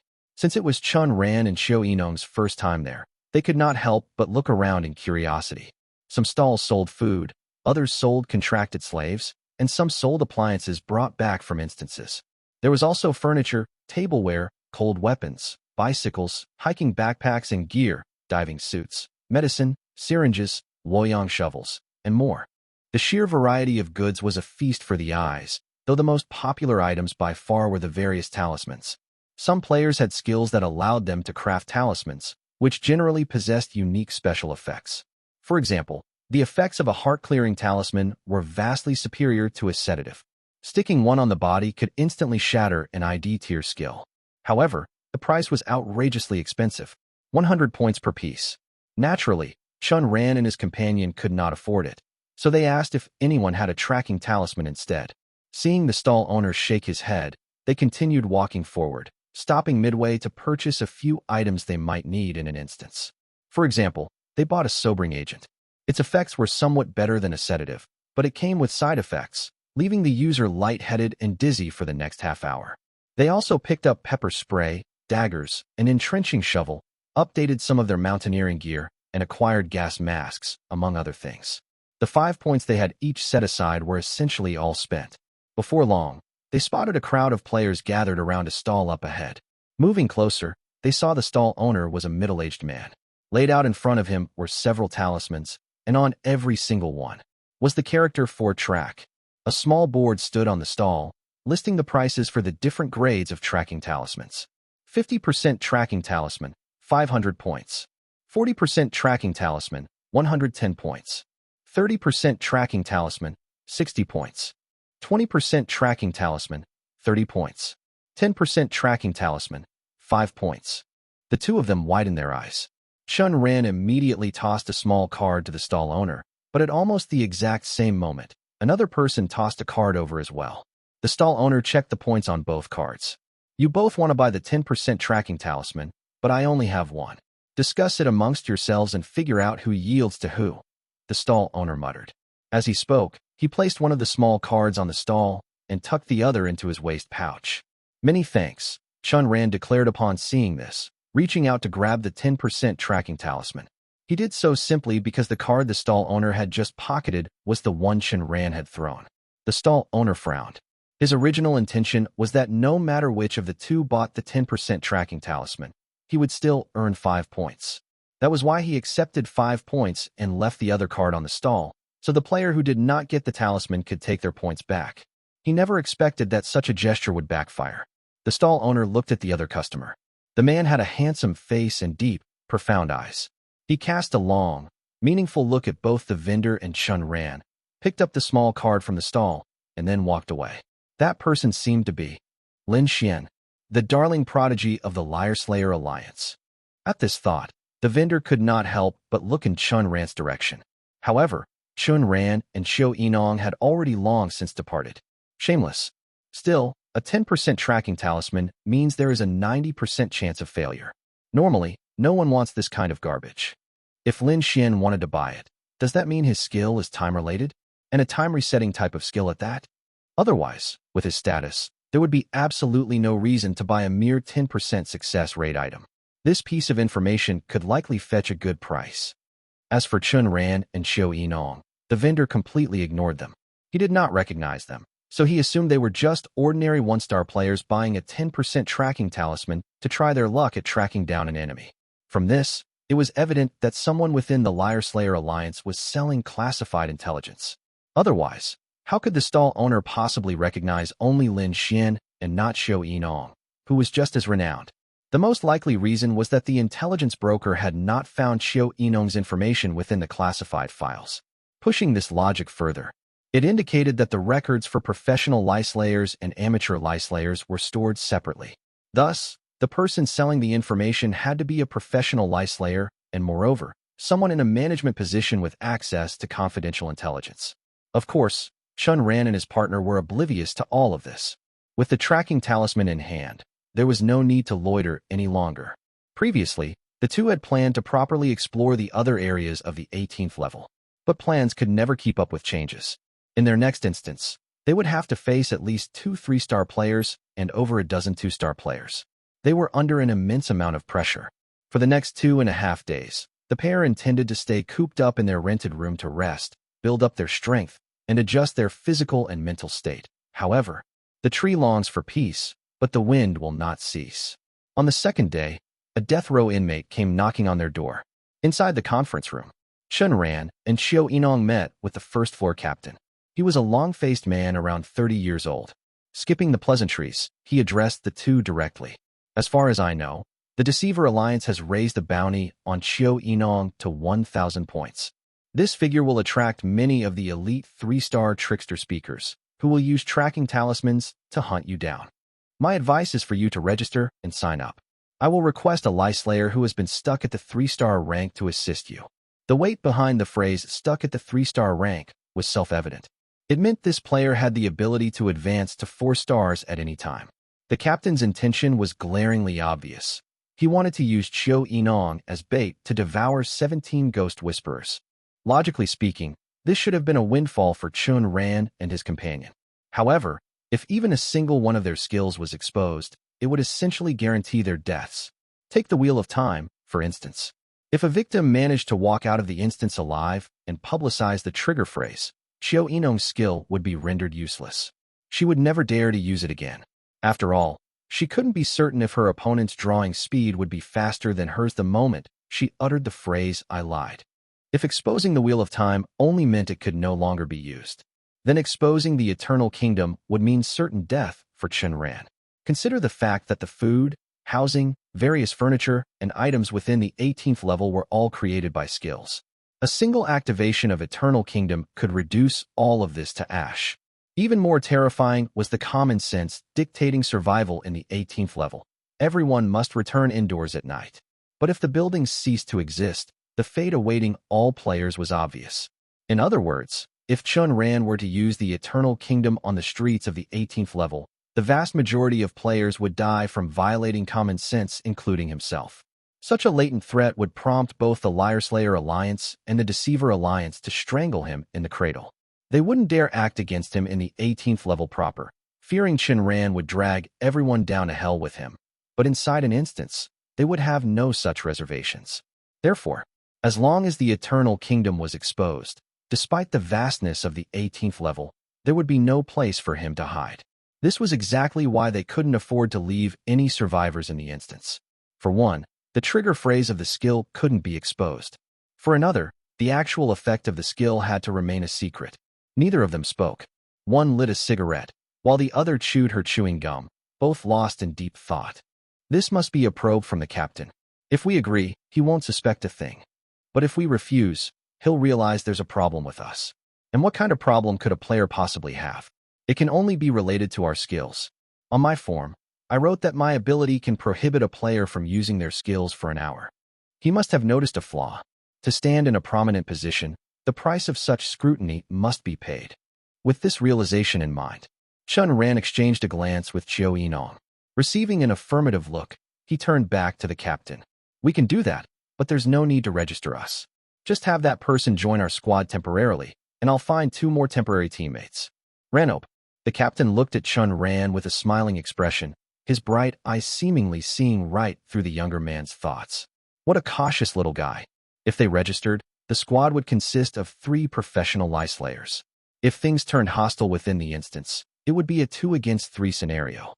However, if he finds his own teammates and things go south during the run, it would be 4 against 1, or at the very worst, 2 against 1. Alas, newbies. They never truly grasped the sheer power of a top-tier 3-star player. The gap in strength is too massive. No matter the numerical advantage, they wouldn't stand a chance. I'm still a little unsure about the higher-ups' intentions. Some say that as long as Chiu Enong remains an amateur Lie Slayer, we should just kill whoever she teams up with. After all, time-based skills are far too precious. The owner must become a professional Lie Slayer. It's the only way we can rest easy. Meanwhile, the 8th floor captain believes Chen Ran's skill also holds great value. Once he grows to an 8-star rating and they team up for an instance, they wouldn't be at a disadvantage in terms of skills even if they encountered a Ghost Whisperer leader. Therefore, his suggestion was to kill whoever teamed up with Chen Ran, forcing him to become a professional Lie Slayer. God damn it. They can't make up their minds, so they just kicked the ball to me. Moreover, these two have likely already figured out that someone in the upper echelon of the Alliance is selling information to the Deceiver Alliance. Because there is a massive number of amateur Lie Slayers, even if the informant were to search the archive room for their player files, it would probably take days. Consequently, these two are absolutely unwilling to become professional Lie Slayers. Thinking of this, he nodded. He continued, "To be frank, although I rarely visit the Alliance Ancient Tower, I've still managed to grasp some of your information. Your situation is extremely precarious. The 18th level operates strictly on profit and supreme benefit. The kind of situations you see in novels about martial sects where they nurture you and shower you with resources just because of your great talent will absolutely never happen here. We only care about one thing, whether your skills will be able to help me or the other higher-ups in the future. If they can, then you are of some use to us. Useful, perhaps, but not indispensable. It's not as if we absolutely must help you. After all, newbies arrive at the 18th level every single day, bringing bizarre and novel skills into existence with them. If you die, we'll merely sigh in pity and wait for the next useful skill to be born. You too should understand what I mean, right?" His implication was quite veiled. To put it simply, your current situation is fraught with peril. Transitioning to professional Lie Slayers can save your lives, and I will even cover the conversion fees. However, you have to prove useful to me. In the future, you must remain stuck at my star rating, enter instances with me, and use your skills to help me clear them one by one. As for when you might be allowed to rank up, I won't say, you can guess for yourselves. In other words, there were only two options laid out before them. Option 1, become professional Lie Slayers. They would be exploited by the 1st floor captain, their intel would be sold to the Deceiver Alliance, and then they would be hunted down by the Deceiver Alliance anyway. Moreover, if the 1st floor captain ever learned Chiu Enong's trigger phrase in the future, he would use it to blackmail her, ensuring she could never leave his squad. And if he learned the full effects of Chen Ran's skill, he would assassinate him outright. Of course, Chen Ran and Chiu Enong could also choose to bide their time, eventually trapping the captain to his death within an instance. But the man was no fool. Before entering an instance, he would likely force the two to declare a future lie, a binding oath that 3 would enter, and 3 would leave alive. Option 2, continue as amateur Lie Slayers. In that case, their predicament would remain incredibly dangerous. This danger could stem from the impending 100 Ghost Feast, from the Deceiver Alliance down the line, or even from the Liar Slayer Alliance itself. After he finished speaking, he continuously observed their expressions. Who would have guessed? Neither of them showed any shift in emotion, acting as if they hadn't understood the underlying meaning of his words at all. Chen Ran replied, feigning an overwhelmed sense of flattery. "Thank you, Captain. Then it's settled. Have that player who's been stuck at 3 stars meet us at the gatehouse the day after tomorrow, at 7:30 in the morning. All right, it's a promise." The captain nodded with a smile. Without a hint of displeasure on his face, he watched the two of them depart. Returning to the main hall, Chen Ran tracked down Mei Jishu, who was working odd jobs, and told her to simply find 2 temporary teammates. Upon returning to their rented apartment, the two sat opposite each other as a long silence descended upon the room. Both were filled with regret, realizing they had suffered a loss due to their inexperience. When they first arrived at the 18th level, they had suspected there was something wrong with the form. They had been incredibly cautious, even obscuring the true nature of their skills, yet they had still fallen into a trap. It was simply impossible to guard against. Filling out the form was the equivalent of filtering the skills of newbies. If a skill was powerful, it would be presented to the higher-ups, and then they would be targeted by the upper echelon. Simply put, a newbie was like a fresh college graduate, and the Alliance higher-ups were like corporate bosses. When they saw the resumes of the newbies, if the applicant proved personally useful to them, they would employ all sorts of methods to recruit the rookie into their own company to work as their subordinate. To put it bluntly, they were recruiting cannon fodder.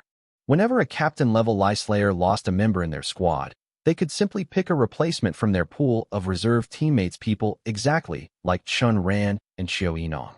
Which meant, when captain-level squads from either alliance entered an instance, the captains wouldn't speak up proactively. Instead, they would let their teammates engage in lie judgment against the opposing side. That way, as long as the captain didn't trigger a trap, they were practically unkillable. The only ones who died would be their teammates, and since they had an endless supply of reserve teammates, their deaths wouldn't matter in the slightest. It was glaringly obvious. Just a moment ago, the first floor captain was attempting to turn Chen Ran and Xiao Yinong into his reserve teammates. Hell indeed. It really is a place where the wicked torment the wicked. Within the silent room, Chen Ran lit a cigarette and smoked quietly, while Xiao Yinong slowly chewed her chewing gum.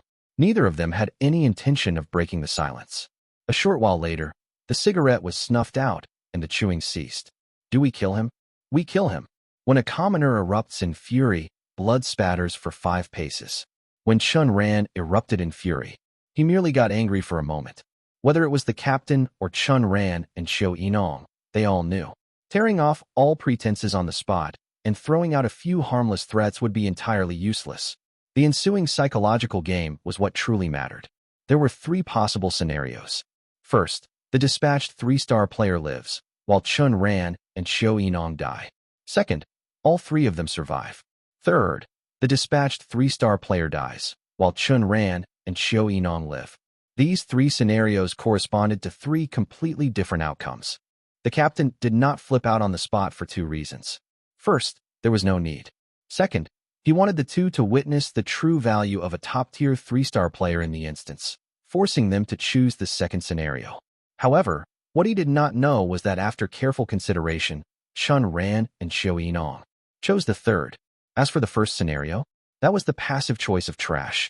If they died, and it would not be worth pitying. Time flew by in a flash. At 7 in the morning, the duo arrived at the gatehouse, where roughly 10,000 players had gathered. It was not as many as they had imagined. It was actually understandable. The Deceiver Alliance held the 100 Ghost Feast every 15 days. Players who did not want to participate only needed to manage their time well, or clear an instance, and temporarily stay inside, without coming out to avoid it. Of course, they would also miss out on the rewards the Liar Slayer Alliance offered for the 100 Ghost Feast. Opportunities and dangers coexisted. Safety and mediocrity went hand in hand. The 2 split up and wove through the crowd, scanning every face to see if they recognized anyone from their previous lives. When they regrouped, both shook their heads. Neither jumped to any early conclusions. Before long, Mei Jishu found them in a hurry, bringing along 2 players. She briefly introduced the pair. They were a man and a woman. The man was named Chao Xiao, a youth wearing tight jeans and slip-on loafers. Combined with his scrawny figure, he perfectly fit the vibe of an energetic young guy. And yes, a top-tier 2-star player.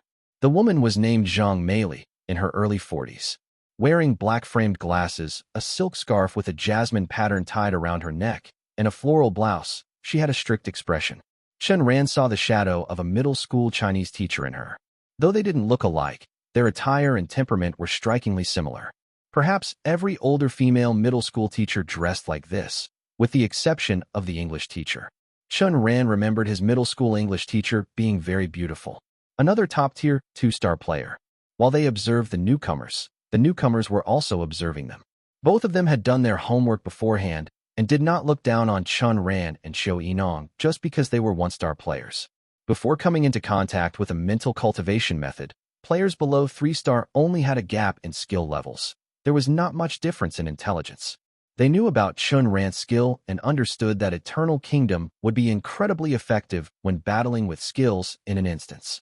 Therefore, they both smiled and nodded, acknowledging the duo. Seeing this, Mei Jishu took a deep look at Chen Ran and Xiao Yinong before shaking her head and walking away. I remember someone else facing this kind of situation in the past. They asked me to find 4 teammates, then later reduced it by 1, telling me to just find 3. His skill was even of the noble karmic type, but unfortunately, he failed to make it out of the instance alive. I see time acting like a cycle of reincarnation, replaying every predetermined fate. About half an hour later, a youth with a dazzling smile on his face approached Chen Ran's group of 4. The youth was named Di Wuzui. He was not considered handsome, but he had a pleasant appearance, and his smile made people feel as if they were bathing in a spring breeze. The four of them blanked slightly upon hearing his name. Diwu is not in the 100 family surnames, but the surname Diwu does indeed exist. It seems that during the chaos at the end of the Qin dynasty, the Tian royal family of Qi fled their homeland to seek refuge. The clan split into 8 branches and relocated. The first branch changed their surname to Dai. The second branch changed to Deer. The fifth branch changed their surname to Diwu, Zai, to choose what is good and follow it, remaining consistent from beginning to end. They could all feel the weight of history and culture from the youth's name. He was the one the first floor captain had sent to protect Chen Ran and Xiao Yinong, a top-tier 3-star player. The 5 of them chatted, talking and laughing. To outsiders, they looked like beloved friends and sworn brothers. When discussing the distribution of instance points, they were highly amicable, as if no one cared about their own personal interests. In the end, the 5 reached a consensus. However many people from their temporary team made it out of the instance alive, the points obtained would be divided equally among them. Diwuzi chuckled softly. I heard you bought a tracking talisman. How about it? Do you have a target? Do you need me to give you a suggestion? What suggestion? Chen Ran asked. Diwuzi was about to speak, but Zhang Meili beat him to it. I believe in Chen Ran. Since he purchased a tracking talisman, it means he already has a definite target, and this target should align with his interests as a 1-star player. The corners of the 4 people's mouths curled up. A certain ping-pong ball demon king once said that the moment she shook hands with her opponent, she knew who would win or lose. Zhang Meili also realized that her words had indirectly exposed her strength, and she could not help but feel alarmed. Diwu Zui seems to be making small talk, but he is actually probing our depths. He is a top-tier 3-star player.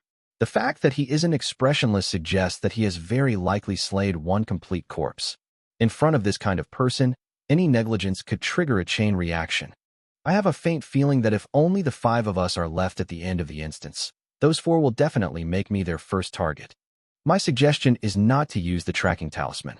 We might just get randomly matched with 3 teams from the Deceiver Alliance, Diwuzui said. Chao Xiu frowned, but wary of making the same mistake as Zhang Meili, he refrained from voicing any objections. Chen Ran feigned a look of terror and said in a panic, I think we'll pass. She and I are only 1-star players, and we've only been in the 18th level for a few days. For this instance, as long as we make it out alive, it's fine. We aren't asking for too much. Besides, a tracking talisman only has a 10% success rate, so the possibility of failure is very high. Since we already bought it, it would be a shame not to use it. That acting is a bit too exaggerated. The 3 of them shot Chen Ran disdainful looks, and even the corner of Qiu Yinong's mouth twitched. Right at this moment, the ghost whisperers stepped forward one after another, disappearing into the screen of light. The liar slayers present checked their watches almost simultaneously. 7:59. Sure enough, they had entered a minute early, yet from beginning to end, none of them had seen the 8-star ghost whisperer Xia Ning use her skill. As an owner of a spatial skill, Lin Xian immediately thought that it was highly likely Xia Ning was being assisted by a spatial skill. Soon, the time hit 8 o'clock. Chen Ran and his group of 5 also stepped into the curtain of light, arriving in a vast expanse of white space. There were 2 doors in front of them, one leading to a novice instance and the other to a 1-star instance. However, because there was a 3-star player in their team, the door leading to the novice instance remained tightly shut. Chen Ran and Xiao Yinong walked at the very back, watching the other 3 step into the 1-star instance. Chen Ran took out the tracking talisman and recalled Lin Shuyuan's information in his mind. Crack. The tracking talisman shattered. Tracking failed. I told a lie. Liar Slayer, Wheel of Time. Chen Ran recalled Lin Shuyuan's information in his mind again. Crack. The tracking talisman shattered once more. Xiao Yinong used her skill again. Chen Ran once again recalled Lin Shuyuan's information in his mind. Crack. They repeated this process.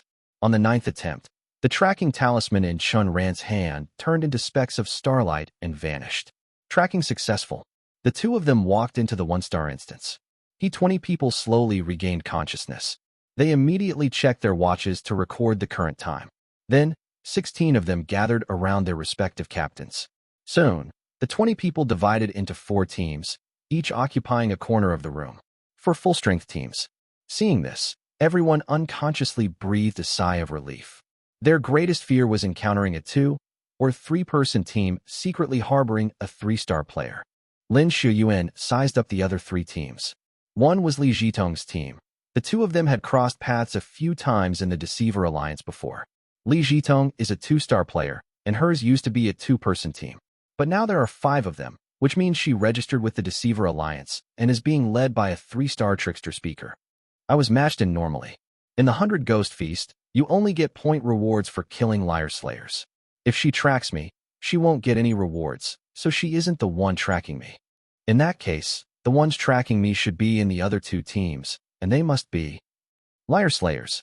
Thinking deeper, since Li Zhitong isn't tracking me, I refuse to believe my luck is bad enough to just coincidentally match into the same instance as her.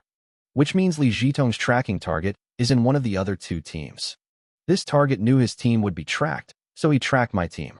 This way, he could guarantee that neither his team nor mine had a 3-star player holding down the fort. Then the remaining 2 teams would have 2 3-star players, achieving a balance in combat power.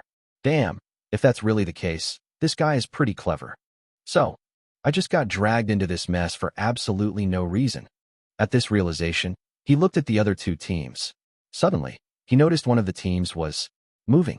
I remember when I scanned the 3 teams earlier, this team was standing in front of the shelves. How did those 5 suddenly teleport to the middle of the shelves in the blink of an eye? Could it be some kind of skill? He turned his head to look at the other team. The captain was a burly Tibetan man with a face full of stubble. However, it was very strange. The 4 team members stood far away from the Tibetan man, and they all kept their distance from one another, seemingly wary of each other. With grave BS. This is a temporary team. This kind of situation only happens with assigned registrations. That means the burly Tibetan man is a 3-star player. In other words, Lin Shuyuan viciously turned his head, glaring at the team standing in the middle of the shelves. However, there was no one there. What the hell? Weren't those 5 just here? Did they teleport away? He stepped forward to investigate, only to see the 5 of them hiding behind a shelf, though he had no idea when they had moved. They looked at each other with awkward, resentful expressions, as if to say, I quietly retreated behind everyone. Why did you guys retreat too? A bunch of cowards. Lin Shuyuan cursed inwardly. Being tracked by a team of this caliber, he didn't know whether to be happy or sad. Seeing that they could no longer hide, the 5 walked to the center of the secret room. However, Lin Shuyuan noticed that 2 men and 1 woman deliberately slowed their pace. When they reached the middle, the energetic young guy and a middle-aged woman in the team were left standing at the very front, bearing the brunt of everyone's appraising stares. This team looks quite harmonious on the surface, but they are secretly scheming against each other. There's a high probability this is also a temporary team, or maybe they haven't been formed for long a newbie team. After sizing each other up, the 4 teams finally began to inspect their surroundings. The burly Tibetan man, Dorj, scanned the environment of the secret room. It was a supermarket, but the shelves were completely devoid of any goods. There were words written on the wall behind the checkout counter. To navigate the world, one must keep a blade upon the heart. To cultivate oneself, always remember the inch beside the root. Dorj turned his head to look at the glass windows. Through the glass, he could see the outside world shrouded in purple smoke. At the supermarket entrance, hazmat suits were neatly arranged. Dorj counted them. There were exactly 20, no more, no less. Purple smoke? That means the outside is filled with toxic gas. The 20 hazmat suits at the door indicate that just wearing a gas mask won't be enough against this poison. We have to wear these special hazmat suits. Walking up to the door, he discovered that the supermarket entrance was chained shut. At the 2 ends of the iron chains hung a very ordinary U-shaped padlock. Logically, this method of locking a door by chaining the handles together should allow someone to turn the handles and push the door open just enough to create a gap. But it wouldn't budge. This meant the supermarket door had an additional built-in lock. He tried to pull the iron chains aside to examine the door's built-in lock, hoping to see what model the keyhole was, or if it was an electronic lock. Unfortunately, the iron chains were tied too tightly. He fiddled with them for a while, but couldn't catch a glimpse of the door's built-in lock. So he decided to give up. Passing through rows of empty shelves, he arrived at the back half of the supermarket. There weren't many shelves here. Instead, a chart covered in writing hung suspended in midair. The text on this chart was multicolored. The words acting as the border were all red. There were 4 rows of text in total. Each row was further divided into 4 main columns. The first and fourth columns were in black font, while the second and third were in blue font. Upon seeing this chart of words, George pretty much knew what the second lock was in his heart. Not only did he know what the lock was, but he also knew what the password was. He didn't make a sound, continuing to look at the shelf resting against the wall not far from the chart.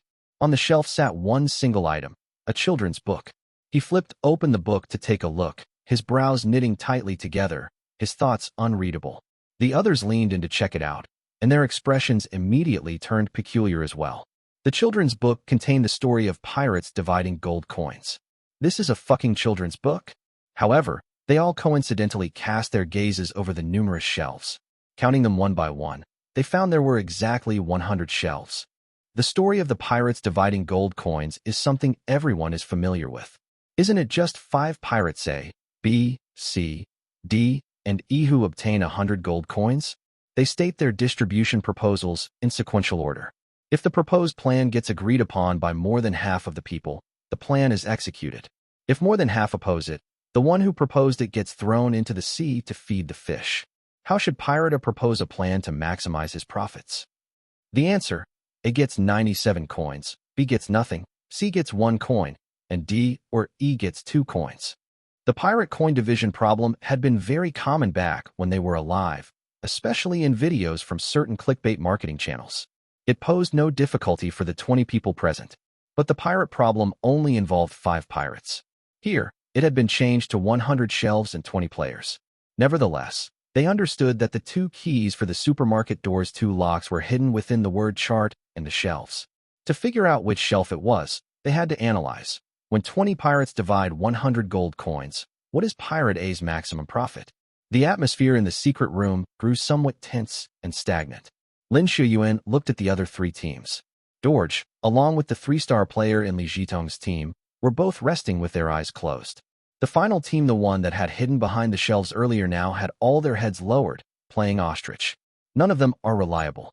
I'll have to be the one to handle this, but my acting skills are terrible. He cleared his throat. Ahem, everyone, my name is Lin Shuyuan, and I'm about to start deducing. Lin Shuyuan walked up to the checkout counter and pointed at the 2 lines of text on the wall. In worldly affairs, one must keep a blade above the heart. In self-cultivation, remember the word and beside inch the. A blade above the heart forms the character for endurance, and beside inch forms the character for patience. These 2 lines are telling us to practice endurance and patience in our worldly affairs and self-cultivation. At this point, a person from the group of burly Tibetan men suddenly spoke up. Wait, how can you be so certain? Aren't you afraid there's a flaw in your deduction? Lin Shuyuan's expression turned odd. No way, man. These 2 lines are a poem from the Wuzhuang Temple chapter in the original Journey to the West. Haven't you read it? Hearing this, the man's face turned pale and then flushed. He could hear someone stifling a laugh. He turned his head in anger and saw a slender, handsome youth with a white lyre slayer holstered at his waist, desperately holding back laughter. What are you laughing at? The youth quickly apologized. Oh, my bad. In my last instance, I ran into several puzzles related to Journey to the West. Seeing content from Journey to the West here again, I just thought, how could there be such a coincidence in the world? With the youth's interruption smoothing things over, the man's embarrassment eased a bit, and he stayed silent. Lin Shuyuan continued. These 2 lines come from the Wuzhuang Temple chapter, and Wuzhuang Temple is home to the ginseng fruit. Eating the ginseng fruit extends one's lifespan. I think these words are highly likely reminding us that patience leads to a long life. Therefore, the true meaning of these 2 lines here is most likely this: do not rush, deduce slowly. The superficial answer is not necessarily the correct one. Only by maintaining patience can we deduce the true answer and leave this place alive. Since there are 2 locks on the door, we need to find 2 keys. Everyone has seen the clues. Let's tackle them one by one. As he spoke, Lin Shuyuan walked over to the shelves and picked up a children's book. The Pirate Game. 5 pirates splitting 100 gold coins. There are 100 shelves inside this secret room, but we have 20 people here. If I were the first pirate to propose a distribution plan, what would be my maximum profit? Quite a few people frowned. 5 pirates. A, B, C, D, E. If A proposes a plan, B will want to gain the right to distribute. No matter what A proposes, B will completely reject it so that the distribution rights fall into his own hands. Similarly, if B proposes a plan, C will absolutely reject it. Therefore, if B creates the distribution plan, he definitely won't give C a single gold coin. So, A only needs to give C one gold coin to get C to agree to A's plan. Let's continue deducing. If B gains the right to propose, he won't give C any coins, and he wants to achieve agreement from more than half the people. B's distribution plan would definitively be B, 98 coins, C, 0 coins, D, 1 coin, E, 1 coin. In other words, A only needs to win the support of D or E, combined with C and A himself. 3 out of the 5 people will agree to his plan. The plan passes. Since D or E could both get 1 coin if B distributed them, A must give one of them 2 coins to win them over. Ultimately, A, 97 coins, C, 1 coin, D or E, 2 coins. This is the logic of the pirate game. However, there are only 5 pirates, yet we have 20 players here. If we continue to deduce this one by one using this logic, our brains would fry. Lin Shuyuan looked around. Seeing everyone deep in thought, he coughed softly. Don't tell me none of you are finance majors? Actually, the real pirate game is an economic model. This is just a simplified version. If you look closely at the children's book, you will notice it says more than half of the people agree, instead of half or more of the people agree. RA with tilde nubi epsilon. If it requires half or more to agree, then we have to consider whether Pirate B would give coins to Pirate D or E when he gains the distribution rights. Obviously, Pirate D would get a coin. Now let's talk about Pirate E. When it's just him and Pirate D left, D wouldn't give him any coins. After all, if it's just the two of them, D only needs to agree to his own plan. He doesn't need E's agreement. That is to say, in the real pirate game, A only needs to give E 1 gold coin to win him over, leaving A with 98 gold coins. A glimmer of realization flashed in everyone's eyes, quickly followed by confusion. They didn't understand why he was explaining all this. You must be wondering why I'm talking about the real pirate game. He didn't answer his own question immediately, instead pointing at the words on the wall behind the checkout counter. As I said earlier, the words on the wall are likely reminding us that superficial deductions aren't necessarily correct. Therefore, I believe the true pirate game is the secret to finding the key. After all, the real pirate game has a ready-made formula in economic modeling. Hearing this, the crowd wanted to beat him to death. If there was a ready-made formula, he should have brought it up earlier. What was the point of yapping for so long? Was he just showing off? Lin Shuyuan continued. Suppose there are X pirates and Y gold coins. When X less than 2, Y plus 2. The first pirate's maximum profit is Y plus 1, X plus 1, / 2. As soon as he finished speaking, the player from the Tibetan group immediately retorted, if we apply your formula, it would be 100 plus 1 minus open parenthesis 20 plus 1 close parenthesis divided by 2. The result is 90.5. How did you end up with a 0.5? Lin Shuyuan didn't reply. He walked over to the 90th shelf on his own, stepped to its middle, and forcefully tore it open. Clang! A key dropped to the ground. Logically speaking, the standard formula specifies rounding to the nearest whole number. But considering the words on the wall, the answer might not be so straightforward. So, I figured the key would be in the middle of the 90th shelf. The crowd watched him pick up the key. They couldn't shake the feeling that his deduction was a bit of a stretch, like an answer cobbled together from random pieces, but with the key right in front of them, they had no choice but to believe it. They couldn't quite figure out where the flaw in his logic lay at the moment.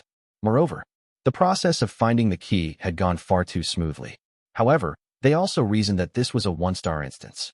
Lin Shuyuan must be an outstanding 2-star player, so it was normal for him to solve the puzzle this easily. Following the principle of prioritizing safety, when they saw Lin Shuyuan move to open the first lock, the rest of them backed far away, terrified that he might trigger a trap and catch them in the crossfire. Lin Shuyuan inserted the key and opened the lock with a gentle twist. He pulled the iron chains and the lock off the door, tossing them proudly in front of the crowd. At the same time, he glanced at the team that had been tailing him, only to see those 5 people hiding behind the crowd again. What a bunch of cowards. He retracted his gaze. He looked at the crowd. How about it? Not bad for a 2-star player, right? But now, isn't it your turn to deduce the answer? Hearing this, the 5 people sneaking around behind the crowd took 2 steps back. Li Zhitong stepped forward. He walked to the supermarket entrance and looked at the second lock. It was an electronic combination lock. Seeing this, he smiled at everyone. My name is Li Jitong, and I will now begin my deduction. Li Jitong stepped up to the character grid. This is the Xuanji diagram, created by the talented poet Su Hui of the former Qin dynasty. The grid contains a total of 841 characters, measuring 29 characters across and 29 down. Whether read vertically, horizontally, diagonally, or in alternating patterns forwards, backwards, skipping a character, or overlapping one each path forms a poem. These poems vary in length from 3 to 7 characters per line. Its complexity and versatility make it the Morse code of the literary world. I just checked. The second barrier in the supermarket is an electronic combination lock, and the passcode requires 4 digits. Hearing this, everyone immediately understood that the passcode was hidden within the Xuanji diagram. The numbers associated with the diagram were: character count, 841, grid dimensions, 29, poem lengths, 3, 4, 5, 6, 7 characters. However, someone suddenly realized something and hurriedly asked, how many poems are hidden within the Xuanji diagram in total? There should be 7958, Li Jitong replied, utilizing a classic avoidance of lying tactic. No one was surprised by this phrasing. After all, throughout the various dynasties from ancient times to the present, the number of poems discovered within the Xuanji diagram had always varied. For example, Empress Wu Zetian had only managed to decipher just over 200 poems from the grid. Emperor Song Daizong had dismantled the Xuanji diagram into 10 separate charts, yet he only found 3,752 poems. Scholars in the Ming dynasty reportedly found over 6,000, but even they failed to exhaust all the possibilities. No one could say for certain if 7958 was truly the diagram's absolute limit. In other words, there were 2 sets of numbers that could potentially be the code to the electronic lock: 2929 and 7958. Based on the writing on the wall behind the checkout counter, 2929 could immediately be ruled out. Although everyone deduced that 7958 was the real passcode, no one stepped forward to try it. Instead, they all looked at Li Jitong, their gazes practically screaming, "You found the answer, so you go test it." Li Jitong grimaced. Seeing herself become the center of attention and terrified of drawing the resentment of the other players, she turned to the one-star player on her team. Me?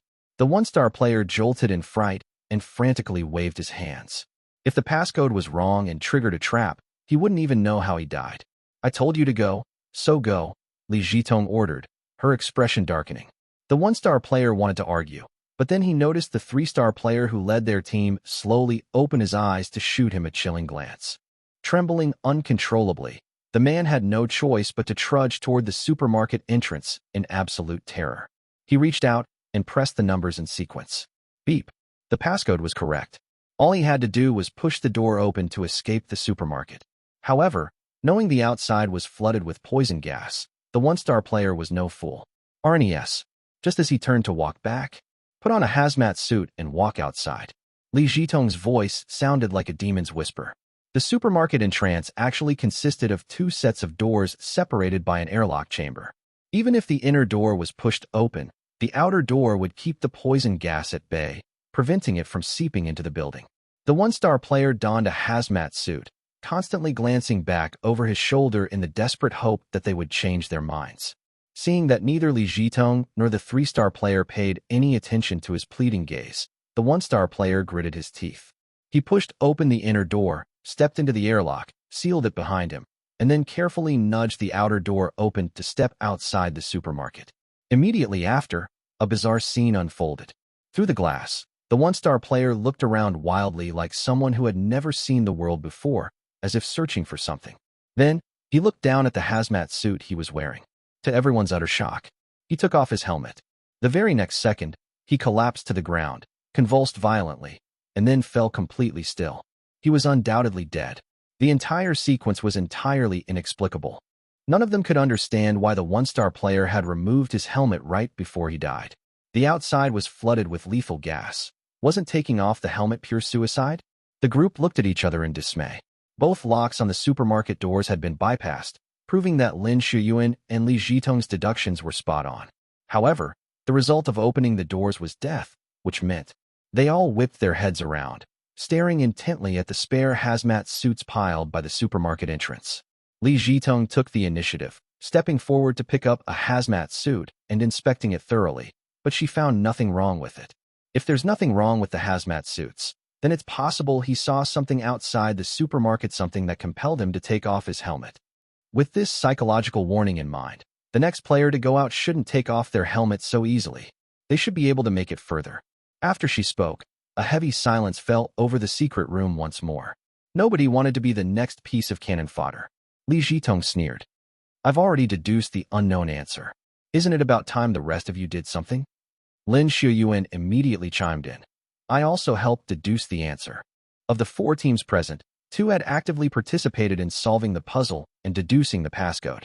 Among the remaining 2, one was anchored by the imposing Tibetan man, while the other, everyone shifted their gaze toward the 5 people cowering at the very back of the crowd.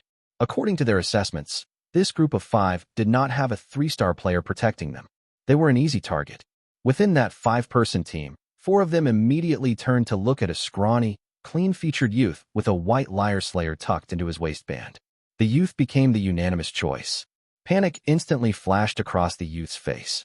Just as he opened his mouth to protest, the cold-looking woman beside him considerately handed him a hazmat suit. What are you doing?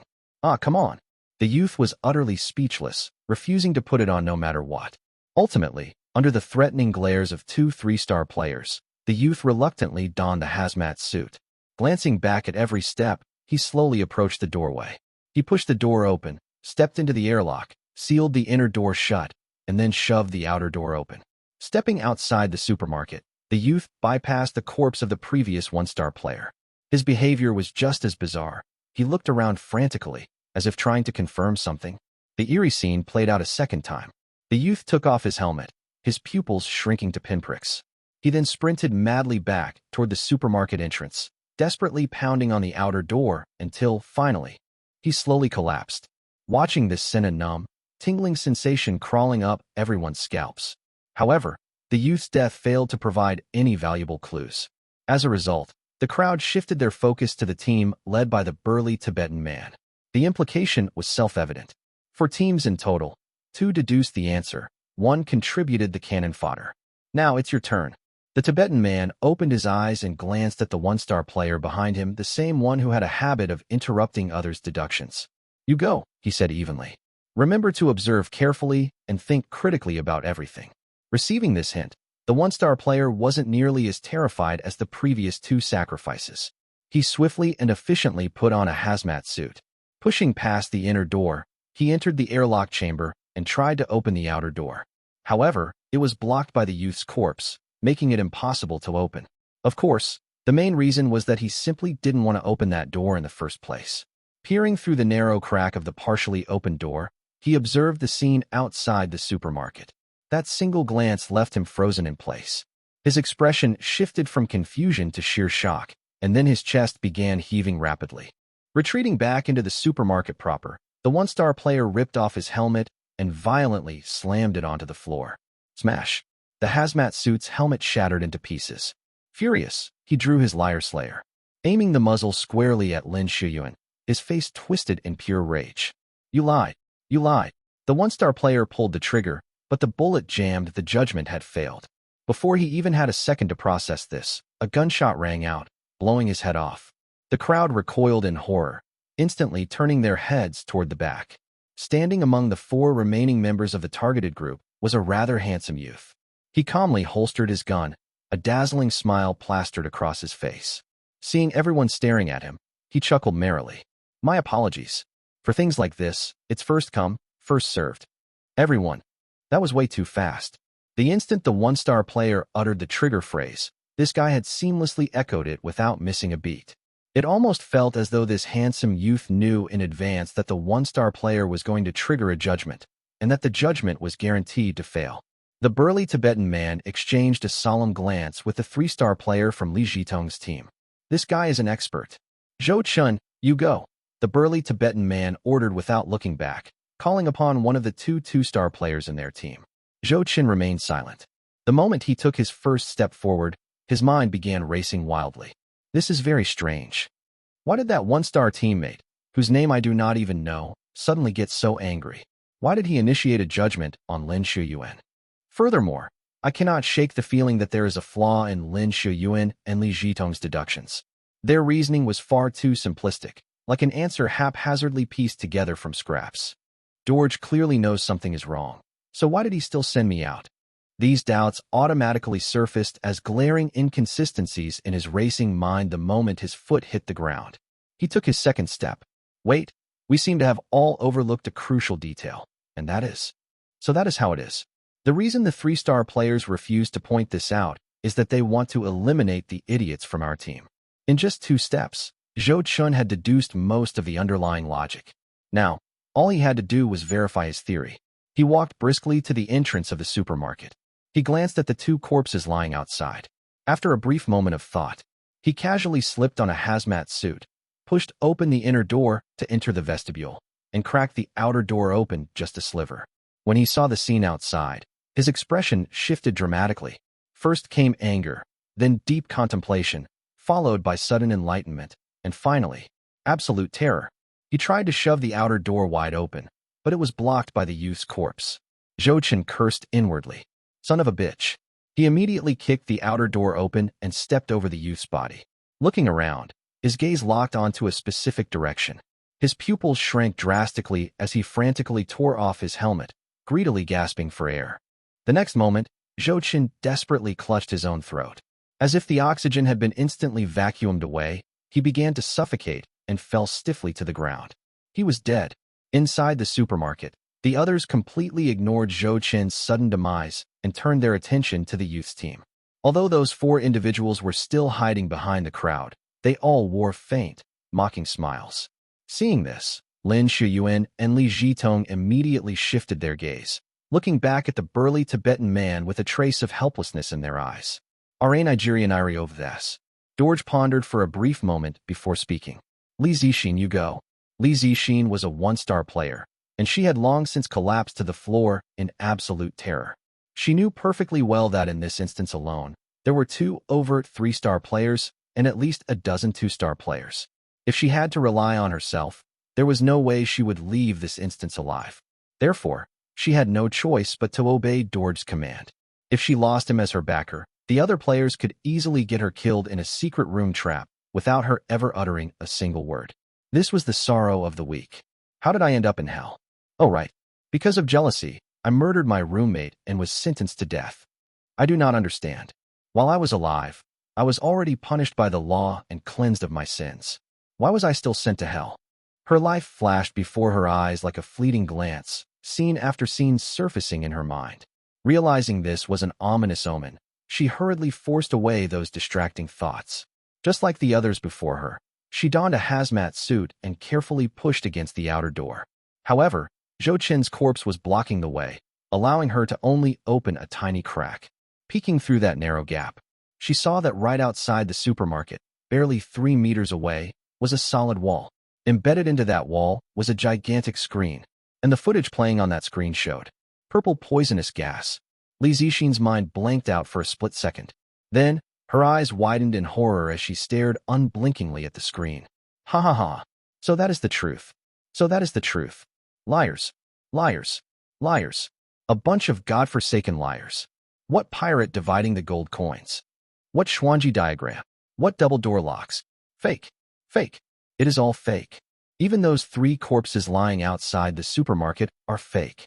They are just playing dead. This is not the instance at all. The Ghost Whisperers.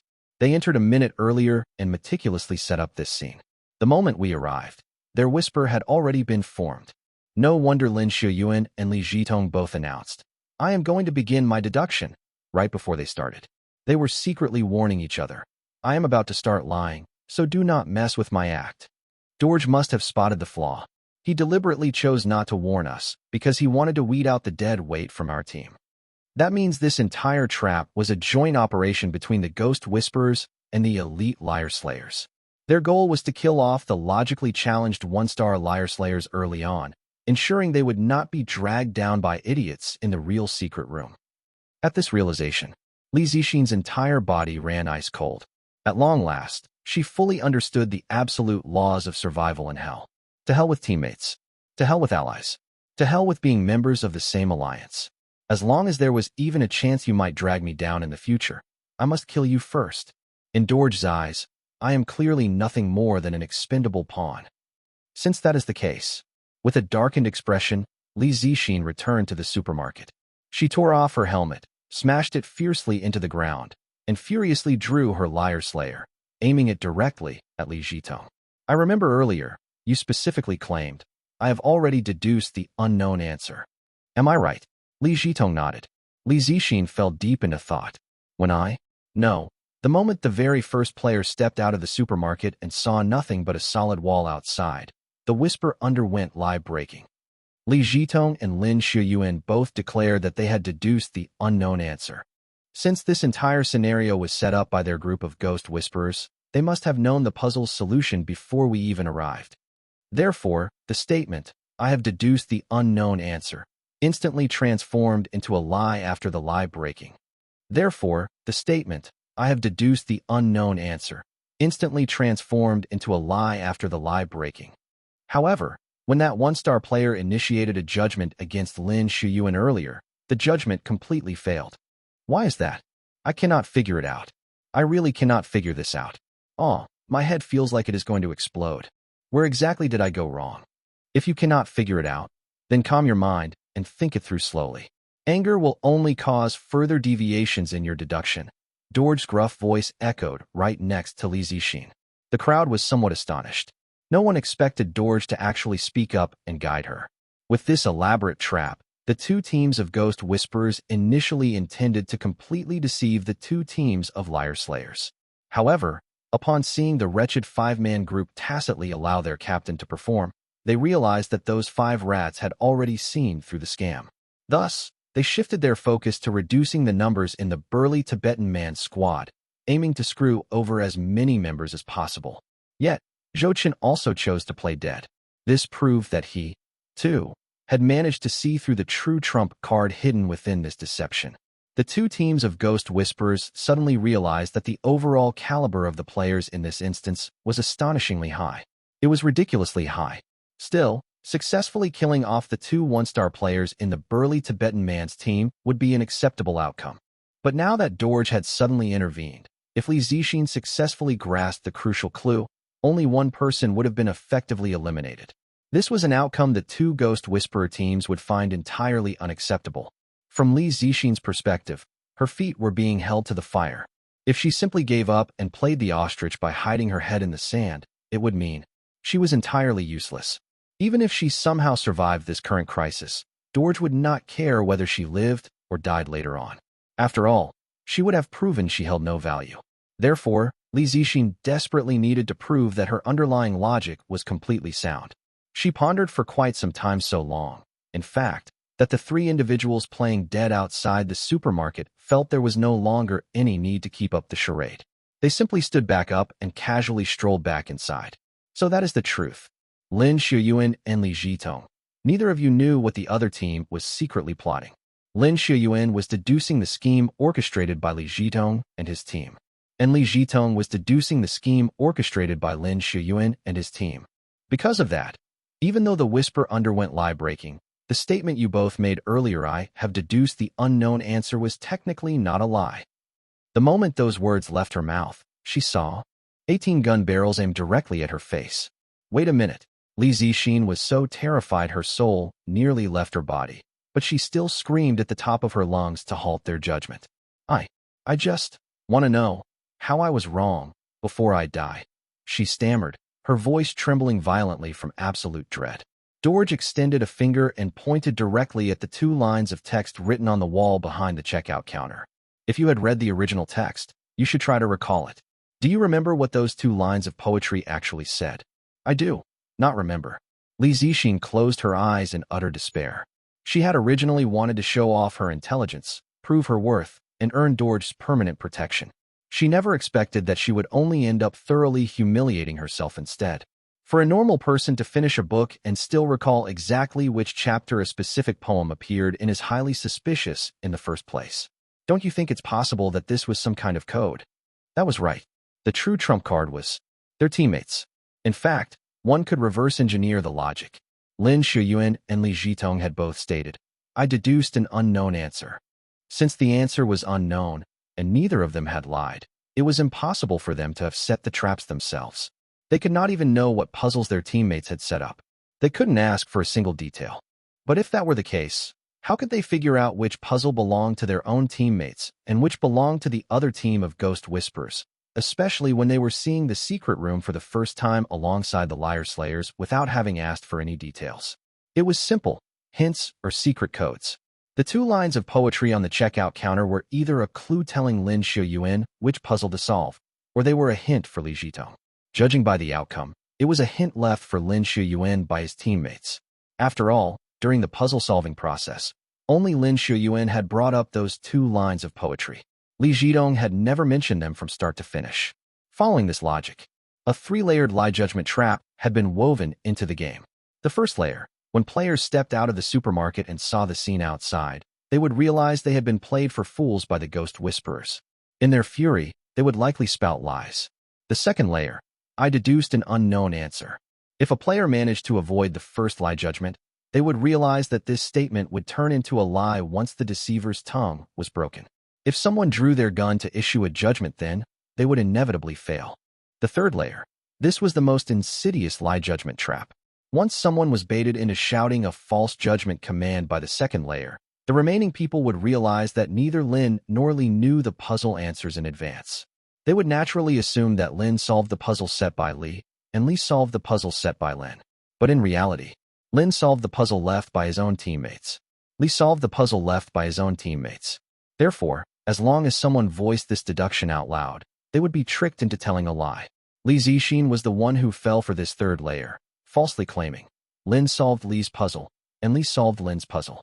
George looked down at Li Zixin, who was slumped on the ground, and asked, "So, when you voiced your deduction, why didn't you employ avoidance of lying, Ranabias?" Furthermore, George pointed a finger at the youth. "Do you remember what he said?" She glanced over at the 5-person team that had been playing it safe, her eyes landing on the youth who had previously played dead outside the supermarket. He seemed to have said, "In my last instance, I ran into several puzzles about Journey to the West. Seeing content from the original Journey to the West text again here made me wonder how there could possibly be such a coincidence in this world." Li Zixin's eyes widened. Did the youth warn us right from the beginning that those 2 lines of poetry were likely an artificial code? That was a true show of skill, and one meant exclusively for 3-star players. 1-star players and 2-star players would never even notice his subtext. Chen Ran's expression turned cold. Diwu Zoe extended his hand toward Dorj and slowly raised his middle finger. Did people really think that a dignified 3-star player would waste their time on someone who was about to die? He had only said all of that to shift everyone's attention onto Chen Ran's team. From Chen Ran's perspective, out of the 20 people in the secret room, 1-star players were the weakest and were bound to be crushed early on. Both he and Xiu Yinong were 1-star players. If they didn't show off some capability, they would face endless trouble. He wasn't afraid of 2-star players. His only fear was that a 3-star player might strike prematurely. That was why he had deliberately said those words, confident that a 3-star player would grasp the hidden meaning, while a 2-star player might not. Now that Dorj had exposed it, they had been backed into a corner, drawing everyone's gaze. This was by no means a good thing. Sure enough, both Lin Xiuyuan and Li Zhitong were now frowning as they scrutinized the 5 members of Chen Ran's team. Even though this team has been playing it extremely safe, neither that clean-looking youth nor the handsome one who drew his gun so incredibly fast just now seemed simple. At that moment, Dorj ignored Diwu Zoe's middle finger and continued his verbal assault. "Your name is Chen Ran, right?" Xiu Yinong was the Deceiver Alliance's #1 wanted target during this 100 Ghost Feast. Hearing the name, Chen Ran, both teams of Ghost Whisperers, including the 3-star trickster speaker, turned their eyes to the cold woman standing not far from him. Is she Xiu Yinong? Chen Ran and Xiu Yinong were originally a 2-person team, but now they have 5. Which means Chen Ran's team is backed by a 3-star player. That good-looking youth is a 3-star liar slayer. A single careless move ruins the entire game. The 5 members of Chen Ran's team had initially chosen to lay low, biding their time and watching the tigers fight from the safety of the mountain. But just like that, their strategy had been completely dismantled. Liar Slayer, descend. You lied. You lied. You lied. Seeing that no one was paying attention to her, Li Zixin had tried to activate a skill to see if she could cling to life. However, The very instant she opened her mouth, the three-star players drew their guns to issue a judgment. Their shots, however, were not entirely simultaneous. The 3-star trickster speaker was the fastest, followed by Diwu Zoe, and finally Dorj. 3 bullets struck Li Zixin square in the forehead, and she instantly collapsed to the ground. The 3-star trickster speaker was the fastest simply because the other two couldn't yet be absolutely certain whether Li Zixin had lied. The 3-star trickster speaker's judgment confirmed the absolute truth. Li solved the puzzle set by Li's teammates, and Lin solved the puzzle set by Lin's teammates. This scene made Qiu Yinong's scalp tingle with dread. Previously, she had harbored a sliver of hope, thinking that even if a 3-star player learned her skill activation command, she would still be able to finish speaking it before they could execute their judgment. But reality proved that by the time she finished her command, a 3-star player could already riddle her with holes. Don't be surprised, Dorj said with a radiant smile. Once you learn a mental cultivation method, you won't be influenced by emotions. Your mind will become as tranquil as still water, and your draw speed will be just as fast. His words revealed a crucial piece of information. The 3-star players present were all players possessing the true self-state of mind, having slayed one complete corpse. They were all peak 3-star players. The 4 members of Chen Ran's group and the 5 members of Lin Shiyuan's group shifted from sheer shock to absolute terror. Didn't they say that 3-star players who had slayed one complete corpse were peerless geniuses? How did 3 of them suddenly pop up out of nowhere? Are geniuses really this cheap? No, they were all lured here by Qiu Yinong. Within the Deceiver Alliance, a peak 3-star trickster speaker was tracking Qiu Yinong. Meanwhile, in the Liar Slayer Alliance, someone knew Qiu Yinong would be hunted. Therefore, they also chose to track her, waiting for the rabbit to hit the tree. The fact that they dared to do this meant they had absolute confidence in their own strength. Only a peak 3-star player would act so boldly. As for the peak 3-star Liar Slayer in Chen Ran's team, their motives were harder to judge. They were all smart people. They quickly realized that everyone gathering here was the inevitable result of mutual, targeted tracking. The most innocent party among them was undoubtedly Lin Shiyuan's team. Right now, he hated Chen Ran to the core. At this point, every player present now had a rough understanding of the strength of each team. Seeing that they could no longer deceive anyone, one person from Lin Shiyuan's team and one from Li Zhitong's team stepped forward. They retracted their skills, and the secret room reverted to its original appearance. This was a subway car. The train had stopped at a platform out in the desolate wilderness. The passengers consisted of 18 players. Through the windows, the night sky was visible with a bright moon hanging high. This was not an indoor station. Rather, it was an outdoor, canopy-style platform, completely exposed to the elements on both sides. The group noted the time before immediately taking in the environment of this new secret room. Subway, line 13. There was a total of 25 stations from the starting point to the terminal. Both ends of the car were sealed shut, making it impossible to move to the adjoining carriages. There were no internal displays indicating their current stop. However, peering through the windows, they could see the outdoor platform was marked as self-improvement station. Cross-referencing this with the route map provided the necessary context. Conclusion: self-improvement station was the first stop. Next stop, Earthly Virtue Road. The third stop was Jeshuitan. The fourth stop was Mountain Water Villa. The 11th stop, First People's Hospital. The 12th stop, Third Mental Hospital. The 13th stop, Unity Road. The 14th stop, Zhongtian Medical Aesthetics. The 21st stop, Chengnan Police Station. The 22nd stop, Chengnan Elementary School. The 23rd stop, Chengnan Geological Bureau. The 24th stop, Path of Reincarnation. The 25th stop, Ghost Festival Street. Seeing the words Path of Reincarnation, all 18 people could not help but shudder. Perhaps because they hailed from hell, that phrase was a major taboo. Aside from the 24th stop, the other station names did not reveal any immediate clues. Inside the carriage, the seats, handrails, and hanging straps were identical to those found on any ordinary subway. The 18 players felt their eyelids twitch. The carriage held absolutely no other clues, nor were there any items or props that did not naturally belong in a subway car. There is nothing inside the carriage at all, which means the only possible clues must be the names of the stations along the route. There are 2 possibilities. 1, we must escape this specific carriage and move to the preceding or succeeding one. 2, we must escape the subway train entirely. The three-star players wore solemn expressions. After taking a long, deep look at the 25 station names, they remained silent, simply sitting in their seats with their eyes closed to rest their minds. The remaining 15 players gathered at the rear of the carriage, only to be blocked by a glass door. They tried to push it open, but it felt as though it had been welded shut, completely unyielding. Standing at the very front, Lin Shuyuan looked toward where a handle should be, only to discover that this glass door had no handle at all, nor was there a lock. This made him realize that their goal likely was not to escape into the adjacent carriages. Consequently, he tapped lightly on the glass. Once he confirmed its solidity, he raised the butt of his gun and smashed it forward. Thud, thud, thud. The glass did not shatter. It did not even bear a single scratch, which confirmed his suspicion. What they needed to escape was the subway itself. They returned to the middle of the carriage and stared at their only clue, the list of station names. Li Jitong frowned in deep thought. Since the goal is to escape the subway, we have to figure out which of these 25 stops we are supposed to get off at. First, list the station names that could potentially be our destination. Mountain Water Villa, First People's Hospital, Third Mental Hospital, Zhongtian Medical Aesthetics, Chengnan Police Station, Chengnan Elementary School, Chengnan Geological Bureau, and Path of Reincarnation.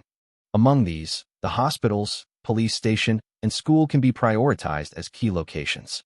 Delving deeper, the police station can be ruled out. The reason is simple. To go to a police station, one would not normally take a subway.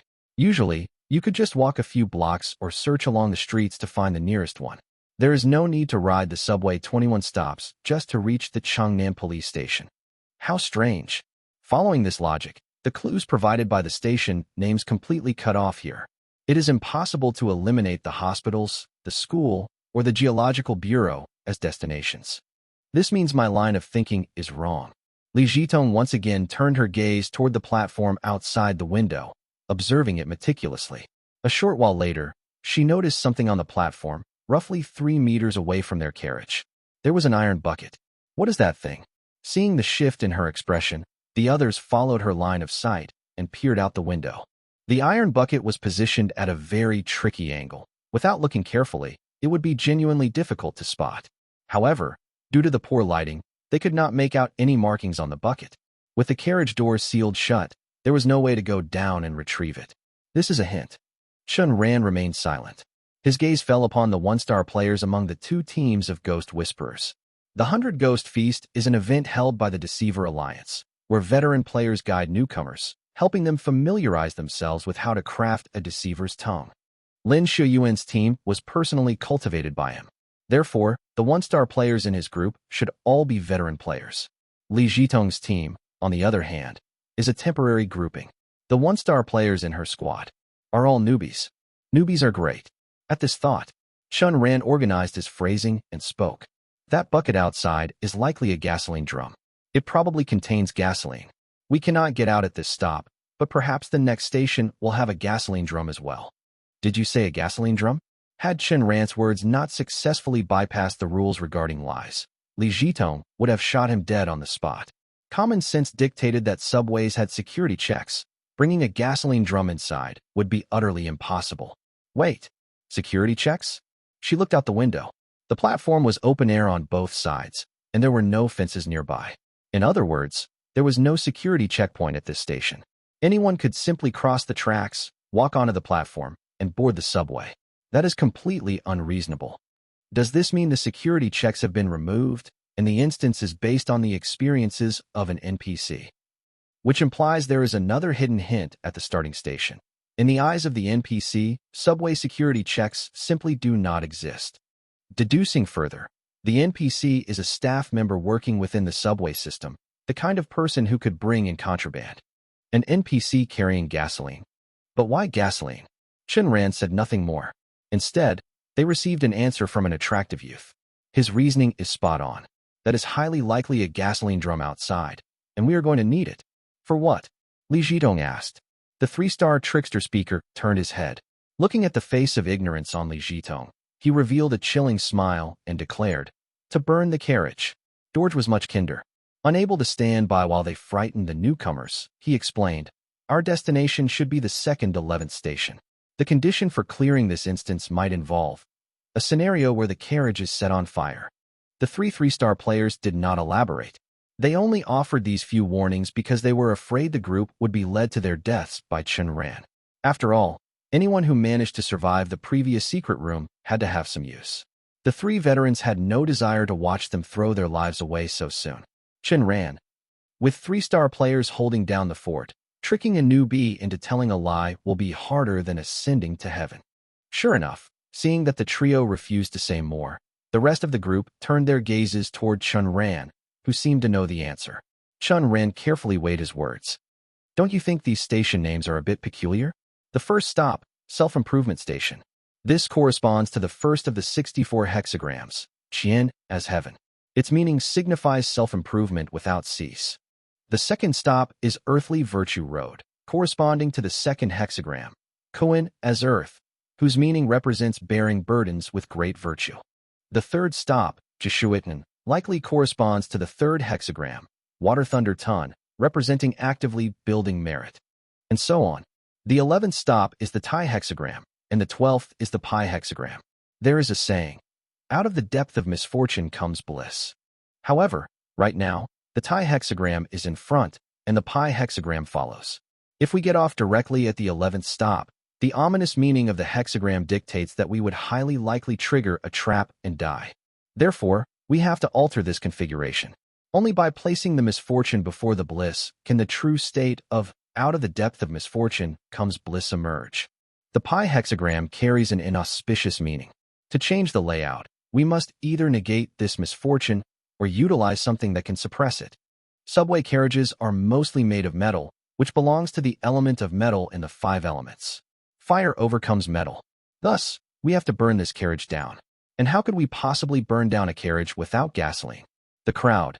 Wait, what on earth is he talking about? He is speaking the same language as us, so why can't I understand a single word? Furthermore, he seems to have skipped over a lot of crucial information.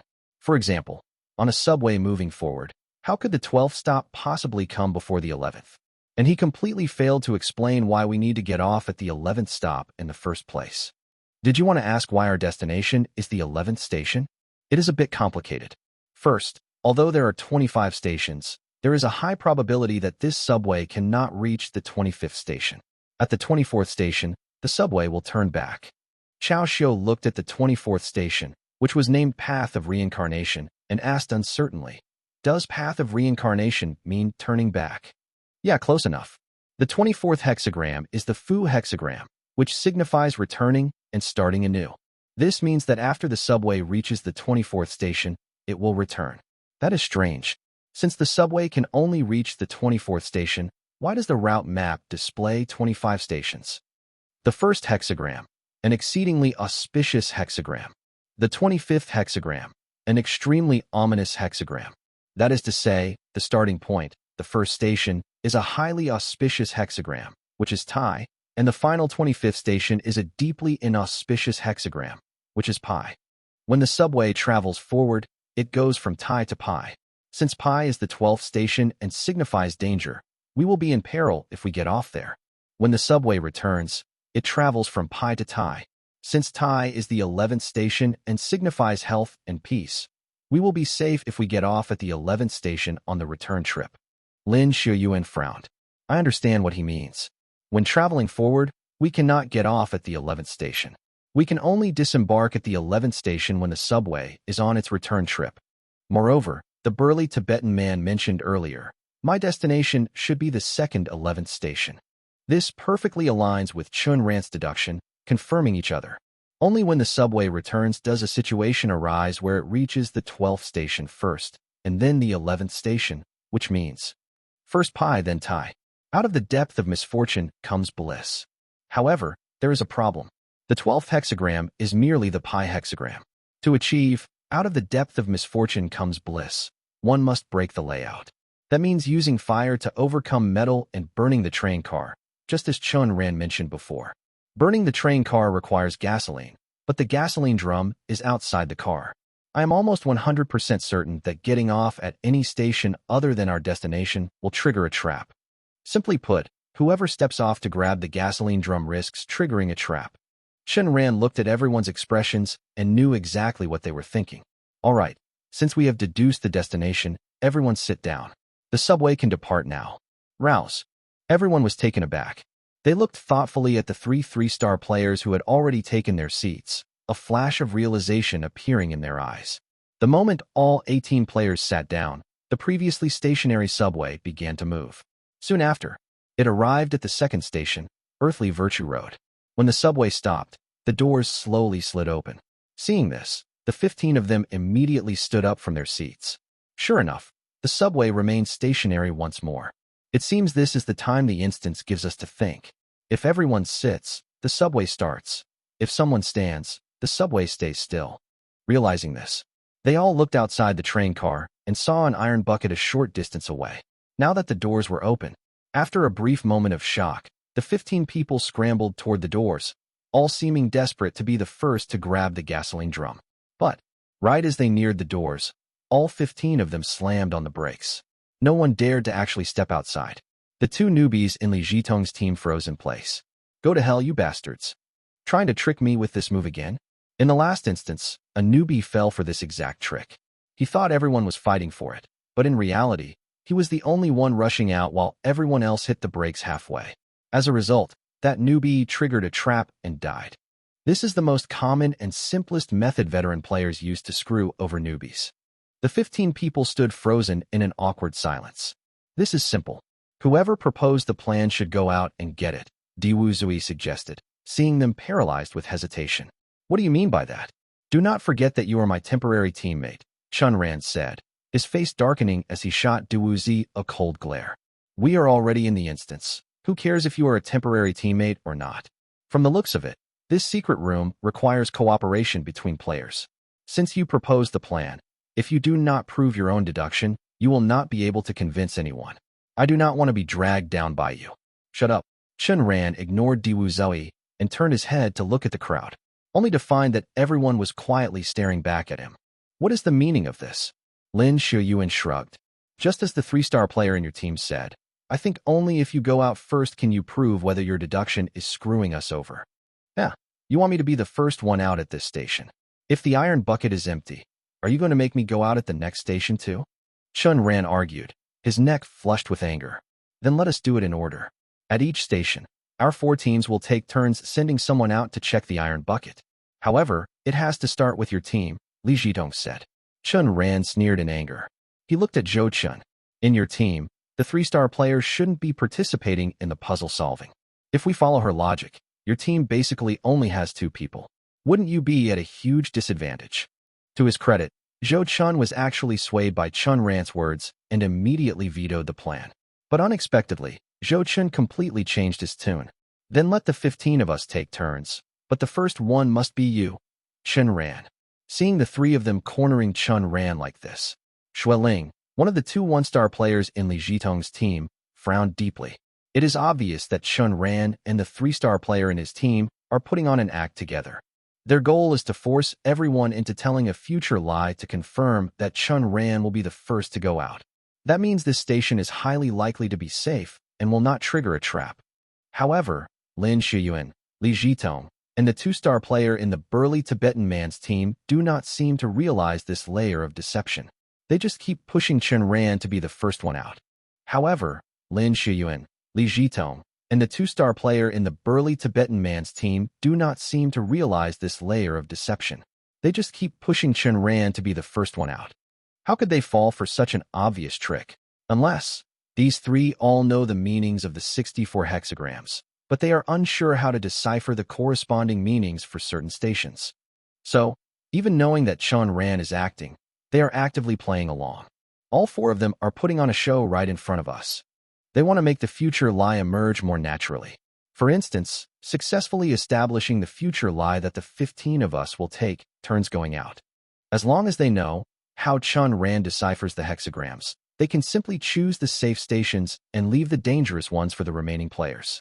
At this thought, Xueling was about to rush out, but Lin Shuyuan, Li Jitong, Zhou Chen, and Chen Ran suddenly blocked the doors like 4 guardian deities. Xueling was completely speechless. How shameless. However, at that very moment, he noticed that the 4 people blocking the doorway suddenly, intentionally or otherwise, parted to leave a gap wide enough for a single person to pass through. Now, Xueling didn't dare to move an inch. Something is wrong. Perhaps, seeing that they cannot reach an agreement, the four of them plan to let a cannon fodder go out and test the waters. If I rush out now, then I will become that cannon fodder. Seeing that no one was rushing out impulsively, Li Jitong chuckled lightly. How about it? The 15 of us will take turns, and Chen Ran goes first. Who is in favor of this proposal, and who is against it? So that is how it is. When they blocked the door, we could not force our way out. When they cleared a path, we were too scared to rush out. These four want us to realize this fundamental point so that we have no choice but to agree to Li Jitong's proposal. If we just charge out blindly, there is a 50% chance of living and a 50% chance of dying. But if we figure out the pattern or understand their line of thinking, our chances of survival will greatly increase when it is finally our turn. Of course, that is assuming we are not too unlucky and do not draw an early number. However, there are 3 3-star players in this instance. Using lie judgment to kill people for points is no longer necessary. We can only hope to make it out alive. In that case, what if I keep my mouth shut the entire time and ignore their suggestions? Seeing that the 2 1-star players in the group remained silent, Li Jitong chuckled lightly. His smile was like a flower blooming in hell, beautiful and deadly, as he reached for his liar slayer. Under the terrified gazes of the crowd, he slowly raised the gun, pointing it at the ceiling of the carriage. Whisperer, Mount Tai crushing down. Logically speaking, using a skill required sacrificing an opportunity for a guaranteed judgment. Even if he was a whisperer, the deceiver's tongue had already been broken, and the person who told the lie was dead.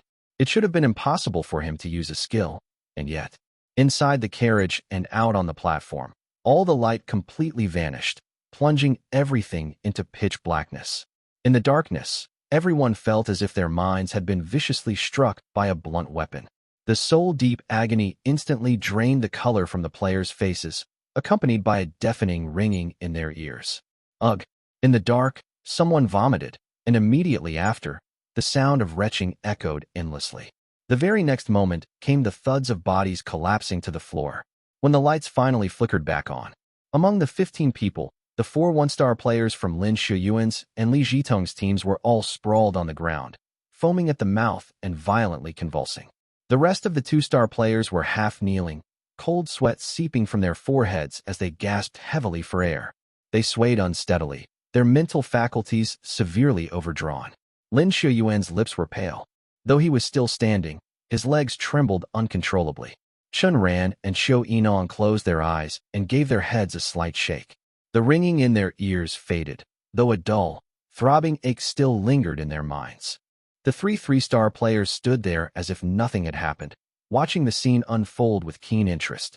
However, when their gazes landed on Chen Ran and Xiu Yinong, they were profoundly shaken. These two, Li Jitong took a long, deep look at Chen Ran and Xiu Yinong before turning his attention to the fallen players. Do not think you can leave this instance alive just by keeping your mouth shut. There is no such easy thing in this world. Refusing to fight can get you killed just as easily. BS. Yeah, you had better pray that no one else tells a lie in this instance. Otherwise, if you get hit by that again, your minds might completely shatter. Lin Shuyuan's eyes went wide with fury. Watching his 2 1-star teammates twitching and foaming on the floor, he gripped his gun, looking around in utter bewilderment. I know it. Someone in Li Jitong's team must have fed him a lie in advance. A slave. That has to be it. One of his teammates is his slave. The slave provided him with a lie. That is the only way he could have activated a skill. Damn it. I have absolutely no idea which of the 3 is his slave. And the worst part is the 4 1-star players on the ground. Their minds took a massive hit, and they are likely in a complete daze right now. If Li Jitong tricks them into telling a lie, we are entirely screwed.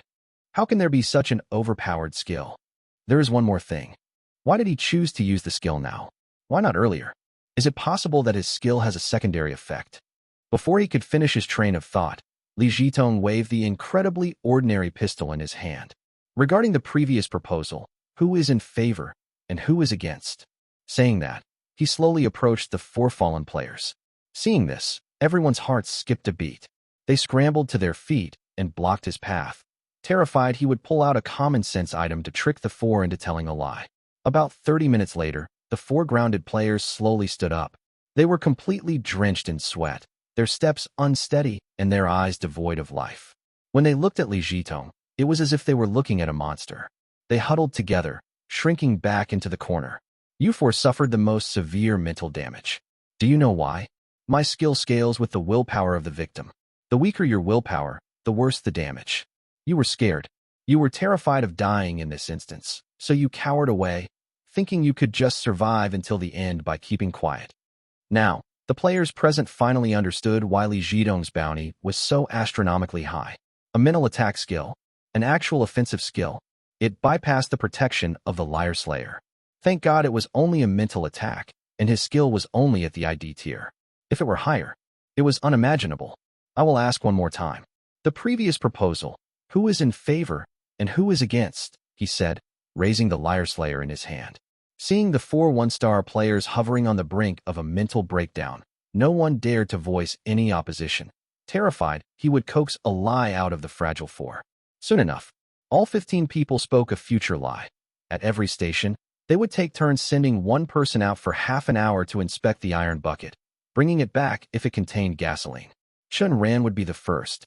No one was allowed to block the carriage doors. If a 3-star player blocked the doors, the time limit would be paused. Lin Shuyuan's expression darkened. He finally understood why Li Jitong had insisted on pushing this proposal through. If someone figured out how to break the current deadlock, Li Jitong had a massive weapon on his side. If he wanted to choose the safe platform, who would dare stop him? Anyone who dared to interfere would just have a life forced out of the mentally collapsing 1-star players.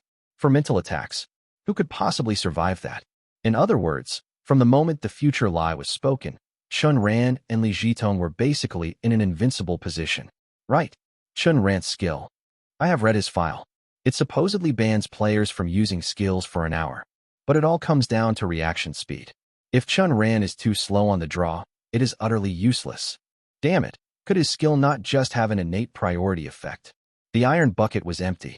After a brief thought, he grabbed the bucket and headed back, only to suddenly spot Li Jitong standing at the carriage door, flashing him an eerie smile. He watched as Li Jitong fished a glass bead out of his pocket and tossed it high into the air. The crowd then saw Chen Ran's expression shift from confusion to shock, slowly twisting into sheer terror. He involuntarily stumbled back a few steps, raising his right arm to shield his head as if something was about to crush him. But soon, he closed his eyes and took a step forward. Each step seemed as heavy as Mount Tai as he slowly walked toward the door. However, right at that moment, clack, clack, clack, the glass bead hit the floor, and Chen Ran sprang backward like a startled bird. But after retreating 2 steps, he realized something was wrong. Closing his eyes again, he walked step by step through the door and returned to the carriage. His face was deathly pale. He crouched down, bracing his hands against the floor as he gasped heavily for breath. Once he recovered, Chen Ran looked up at Li Jitong, the killing intent in his eyes practically materializing into physical form. For the first time, he felt such an intense, overwhelming urge to kill someone. He gritted his teeth and snarled, "You." Very well. Little did he know, Li Jitong was starting to doubt his own reality. His skill was the ultimate weapon against weaker opponents. Yet Chen Ran's performance shattered his expectations time and time again. Could this guy have already touched the threshold of the ID without even coming into contact with a mental cultivation method? Reeling in his thoughts, he asked with a beaming smile, "What exactly did you see just now to be scared like that?"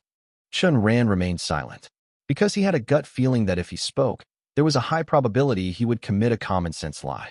At the same time, his gaze swept over Li Jitong's 3 teammates. As long as I can determine which of those 3 fed Li Jitong the lie, I can use the undisclosed effects of the Eternal Kingdom to trick a lie out of him. A mental attack skill like this is basically a glitch in the system. He has to die. Only at this moment, the crowd finally realized that they had fallen into Li Jitong's trap. Although they did not know what Chen Ran had seen, they had also been hit by the same trick and would sooner or later suffer the same treatment Chen Ran had endured. Before long, the 15 people sat down. As the subway started moving, silence filled the carriage. Everyone was pondering the hidden logic behind how Chen Ran had triggered the trap, yet returned safely to the train. Zhou Chun gripped the hem of his shirt, his brain running in overdrive. Second station, Earthly Virtue Road. Second hexagram, Kuan as Earth. Hexagram meaning, bearing burdens with great virtue. An exceedingly auspicious hexagram. The station name matches the hexagram name and meaning, and it is a highly auspicious omen. Therefore, Chen Ran could return safely without triggering the trap. Third station, Jishuitan. Third hexagram, Water Thunder Ton. Hexagram meaning actively building merit.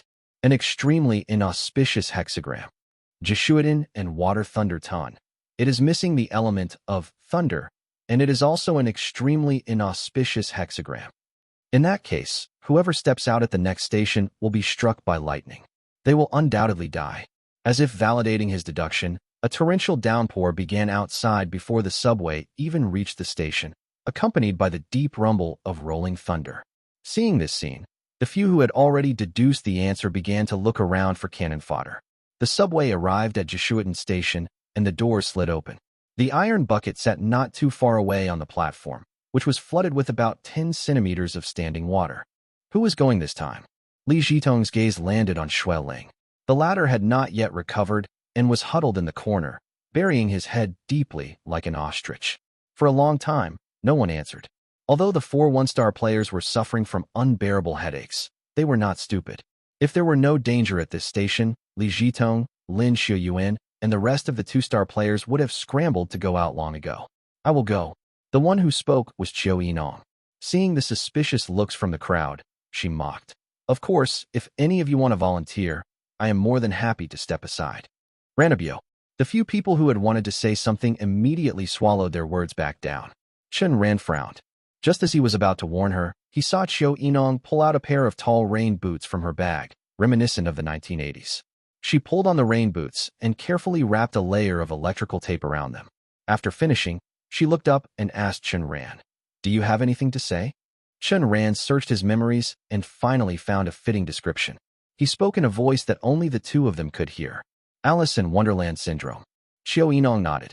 Without bringing an umbrella, she stepped out of the subway doors. The very moment she walked out, a power line on the platform's ceiling suddenly sparked. It snapped, and the severed end fell directly into the standing water. In an instant, the floodwater covering the entire platform became electrified. Yet, walking through the charged water in her electrical tape-wrapped rain boots, Qiu Yinong was completely unharmed. When she reached the iron bucket, she realized she had forgotten to bring insulated gloves, so she simply kicked the iron bucket straight into the carriage. Seeing this scene, Chen Ran gave her a thumbs up. This woman was truly fierce. Just as she was returning, Li Zhitong appeared at the carriage door again, taking out another glass bead and tossing it high into the air. The crowd watched as the look in Qiu Yinong's eyes shifted. First, there was panic, followed quickly by calm. Step by step, she walked resolutely toward the doors. However, when the glass beads splashed into the water, she still subconsciously shielded her head with her hands, revealing that beneath her composed exterior, a deep fear lingered in her heart. Just as she was about to step into the carriage, she paused for a second and simply jumped in instead. She safely returned to the carriage. She had firmly placed a mask of agony onto the faces of the remaining players. Why? Why did she not die? And how did she know that thunder would come from the ground? According to the third hexagram, she should have been struck dead by lightning. Why did this happen? Li Zhidong had even more questions. Chen Ran has a formidable mental fortitude and can ignore the second effect of my skill. But why can Qiu Yinong ignore it too? Is the quality of the players matched into this instance really this high? Also, why do I feel like Chen Ran facilitating the future Li stepping out at the first station, with Qiu Yinong following right after, was entirely premeditated? In just the first 2 stops, he managed to completely clear himself and his original teammate from taking any more risks. For the next 13 stations, as long as one of the iron buckets contains gasoline, it means that at this very moment, they are already in an invincible position. I thought I was the biggest winner in our previous game of wits, but did he actually pull one over on me? Because Qiu Yinong safely cleared a station that should have been certain death, every single player frowned deeply. Even Li Zhitong realized that he had fallen straight into Chen Ran's trap. At that moment, the 3-star trickster speaker spoke up. Among the 64 hexagrams, the third hexagram is Water Thunder Ton. The hexagram lines position water at the top and thunder at the bottom. The standing water on the platform is rainwater, which fell from the sky, matching the position of water at the top. Therefore, the thunder was guaranteed to come from the ground. As long as one wore proper electrical insulation for their feet, they would not be electrocuted to death. Chen Ran. This is the second time. In her former life, Qiu Yinong had been a corporate boss. To reach a scale like hers, one would inevitably pick up a bit of superstition. Therefore, Chen Ran knew there was a high probability that she understood the 64 hexagrams of the I Ching. That was why he had tried so hard to facilitate the future lie. Chen Ran safely cleared the highly auspicious hexagram station. The third station, Water Thunder Ton, was an extremely inauspicious hexagram. Anyone who did not understand hexagram lines would definitely not dare to go out. But since Qiu Yinong understood, she was willing to step forward. With the two of them safely passing, they only had to sit back and watch the others put on a show. Moreover, successfully clearing both a highly auspicious and an extremely inauspicious hexagram station would plunge the rest of the players' reasoning into chaos. All they had to do was sit back and watch how the others would die later. However, expectations are beautiful, but reality is harsh. The three-star player had once again warned the others, destroying Chen Ran's plans yet again. This time, it was Chen Ran's turn to wear the mask of agony. With three-star players holding down the fort, his desire to trick Lin Shuyuan and Li Zhitong to their deaths on this subway was undeniably a fool's dream. I need to think of a way to drag the three-star players into the trap as well. The three-star trickster speaker continued. The fourth station is Mountain Water Villa, corresponding to the Mountain Water Ming hexagram, which is a lower middle hexagram. The mountain is in the front and the water is in the back. The hexagram meaning is nurturing with correctness. Ming, under normal circumstances, refers to a young child. If I am not mistaken, an NPC might appear at the next station. I have already given you a warning this far. If you still manage to make a mistake, then you deserve to die. The first secret room involved the 64 hexagrams of the I Ching. It was understandable that the 1-star and 2-star players lacked this particular field of knowledge. It did not matter if 1 or 2 members died. However, if they all perished, it would be very troublesome for the 3-star players if subsequent secret rooms required cooperation to solve puzzles. That was why they ruined Chen Ran's layout and voiced out their reminders. But they could not just hand them the ready-made answers, either. After all, the trash still needed to be eliminated to ensure that no one would drag the team down. The subway started moving again. In their seats, everyone was pondering over the 3-star trickster speaker's phrase about nurturing with correctness. A young child, to be nurtured with the correct methods? Or to correct a young child's character? The subway arrived at the station, Mountain Water Villa. Everyone looked out the doors. Sure enough, there was a child carrying the iron bucket, staring intently at the people inside the carriage. Behind the child was a lake, and behind the lake's water was a mountain. There was an ambiguity here. From a visual perspective, the water was in front and the mountain was in the back. But from a positional perspective, the mountain was in front and the water was in the back. Just as everyone was feeling uncertain, the child on the platform suddenly spoke up to ask, "Big brothers and big sisters, tell me, is the mountain in front or is the water in front?" With the Ming hexagram, naturally, the mountain is in the front and the water is in the back, but that is not the main point. The main point is, why would a child appear here? Under normal circumstances, NPCs appear in the third secret room. Of course, to accommodate certain plot lines, an NPC might appear in the second secret room, but I have never encountered a situation where one appears in the first dungeon chamber. Moreover, the 3-star trickster speaker just said that an NPC might appear. Logically speaking, lying does not exist in a puzzle-solving secret room, yet he used words synonymous with the avoidance of lying when warning us. Is it possible that he was reminding us that the child is not an NPC? This is only a 1-star instance. From a deductive standpoint, it involves complex metaphysics like the I Ching. Very few people dabbled in the I Ching while alive, and even if someone had read it, without in-depth research, they would never remember the names, meanings, and hexagram lines of the 64 hexagrams. Assuming none of the 20 match players understand the I Ching, wouldn't that mean the mortality rate of this instance is far, far higher than Lonely Revenge? In that case, the most difficult 1-star instance would not be Lonely Revenge. Interesting. In other words, the first dungeon chamber can be figured out even without using the 64 hexagrams. So, for the Ming hexagram, there is a mountain in front, water in the back, and fog formed by water vapor in the middle. Ming means hazy or obscured. But here, only the mountain and water can be seen, with no fog in sight. Furthermore, the fog is in a very awkward position, blocked by the mountain when moving forward and separated by the water when retreating. This indicates that the fog is completely lost. The child just asked whether there was a mountain or water ahead. Therefore, the child is the fog. He is lost. An instance is formed from the sins players committed while alive. Thus, the true meaning here is not an issue of mountains and water, but a question of good and evil. Since the player who transformed into this instance has already arrived in hell, it means he chose evil.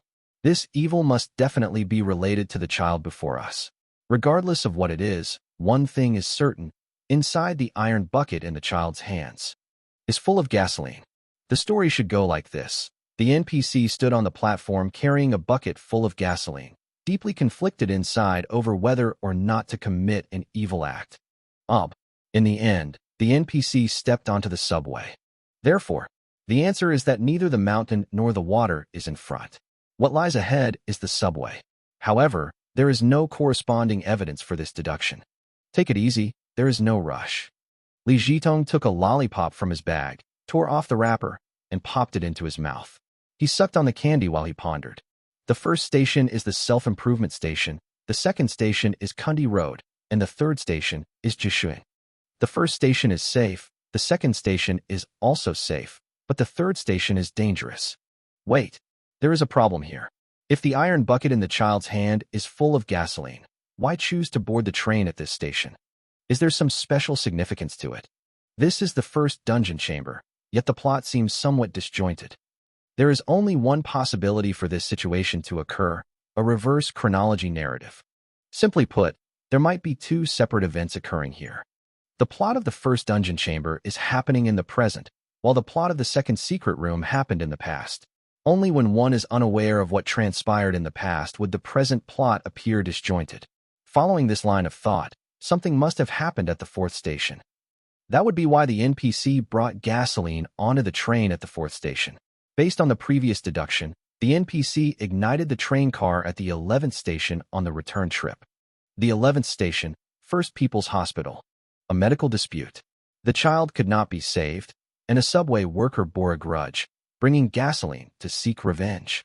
But if he was carrying gasoline for revenge, why not set fire to the hospital?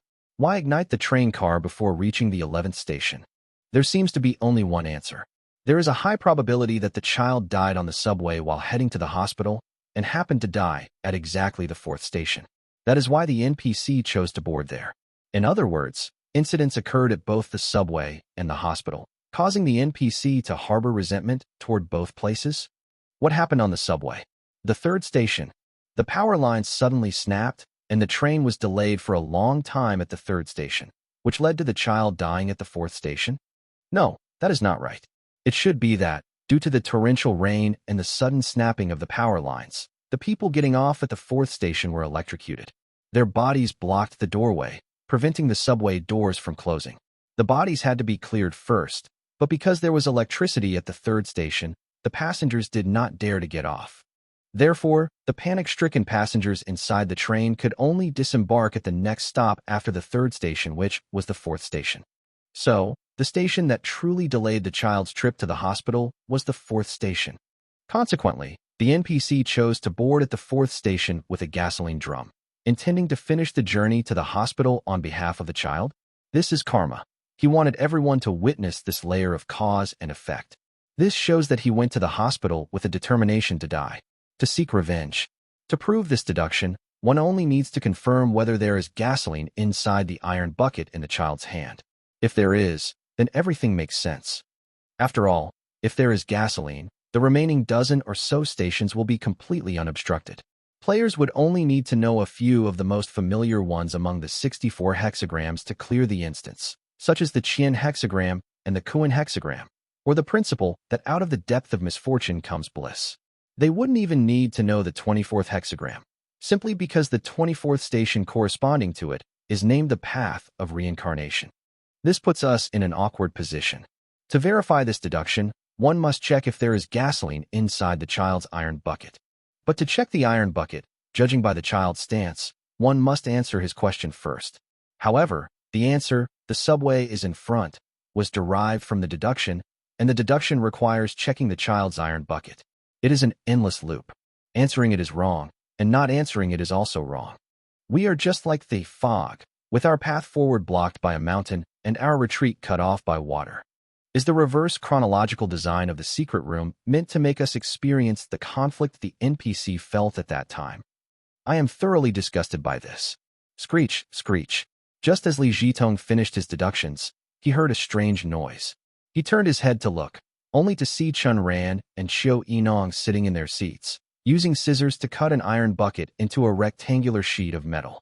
They then punched holes in 2 metal sheets and threaded copper wire through them to connect the pieces. Just like that, a metal shielding plate was crafted. Li Jitong's mouth twitched. Shameless. I was wondering earlier why they brought the empty bucket back. It turns out they were preparing to build a firewall so they wouldn't be swallowed by the flames or injured on the return trip later. Sorry to interrupt your deductions. Actually, in the 64 hexagrams, the 4th hexagram, the Ming hexagram, features hexagram lines with the mountain in front and water below. Later, whoever brings the iron bucket back must be extremely careful. Certain people might attempt a sneak attack. Li Jitong.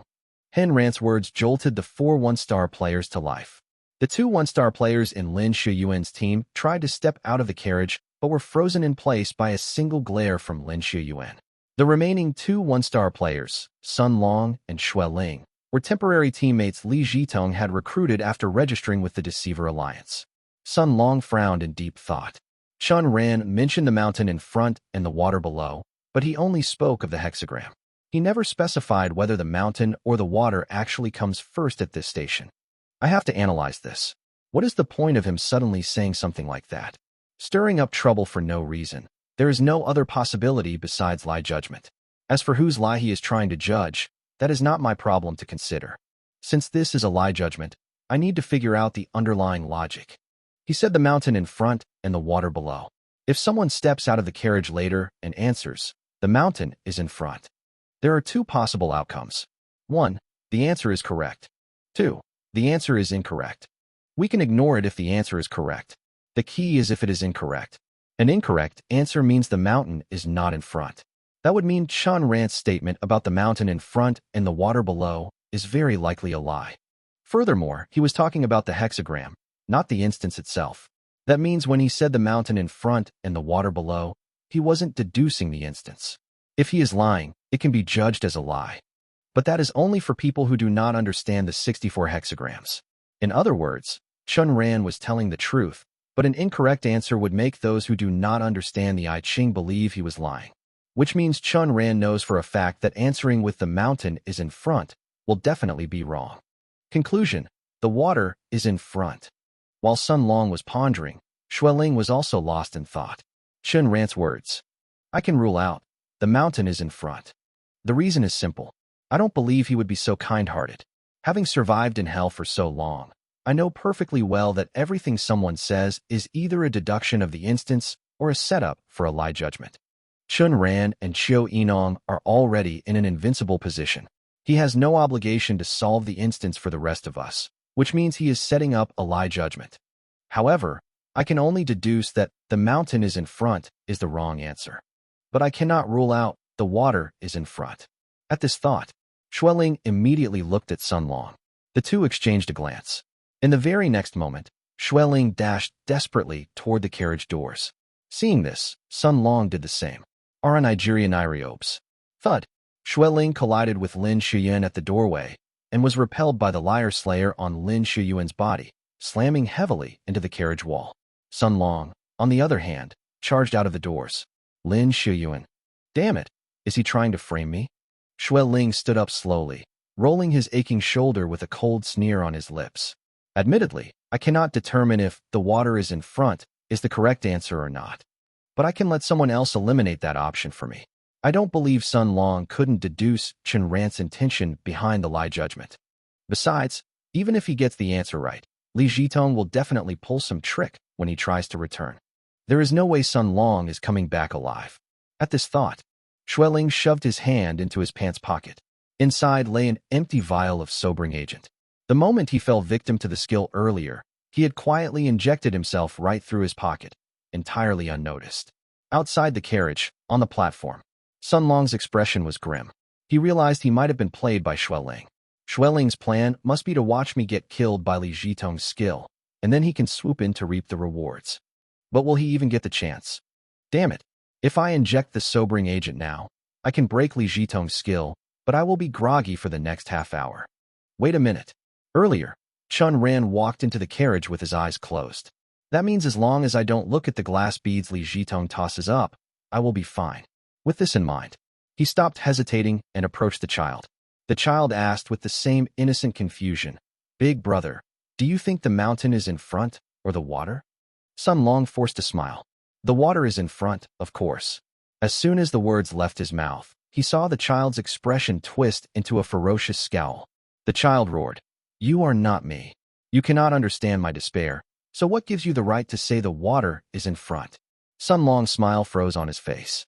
Immediately after, a piercing agony shot through his heart as if it were being violently stabbed by 1,000 needles, and he spewed a mouthful of blood. In an instant, Sun Long collapsed stiffly to the ground. He was dead. Witnessing this scene, the rest of the players immediately drew their lyre slayers and aimed their muzzles at Chen Ran in his seat, yet no one passed judgment. Having failed to catch him in a lie, the group found their aggressive posturing rather awkward, and they sheepishly holstered their weapons. In truth, they all understood that they could determine if Chen Ran was lying simply by observing whether Li Jitong used his skill again. If Chen Ran was lying, Li Jitong would definitely activate his skill. There was no other possibility. After all, an area of effect mental attack that completely shattered everyone's minds was much faster than picking them off one by one through lie judgment. The pressure was now on Xueling. The mountain is not in front. Eliminated. The water is not in front. Eliminated. Then what is in front? Wait a minute. The child is facing the subway. Isn't the subway the thing right in front of him? Is it really that simple? No, it isn't simple. Precisely because there is no evidence for this answer, it is hard to connect the dots.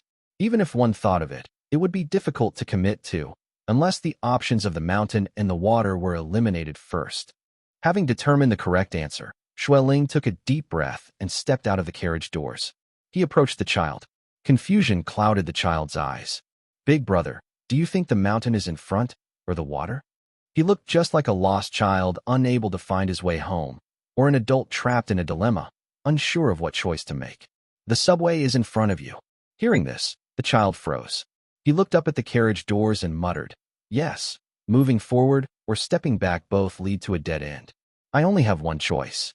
With those words, the child vanished. The iron bucket slammed heavily onto the ground, its solid thud making it obvious that it wasn't empty. "I knew it."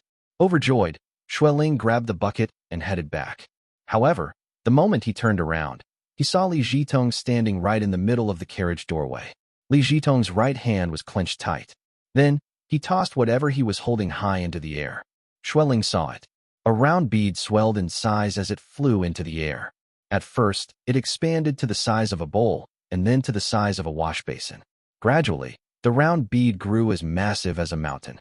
By the time it reached the apex of its arc, terror seized Xueling's eyes. At this moment, the round bead was already the size of a planet. Standing before it, Xueling felt even more insignificant than an ant. Suddenly, the planet came crashing down. Panic and absolute horror flooded Xueling's face. His body trembled violently as he backed away uncontrollably. It was the exact sensation of someone suffering from megalophobia encountering an impossibly colossal object. Furthermore, as the bead plummeted, it continued to expand in his vision. He squeezed his eyes shut, but the image of the planet-sized bead hurtling toward him automatically surfaced in his mind, drawing closer and closer. "Ah no, Li Jitong, put away your glass beads."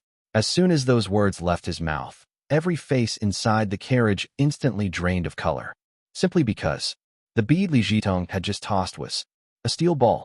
Time rewound to 2.5 minutes ago. The moment Xueling stepped out, Chen Ran slowly closed his eyes, his right hand gripping his gun.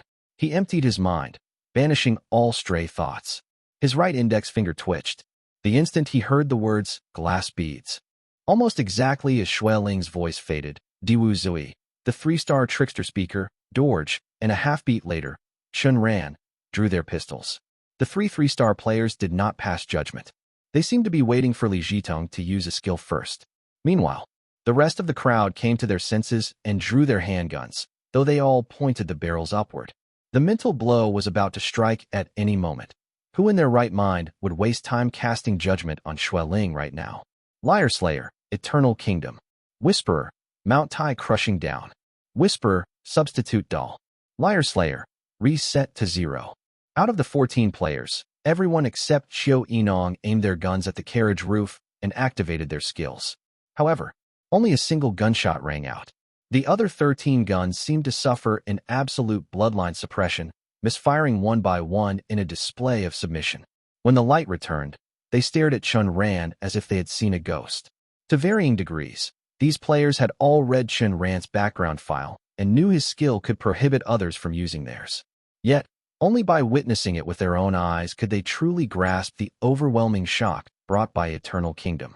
It was as if all other skills had encountered their destined nemesis. The sound of their misfires was a sign of submission, a low whimper as they wagged their tails begging for mercy. What a domineering skill! This was the unanimous thought shared by all the players present. Cold sweat drenched the backs of the two one-star players. If Li Jitong had managed to cast his skill just now, they would have been dead for sure. From the moment I fired my gun, no one should even think about using any skill for the next hour, Chen Ran sneered. Hearing this, everyone immediately checked their watches to record the time. But when they looked back up, they realized Chen Ran had already disappeared. Out on the platform, Xueling had already taken 3 bullets to the head and lay dead in a pool of blood. Chen Ran approached the corpse, picked up the iron bucket, and leisurely strolled back.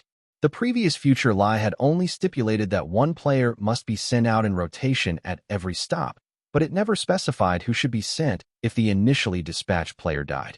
Therefore, Chen Ran stepping out did not violate the future lie. Unwilling to concede, Li Jitong tossed several beads into the air in rapid succession, scattering them like falling blossoms. Chen Ran's pupils merely contracted slightly before he closed his eyes and continued walking back into the train carriage. Damn it! My skill is known as the absolute strongest in the ego tier. Not even a sobering agent can dispel it. Only someone with an incredibly powerful state of mind could ignore it. Aranabias. Chen Ran used to show terror, but this time he only displayed a fleeting moment of fear before completely shrugging off my skill. This proves he is growing. What terrifying innate talent. No wonder his skill is simply the prohibition of all other skills, forcing everyone into a battle of pure wits. If he had been given any other practical skill, this guy would have risen to power with terrifying speed. While the crowd was still reeling in shock, a certain individual hid among the group, carefully searching for a blind spot in everyone's line of sight. Logically speaking, now that the iron bucket filled with gasoline had been retrieved, all they needed to do was sit in their seats, and the rest of the journey would proceed without a hitch. However, in an instance, puzzle solving was always just window dressing. The true core was infighting among the players. Zhou Chen glanced at Li Jitong's team. Their initial headcount had been 5. Li Jitong, the 3-star trickster speaker, Sun Long, Xueling, and Li Jitong's original teammate, Chen Zixing. Earlier, Li Jitong had cast his skill when no one was speaking a lie. This meant that someone within his team had provided him with a lie. At present, Sun Long and Xueling were already dead, and the 3-star trickster speaker certainly wouldn't have provided him with a lie. In that case, the only one left was Chen Zixing, making it highly probable that he was the one who provided the lie. However, if the answer could be deduced this easily, Li Jitong's bounty in the Liar Slayer alliance wouldn't be nearly so high. I have a feeling. The person who provided Li Jitong with the lie isn't in his team at all. They are most likely in Lin Shuyuan's team. In other words, the slave who supplied the lie belongs to Lin Shuyuan, not Li Jitong. Seriously, can't the Liar Slayer alliance just eliminate Xia Ning already? This damn 1-minute early entry advantage is sickeningly unfair. The others shared similar sentiments. Their gazes darted back and forth between the two teams, led by Li Jitong and Lin Shuyuan. The Liar Slayers were hunting for the slave, while the Ghost Whisperers were biding their time, waiting for Chen Ran's skill duration to expire. As a result, no one took a seat. Time quietly slipped by. During this standoff, not a single word was spoken. Everyone was entirely immersed in their own deep contemplation. For the Liar Slayers, they first needed to eliminate Li Jitong, or else they had no chance of surviving this game. For the Ghost Whisperers, they first needed to eliminate Chen Ran, or else Li Jitong wouldn't be able to play his hand. Chen Zixing let out a heavy sigh and slowly stepped out from the crowd. He scanned the surrounding faces and declared, enunciating every single word. Actually, I am Li Jitong's slave. No one believed his words, yet no one entirely dismissed them either. Most importantly, not a single person drew their gun to cast judgment. It was obviously a trap. Chen Zixing might genuinely be a slave, but he definitely wasn't the slave who had provided the lie to Li Jitong. By exposing his own identity, he was highly likely engaging in lie judgment, baiting someone into judging him based on a false premise. None of the players matched in this round were fools, nor were there any reckless hotheads. Every single person had their own process of logic and deduction. See, this is the benefit of being matched with smart people. Even when I confess that I'm a slave, you actually hesitate. See, this is the benefit of being matched with smart people. Even when I confess that I'm a slave, you actually hesitate. It's just like playing League of Legends back when I was alive. Faking Wukong's decoy ability only tricks high-ranking players. It doesn't work on Iron or Bronze tier newbies. It was true. Even if Chen Zixing really was the slave who provided the lie, none of the players present dared to take the gamble without absolute certainty. If there had been a stubborn, impulsive player among them, they would have already shot Chen Zixing the moment he claimed to be a slave. Fascinating. In other words, it is highly likely that you'll be unable to find the player who gave Li Jitong the lie. After all, even if a player admits it directly, you wouldn't believe them. The only thing you trust is your own deduction. With that said, Chen Zixing stepped back behind Li Jitong, looking at the crowd with a playful expression. However, right at that moment, the three 3-star players realized something was wrong. The head count didn't match. In the Whisperer's escape room, 2 1-star players had died. In the clash within the first secret room, another 2 1-star players had perished. Excluding themselves, logically speaking, there should have been 13 people standing before them. Yet, within their line of sight, they could only see 12 people. This meant that someone was hiding among the crowd, perfectly exploiting the blind spots in their vision. The 3 of them instinctively felt that something was seriously amiss. Just as they were about to step forward to investigate, the person manipulating their blind spots finally stepped out. They saw Xiao Yinong raising her gun, the barrel aimed squarely at a 1-star player in Lin Shuyuan's team. She slowly closed the distance, pressing forward step by step. Her gaze was sharp, locking relentlessly onto the 1-star player. A single drop of cold sweat slid down the player's forehead and splashed onto the ground. The crowd watched in silence. They assumed that these 2 were highly likely just putting on an act, attempting to bait out another lie from someone else. However, the scene that followed completely exceeded their expectations. Xiao Yinong spoke in a bone-chilling tone. "You lied." The atmosphere froze in that moment. Everyone's heartbeat seemingly stopped as they held their breath. Seeing Xiao Yinong speak the command, the 1-star player being held at gunpoint completely lost his mind. How did she know it was me? Noticing that Xiao Yinong wasn't in a rush to fire and pass judgment, the 1-star player did not even think. He drew his gun, aimed, and used a skill all in one fluid motion. Ghost Whisperer, Ultimate Camouflage. The inside of the vehicle plunged into darkness. When the light returned, the 1-star player had vanished. Nobody had the mind to pay attention to him. They subconsciously looked at their watches. 57 minutes had passed since Chen Ran used Eternal Kingdom. It hadn't been an hour yet. Chen Ran's eyes widened, glaring at the traitor Xiao Yinong. "You!" Clack, clack, clack. Several gun muzzles aimed uniformly at the furious Chen Ran. Don't! Li Jitong and Lin Shuyuan immediately realized what was happening and hastily shouted warnings. However, in the face of hard evidence, their words were a step too late. "You lied. You lied. You lied. You lied." For people spoke the judgment command and immediately pulled their triggers to pass judgment on Chen Ran. Click, click, click, click. All 4 guns misfired. The vehicle fell into an eerie silence, and the 4 people who had spoken the judgment command could not stop trembling. Even the 3 3-star trickster speakers were dumbfounded by this scene. The originally furious Chen Ran curled his lips into a cold sneer and raised his gun. "You lied. You lied. I lied. You lied. You lied." 4 shots, 4 people dropped dead. At the same time, Xiao Yinong spoke indifferently. "Liar Slayer, Wheel of Time." The 3 3-star players noticed something was wrong. Why were there 4 corpses on the ground? Furthermore, there were originally supposed to be 13 people. Excluding the 4 corpses, there should be 9 people left. But right now, only 8 people were in their line of sight. This meant someone was exploiting their blind spot. Something was wrong. Just as they wanted to stand up and check, the person hiding in their blind spot appeared. Qiu Yinong raised her gun, aiming at a one-star player in Lin Shuyuan's team. She slowly approached, pressing forward step by step. A bead of cold sweat slowly rolled down the player's forehead and dripped onto the floor. Qiu Yinong stated coldly, "I know there is a high probability that you are the slave." Saying that, she glanced at her watch. Chen Ran's skill lasts for an hour. The current time on my watch is 1:24 p.m. The others also subconsciously checked their watches. Until Chen Ran's skill ended. Only 3 minutes remained. Then they heard Qiu Yinong continue. "Why aren't you using a skill? Who knows, maybe Chen Ran's skill has already ended." "Qiu Yinong," Chen Ran bellowed. The next moment, Qiu Yinong passed judgment on the one-star player. "You lied."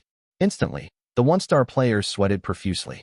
Seeing that Qiu Yinong hadn't fired, he immediately drew his gun and used a skill. Ghost Whisperer, Ultimate Camouflage. When the light returned, the one-star player had vanished, but an extra iron bucket had appeared on the ground, sitting side by side with the original. It with Diary Sispi. Seeing that the one-star player had successfully used a skill, the rest immediately turned to look at Chen Ran. Chen Ran's face was ashen. Don't. Li Zhitong and Lin Shuyuan immediately realized what was happening and called out to warn everyone. But they were still a step too late. One person had already spoken the judgment command. "You lied." Click. The bullet jammed. Chen Ran and Qiu Yinong exchanged a glance and spoke in unison. "You lied." "I lied." Bang. The person whose judgment failed was executed. The highly focused three-star players paused slightly upon hearing Qiu Yinong say the words, "I lied." Immediately after, they drew their guns at top speed, wanting to shoot her dead. However, that momentary pause gave Qiu Yinong the time she needed to use her skill. Liar Slayer, Wheel of Time. "You lied. You lied. You lied." 3 bullets flew toward Qiu Yinong, but her skill bullet had already been fired before they could pull their triggers. The three-star players stared at the 5 corpses on the floor, their pupils shrinking abruptly. Before they could even understand what was going on, they saw Qiu Yinong aim her gun at a one-star player in Lin Shuyuan's team. "You lied." Bang. This one-star player did not even have the chance to open his mouth before being shot dead. By the time they regained their senses, there were already 6 corpses on the ground. The reason Qiu Yinong and Chen Ran did not continue to deceive them was because only one person had fallen for it just now. This meant they could no longer trick the remaining elites, and the reaction speed of the 3-star players was simply too fast. Continuing the loop of deception would eventually cause problems. The crowd looked at the 6 corpses on the ground, 2 one-star players and 4 two-star players, their eyes filled with utter disbelief. Li Zhitong's team, Chen Zixing dead. Lin Shuyuan's team, 2 one-star players dead, 1 two-star player dead. Dorj's team, besides Dorj, only Zhou Chun was left alive. They couldn't wrap their heads around it. How did 6 people inexplicably die in the blink of an eye? Each of them fell into deep thought. It's her. Rumor has it that Qiu Yinong's skill is either time-based or space-based. At this thought, everyone subconsciously looked at their watches. There are 2 minutes left until Chen Ran's skill ends. If Qiu Yinong's skill is time-based, then, at this very moment, Chen Ran's skill has very likely already ended. This realization made everyone gasp, a tingling numbness spreading across their scalps. If that really is the case, Qiu Yinong could absolutely exploit this to trick others into passing judgment on Chen Ran, resulting in their judgment failing. And the only reason we are still alive is because, in the other timelines, we didn't rush to judge Chen Ran. Caution saved our lives. Right at this moment, the 5 minutes concluded, and more than 10 segments of memory flooded into everyone's minds. Within these memories, the first time, right as Chen Ran's skill ended, Qiu Yinong suddenly appeared and randomly passed judgment on someone. Once the judgment failed, she would say, "I lied," then use her skill, Wheel of Time, rewinding time back to 5 minutes prior. They would also completely lose their memories. This loop repeated over and over. Moreover, every time she took position, she stood at the back of the crowd, using the people in front of her to block the sight lines of the 3-star players. By doing so, when she said, "I lied," the 3-star players couldn't see her. She utilized this window of opportunity to activate the Wheel of Time. Simultaneously, she targeted the 2-star players present first, leaving the 1-star players for last. Only when all the 2-star players were eliminated did she pass judgment on a 1-star player. seeing how incredibly nervous the one-star player from Lin Shuyuan's team became when held at gunpoint. She was practically certain that this was the player who provided the lie to Li Jitong. Hence, she spoke the judgment command but deliberately held her fire, forcing this one-star player to use his skill. When the crowd saw a one-star player use a skill before Chen Ran's skill ended, they realized something. From the moment I fire this gun, for the next hour, none of you can even think about using any skills. That statement from Chen Ran contained a lie, and Chen Ran had intentionally feigned the rage expected of someone being backstabbed to trick the others into speaking the judgment command. Their judgments failed, so Chen Ran immediately passed judgment on them. Meanwhile, Qiu Yinong hit her skill command. I lied. Within Chen Ran's judgment command, you lied, seamlessly blending the fake with the real. Only when it became too difficult to coax lies out of the remaining survivors did she stop the loop. These memories left the players present, including the three-star players, drenched in a cold sweat. These two coordinate flawlessly. They are practically two god-tier traps. It feels as if two docile little lambs had suddenly bared sharp fangs, instantly biting 6 people to death. Furthermore, Qiu Yinong's skill command being exposed means these two docile lambs don't plan on letting anyone else leave this instance alive. Are they not afraid of facing a united front from the three-star players? In fact, when Diwu Zi and Dorj realized the perverse strength of Qiu Yinong's skill, as well as its severely flawed command, a flash of wild ecstasy crossed their eyes. As they looked toward the 3-star trickster speakers, murderous intent was fully revealed. A skill that was abnormally powerful, yet burdened with severe flaws, held a fatal temptation for any high-star player, simply because it was easy to manipulate. Even if Qiu Yinong survived, once her activation phrase was exposed outside the instance, the fate she would face was entirely predictable. Therefore, the flaw in the Wheel of Time's activation phrase could become a sharp weapon to control Qiu Yinong. Whether recruiting Qiu Yinong as a reserve teammate or reporting her to the higher-ups, they could reap unexpected benefits. Of course, this was under the premise of silencing everyone else, including Chen Ran. In other words, Chen Ran had cleverly ensnared them in this game, forcing the 3 spectators who had been waiting for the dust to settle to enter the fray ahead of schedule.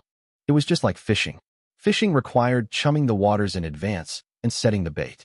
Chen Ran using his skill was chumming the waters, and Qiu Yinong using hers was the bait. The only fly in the ointment was that they had failed to kill Li Jitong in the trap. This also made Chen Ran realize just how formidable and cautious top-tier 2-star players were.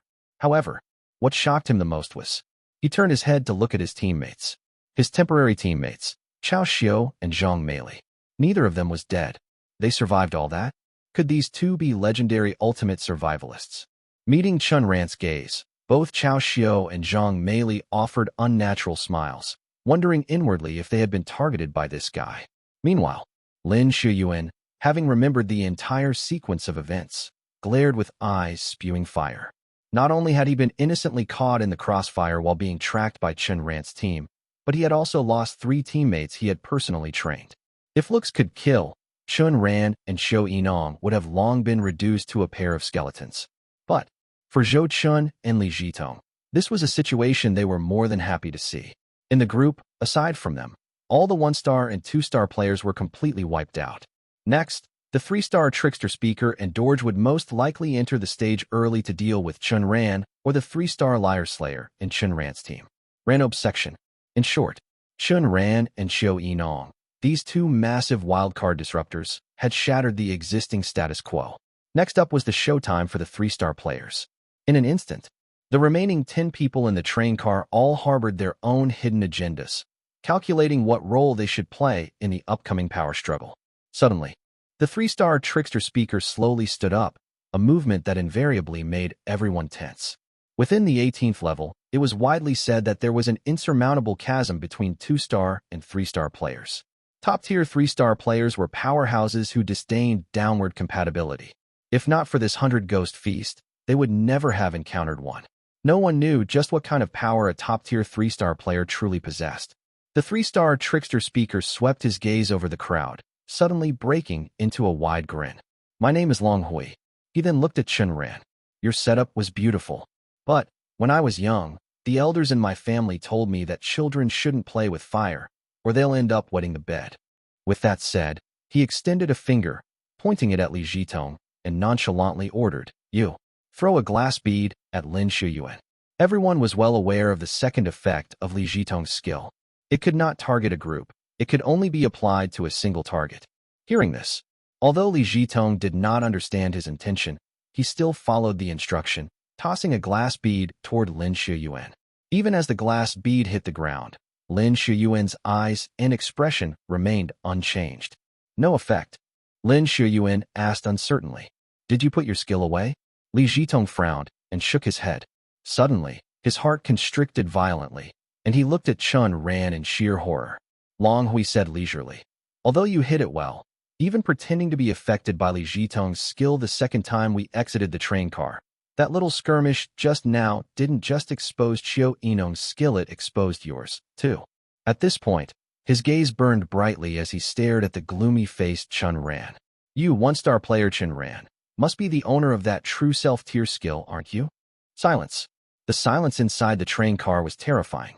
Eternal Kingdom is true self-level. Wait, that actually makes sense. Just now, the one-star player who used the extreme camouflage skill had their time reset by Chiu Enong's Wheel of Time. Yet, Chen Ran's Eternal Kingdom was the sole exception. Its duration was not reset. What does this mean? It means that Eternal Kingdom holds a higher priority than the Wheel of Time. The Wheel of Time belongs to the Noble Time category, and judging by its effects, it far surpasses any other time-based skills that have appeared in the 18th level. This means the Wheel of Time is, at the very least, a top-tier superego skill. To have a higher priority than a top-tier superego skill, it can only be a true self-tier skill. No wonder Chen Ran and Chiu Enong, just two mere one-star players, were able to trap and kill a bunch of two-star players, acting more ferocious than if they were hopped up on stimulants. It turns out they are two peerless monsters. It is not over yet. Li Jitong's skill disappearing means the second effect of Eternal Kingdom is nullifying already existing skills. Nullification and prohibition. With this combination of blows, regardless of who strikes first, players with even the strongest skills can only battle Chen Ran with pure intellect. At the same time, the buildings, food, items, and daily necessities in the 18th level are all created by skills. Hypothetically, if Chen Ran stood on the streets of the 18th level and activated Eternal Kingdom, it would mean all physical objects would be erased in a single second. 99% of players would be indirectly killed by Eternal Kingdom. This guy is a ticking time bomb. He absolutely cannot be allowed to remain in the 18th level. He must be eliminated right here within the instance. Even as fear gripped Lin Shuyuan, the killing intent in his eyes overflowed. It wasn't just him. Every player present, including the three-star players, harbored murderous intent toward Chen Ran. If a person like this didn't die in the instance and spent even one more day in the 18th level, they would never be able to sleep peacefully. They were terrified that this madman might go crazy and pull a mutual destruction stunt right in the middle of the 18th level.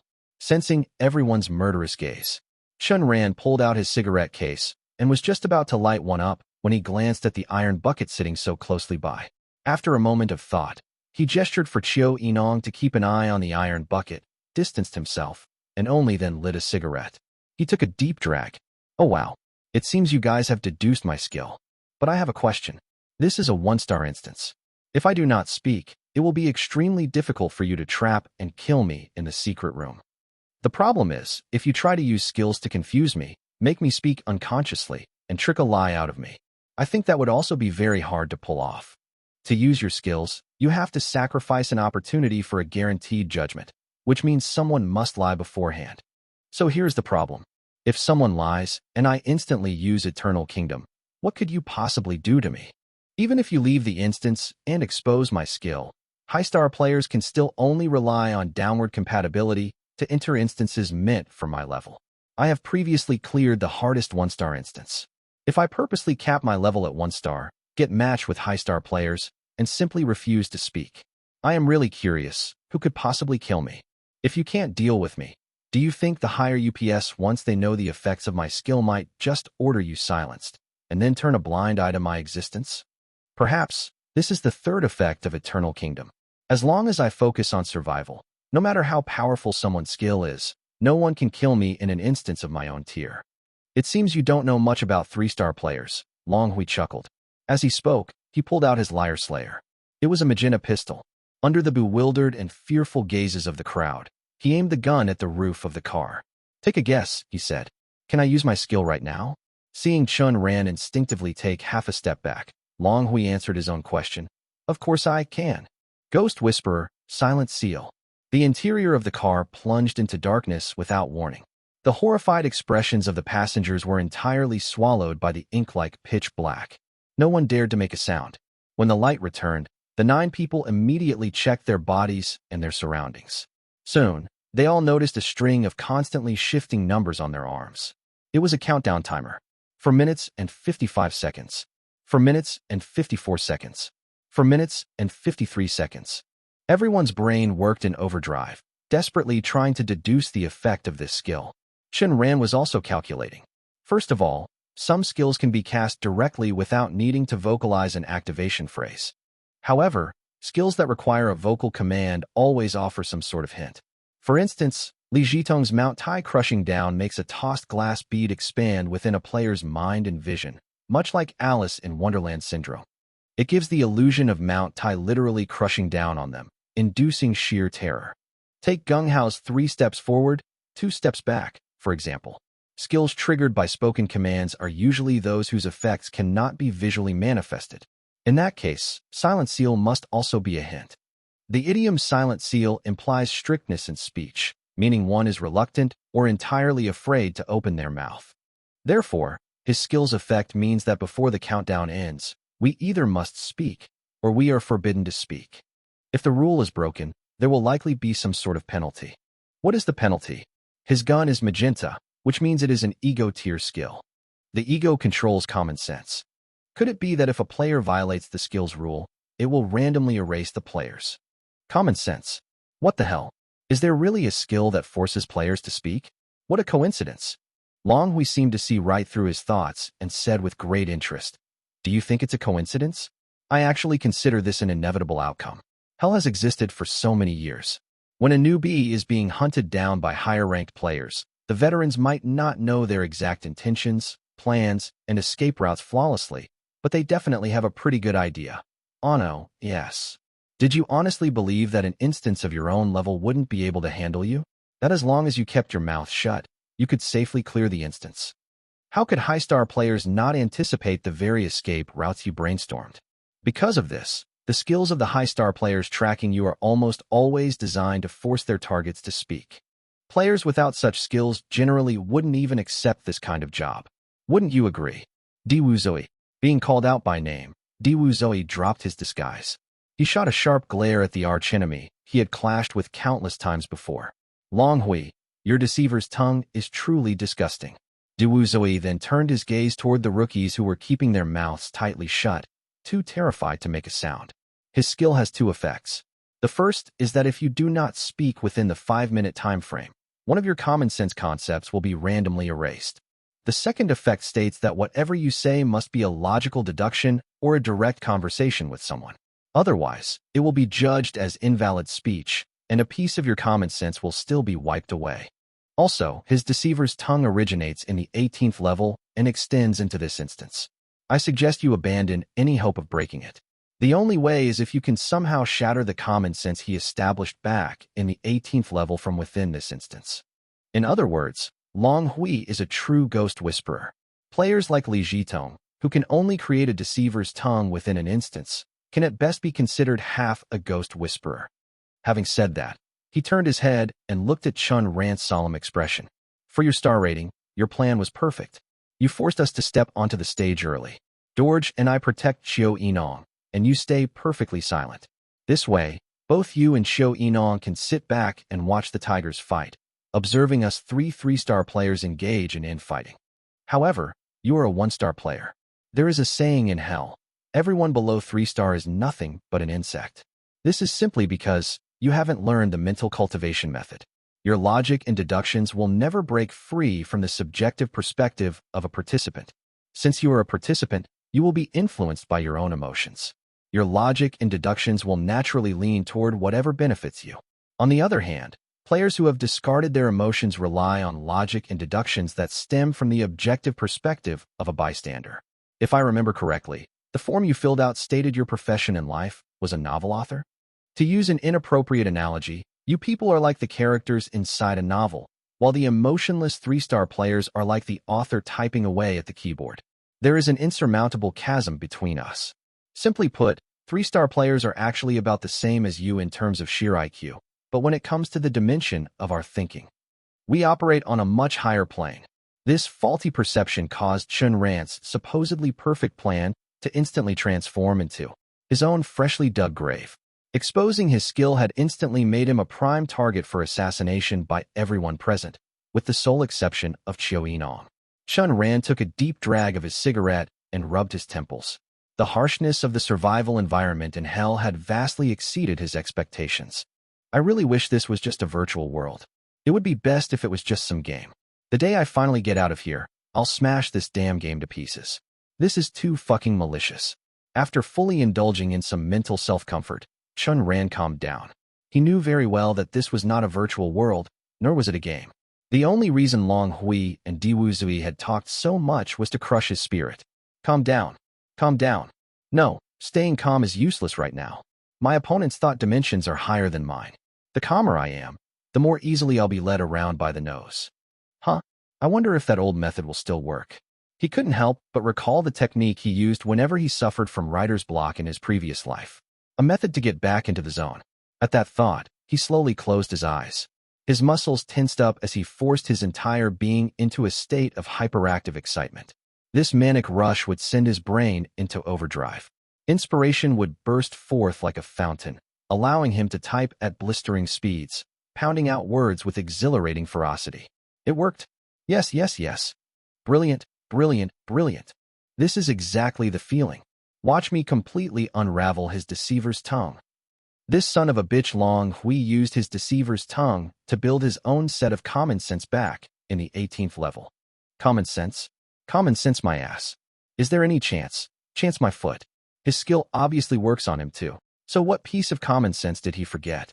That his second uncle's third aunt eloped with his third uncle's second aunt. Definitely not realistic. Besides, this forgotten common sense is highly likely to be the very deceiver's tongue he constructed. Since it can extend into the instance, it proves that this common sense is bound to him personally. Bound to his person, his identity, age, gender, rank, or name. Which one could it be? Is his identity a dog? Is his age 3 years old? Is his gender female, and he's into men? Is it that he isn't a 3-star trickster speaker? Is his name Dog's Egg?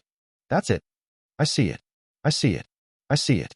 Hidden deep within this treacherous deceiver's tongue is the one and only chance for a massive comeback. Wait. I must wait. Wait for him to forget. Wait for him to make a mistake. Wait for me to use my skill. Motherfucker. I knew it. This godforsaken hell doesn't have any absolutely perfect skills. If anyone dares to say otherwise, I'll slap the shit out of them. I've got you right in the palm of my hand, Long Hui.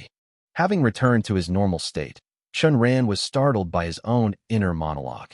This wasn't his previous life. He couldn't just throw around curses anymore. Even swearing too much in his own mind was dangerous, because if he wasn't careful, the profanities might slip right out of his mouth. I only discovered this manic state in my previous life when I was busy cursing out my teammates in video games. If your typing speed wasn't fast enough, and your thoughts weren't perfectly clear and sharp, you couldn't even defend your own family tree from being insulted. As a result, every time I enter this state, I have an overwhelming urge to hurl profanities. I definitely need to pay attention to that next time. Dorj also tracked us here. His skill most likely still forces people to speak.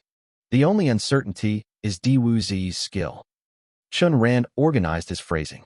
Long Hui's skill forces the afflicted to speak, while Dorj tracked us to a specific point. It is highly likely that Dorj's skill counters Long Hui's. As for Diwu Zui, he should be on the 3rd layer, meaning his skill most likely counters Dorj's. Faced with Chen Ran's instigation, the 3-star players simply ignored him. Chen Ran glanced at the countdown on his arm that was about to end. He frowned for a moment, then turned to Chiu Yinong. Give me the iron bucket. All right. Chiu Yinong handed the iron bucket over to Chen Ran, and the two of them sat back down. This psychological game seemed to conclude with a series of failures on Chen Ran's part. The 10 people took their seats. However, they sat in pairs. Chen Ran and Chiu Yinong. Li Zhitong and Long Hui, Zhou Chun and Dorj, Chao Xiu and Zhang Meili. Soon, they noticed that although Diwu Zi and Lin Shuyuan sat next to each other, they were not teammates. The reason everyone sat in pairs was due to the influence of Long Hui's skill. They either had to deduce the puzzle or converse with someone, putting aside logical deductions for the moment. The key lay in conversing with others. A dialogue requires two people. If no one responded, the person speaking would merely be talking to themselves, which would be judged by the silent seal as an invalid conversation. Therefore, by sitting in pairs and talking to each other before the countdown ended, they could avoid the skill's punishment. But since Lin Shuyuan and Diwu Zi were not teammates, that meant infinite possibilities. Furthermore, if any one member of these 5 pairs were killed, the remaining partner would be forced to solely deduce the secret room. The subway train rumbled along its tracks. Everyone conversed in hushed tones, but their gazes consciously or unconsciously drifted toward Diwu Zi and Lin Shuyuan, wondering if the two would sabotage each other. Inyo. Lin Shuyuan glanced at the countdown. Then he looked at Diwu Zoe, who sat beside him wearing a dazzling smile. This guy is a smiling viper. I cannot trust him. Deducing the instance does not trigger a lie. But there is a prerequisite. The prerequisite is that the knowledge used during the deduction must not violate common sense. For example, 1 plus 1 equals 2. If you insist on saying it equals 3, and the secret room does not involve any anti-common sense phenomena where it actually equals 3, then you are lying. It was just like the half-torn family portrait and the broken clock that Chen Ran encountered in the novice instance. At the time, most players failed to realize why those two had triggered a common-sense lie while deducing the instance regarding the torn family portrait and the broken clock. This was the exact reason. Deducing the instance itself did not count as lying, but the common sense one spoke of could still constitute a lie. The reason it was only a possibility was that the instance occasionally presented phenomena that subverted common sense. For instance, building a snowman out of sand to summon 8 female players, that was a subversion of common sense. There are no lies when deducing the instance. If a player is logically confused about the mechanics behind this sentence, they will be utterly ruined by Long Hui's silent seal. There are 2 traps to this skill. The first is that if you speak and no one responds, it will be judged as an invalid conversation. The second is that when deducing the instance, the words spoken during the deduction cannot trigger a common-sense lie. He checked the countdown. 55 seconds remaining. Lin Shuyuan turned to Diwu Zui. Should we establish a future lie? Just to prevent a situation where we speak, but the other refuses to answer. Diwu Zi ignored him. He lit a cigarette and took a slow, leisurely drag. Seeing this, Lin Shuyuan's expression shifted slightly. He immediately stood up and focused on deducing the instance. The next stop is the 5th station. It most likely corresponds to the 5th of the 64 hexagrams, the mountain wind gu. The meaning of the hexagram seems to be a warning against carelessness. As soon as he finished speaking, the fingers Zhou Chun used to grip his gun trembled slightly. A sharp glare from Dorj stopped him in his tracks, bringing Zhou Chun back to his senses. The 64 hexagrams are not common sense. Even if Lin Shuyuan lied about the contents of the 64 hexagrams during his deduction, it would not be judged as a lie. On top of that, this guy even used terminology for the avoidance of lying. I was too impatient. Long Hui's skill made me focus entirely on whether there were any common sense errors in his deduction. Only after Lin Shuyuan sat back down did the smoking Diwu Zi slowly speak up. I disagree with your earlier suggestion of establishing a future lie. I think things are perfectly fine the way they are. Lin Shuyuan remained silent. Shameless. However, Diwu Zi completely ignored him. He slowly stood up and scanned the crowd. Ahem. Everyone, remember my name, Diwu Zi. I am now going to play a little game with you all. As he spoke, he flashed a bright smile, drawing the Liar Slayer from his waist and aiming the gun at the ceiling of the train car. Tell me, do you think I can use my skill right now? A friendly hint. There is a liar among us. I have already deduced who it is. The other 9 widened their eyes. They had no idea if this was Diwu Zi's own lie, or if someone had actually told a lie. Without prior consultation, they all began to deduce the situation. What is certain is that when Xiao Yinong stopped using the Wheel of Time, there were no liars among the players present. After all, inside the Wheel of Time, Xiao Yinong cast judgment on everyone one by one. If anyone had lied, she would have already judged them to death.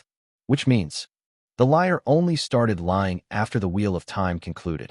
Many people spoke after the Wheel of Time ended, and since everyone was just conversing in low tones, the possibility of someone lying definitely exists. Many people spoke after the Wheel of Time ended, and since everyone was just conversing in low tones, the possibility of someone lying definitely exists. Diwuzi only claimed there was a liar after Lin Shiyuan finished his deduction. However, while there was an error in Lin Shiyuan's deduction regarding the 64 hexagrams, the fifth hexagram should be the Wind Heaven Su hexagram. But he called it the Mountain Wind Gu hexagram. It would definitely be lying if this wasn't an instance deduction and if he hadn't used terminology for the avoidance of lying. But since he said it while deducing the instance, and because the 64 hexagrams do not fall under the purview of common sense, it does not count as a lie. Therefore, Lin Shiyuan is cleared of suspicion. The people who spoke the most just now were Chen Ran, Long Hui, and Diwuzui. These three are the most suspicious. First is Chen Ran. His cunning has been obvious to all since the instance began. Directly or indirectly, he has plotted the deaths of many. A slippery bastard like him probably weighs every single word in his mind before speaking, and moreover, he is a one-star player. It is impossible for him to actively lie in front of three-star players. If he dared to do so, he would just be courting death. And if one argues that Chen Ran was unwittingly tricked into lying, considering his skill has been exposed and every player present wants to kill him, he never would have survived until now. In that case, Chen Ran is also cleared of suspicion. Long Hui, even less likely. His deceiver's tongue in the 18th level can even extend into the instance. He can use his skill at any time. There is no need for him to lie. There seems to be only one answer. Diwuzui is the one lying. But Diwuzui is a dignified three-star player. There is no need for him to lie just to activate a skill and drag himself down in the process. Seeing that no one was answering and no one had the intention of casting judgment on him, Diwuzui smiled. His grin carried a hint of smugness as he declared, "I just love running instances with you elites. Until you have absolute certainty, you elites won't easily cast judgment on others. Since no one wants to play with me, I'll just reveal the answer. The answer is, I can. Liar Slayer. Emperor emerges from the three rivers. Inside the carriage, darkness fell once again. Despair filled everyone's hearts. It was only the first secret room, and they had just started, yet the infighting had already reached such an intense degree. How could they not feel despair? The situation forced their hand. Amidst the darkness, everyone had no choice but to start thinking again. Chen Ran. Diwuzi's skill is called Emperor emerges from the three rivers. The exact words seem to be, the Emperor emerges from the three rivers estuary. Jehu becomes the battlefield. This is a prophecy. It hints that someone intends to rebel and challenge the Emperor's authority, which will severely weaken the Imperial Court's power. There are two possibilities. First, the intelligence of the players will be severely weakened. Second, the skills of the players will be drastically nerfed. By extension, when the Imperial Court's power is weakened to a certain degree, it will be replaced. Extending from the first two possibilities. First, when a player's intelligence is weakened to a certain point, their thoughts will be controlled by Diwuzui. Second, when a player's skill is weakened to a certain point, it will fall under Diwuzui's control, reverting back to its unweakened effect. What is the basis for this weakening? Does prophecy equal deduction? Does a weakening trigger once Diwuzui successfully makes a deduction 1 or 3 times? Regardless of which one it is, the absurd power of Emperor emerges from the three rivers is self-evident. After all, for a 3-star player, deducing a 1-star instance is incredibly easy. When the lights returned, everyone wore a mask of agony, their brows tightly furrowed. They only briefly scanned their surroundings to confirm nothing had changed before continuing to deduce the effects of Diwuzui's skill. However, Chen Ran was waiting. He was waiting for Diwuzui to trigger this skill. Yet, after using his skill, Diwuzui simply returned to his seat. He clasped his hands behind his head and slouched back, looking like he had completely given up on trying. This is troublesome. He has not deduced anything about the instance, making it impossible to determine which effect it is. It feels exactly like a sharp sword dangling over everyone's heads, ready to drop at any moment. What is even worse is that using the skill comes with a prerequisite: sacrifice judgment, giving up a guaranteed judgment opportunity. Right now, no one even knows who lied. So how can anyone sacrifice it? Trying it out one by one is even more impossible. This is not a judgment, after all. At this point, it is necessary to explain the mechanic to sacrifice judgment. This mechanism was the product of both subjective and objective factors.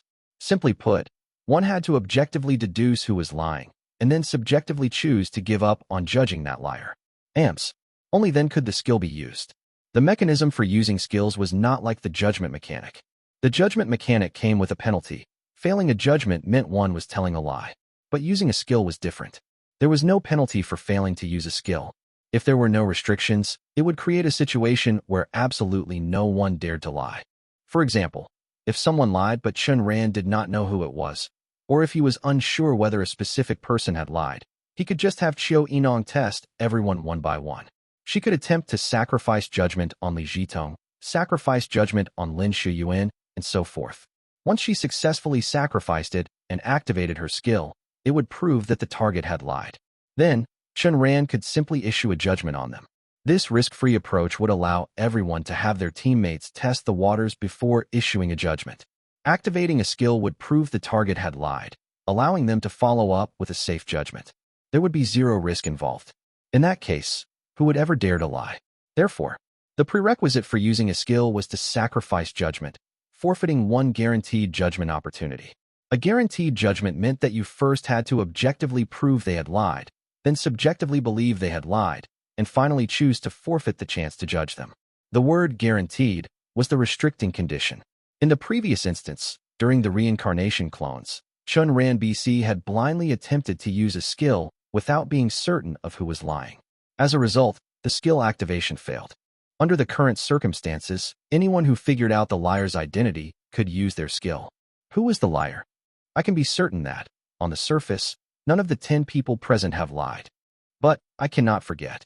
There is a ghost whisperer among us. If the deceiver's tongue is broken, the ghost whisperer will highly likely become a liar. At the same time, when the deceiver's tongue is broken, if the liar slayer fails to notice this, they will very likely speak a lie as well. Therefore, all 10 people are suspects. Furthermore, there should still be a broken deceiver's tongue present inside this carriage. Who broke it? How was it broken? And who was the creator of this deceiver's tongue? Chen Ran's head throbbed with a splitting headache. He looked up at the other 8 people in the carriage and saw 8 heads throbbing twice as hard. The sight perfectly resembled a group of terrible students suffering through a brutally difficult exam. He lit a cigarette. Since it is a deceiver's tongue, the person who created it is most likely a ghost whisperer. Right now, the surviving ghost whisperers are Long Hui, Lin Shuyuan, and Li Jidong. The one who created the deceiver's tongue is probably one of those 3. However, the liar might not necessarily be one of them. It could be any of the remaining 7. I just have to eliminate them one by one. Before they knew it, the subway had arrived at the 5th station, and the doors slid open. The 10 players simply glanced at the platform and then ignored it. The 5th station corresponded to the 5th hexagram in the 64 hexagrams, water over heaven, Su, commonly referred to as the Su hexagram. The meaning of this hexagram: wait patiently. An upper middle auspicious hexagram. There was no danger present. They just needed to wait patiently for the subway doors to close automatically. After all 10 of them were currently sitting in their seats, yet the subway was not moving. This was obviously a trap laid by the secret room of this instance. It wanted everyone to grapple with thin air. Unfortunately, the players who had survived up to this point were the elite of the elite. The traps of a mere 1-star instance could not fool them. It was a painful ordeal. Not only did they have to formulate deductions, but they also had to converse with their teammates every few minutes to deal with Long Hui's skill. I see. A flash of realization crossed Dorj's eyes, and he stood up amidst the many despairing gazes. He pulled a brown liar slayer from inside his Tibetan robes. Seeing this, 6 of the 7 non-3-star players looked horrified, while one secretly breathed a sigh of relief. The one secretly relieved was, naturally, the liar. The 3 3-star players had all successively deduced the liar's identity. Yet, they did not issue a judgment on the liar, instead choosing to sacrifice judgment. Because of this, the 3-star players could no longer issue a judgment based on the lie that person had previously told. The 2-star players, on the other hand, could not figure out the deduction. The liar had essentially secured their survival. However, the liar's only concern right now was Chen Ran and Qiu Yinong, the 2 anomalies among the 1-star players. If If those two deduced the liar's identity, Chen Ran would break the skills, and Xiao Enong would deliver the judgment. The liar would absolutely not live to see the next station. Dorj cast a profound look at Chen Ran. If Chen Ran figures out who the liar is, the Eternal Kingdom is definitely no joke. Long Hui and Diwu Zui probably used their skills early for this exact reason. Chen Ran is a one-star player and hasn't learned any mental cultivation method. He shouldn't be able to deduce the liar's identity under the triple pressure of skills, the instance's secret room, and a deceiver's tongue. If he manages to deduce it, then it only proves that this newbie's mental capacity is absurdly strong. Since that's the case, I will layer on another skill. 3 skills, a deceiver's tongue, and a secret room. 5 layers of interference. Let's see you try to deduce anything through that. At this thought, his gaze grew firm. Without wasting any words, he raised his arm, pointed his gun at the ceiling. Liar Slayer, turned upside down. Damn it. Holy shit. Fuck. Motherfucker. Shit. Bitch. Bullshit. 7 people, 7 different inner curses. Zhou Chun, turned upside down, describes speaking or acting in a confused, disordered, and chaotic manner without any sequence. No sequence. Does it mean there is no sequence in speaking or no sequence in acting? Reaching this point in his deductions, Zhou Chun felt his brain could no longer handle the strain. His mental state had first been dealt a heavy blow by Li Zhitong's skill. Then, Long Hui had entered the fray with a deceiver's tongue and another skill. Immediately after, it was revealed that someone among the 10 of them was lying, and a lie told after a deceiver's tongue was broken at that, followed by 2 more skills. He felt that if he continued thinking, he would sooner or later lose consciousness and faint. However, he had come prepared. Knowing this would be a tough battle, he had specifically packed a few bottles of recovery potion in his bag to soothe his nerves and nourish his brain. However, when he unzipped his backpack, he was astonished to find that a small bottle of recovery potion had appeared out of thin air in his hand the very next moment. Zhou Chun was greatly alarmed. He inserted the straw, but just as he was about to drink, another bizarre scene unfolded. The recovery potion in his hand vanished. Very quickly, the hand supporting his backpack felt something solid. He opened the bag and looked inside, only to find the recovery potion with the straw already inserted resting right there in his backpack. Consequently, he cautiously asked Dorj, "Captain, did you just see me put the recovery potion back into my backpack?" As soon as these words came out, everyone looked at him weirdly, simply because he had just already asked this exact question. An ominous feeling surged into everyone's hearts as they carefully recalled Zhou Chen's strange behavior from moments ago. Action 1. Zhou Chun unzips his backpack and takes out a bottle of recovery potion. Action 2. He inserts the straw but does not drink, and then puts the recovery potion back into the backpack. Action 3. He looks through the contents of his backpack and asks Dorj a question. The reason for categorizing it like this is because Action 2 is completely illogical. Inserting the straw without drinking is the first motion. Putting it back into the bag is the second motion. From his question to Dorj, "Did I put the recovery potion back into the bag?" It can be concluded that he lost the memory of putting the recovery potion back into the bag. Then, Action 3 is him looking through the backpack is the first motion. Asking Dorj is the second motion. Therefore, he lost the memory of asking Dorj, which led to him asking Dorj again. By the same logic, in Action 1, he unzips the backpack and takes out the recovery potion. 2 motions. This triggered Dorj turned upside down, immediately causing him to lose the memory of taking out the recovery potion. In summary, turned upside down, whether speaking or acting, as long as 2 motions are completed, the memory of the second motion will be lost. Logically speaking, this should be an ID tier skill, but Dorj's gun is brown, which means it is an ego tier skill.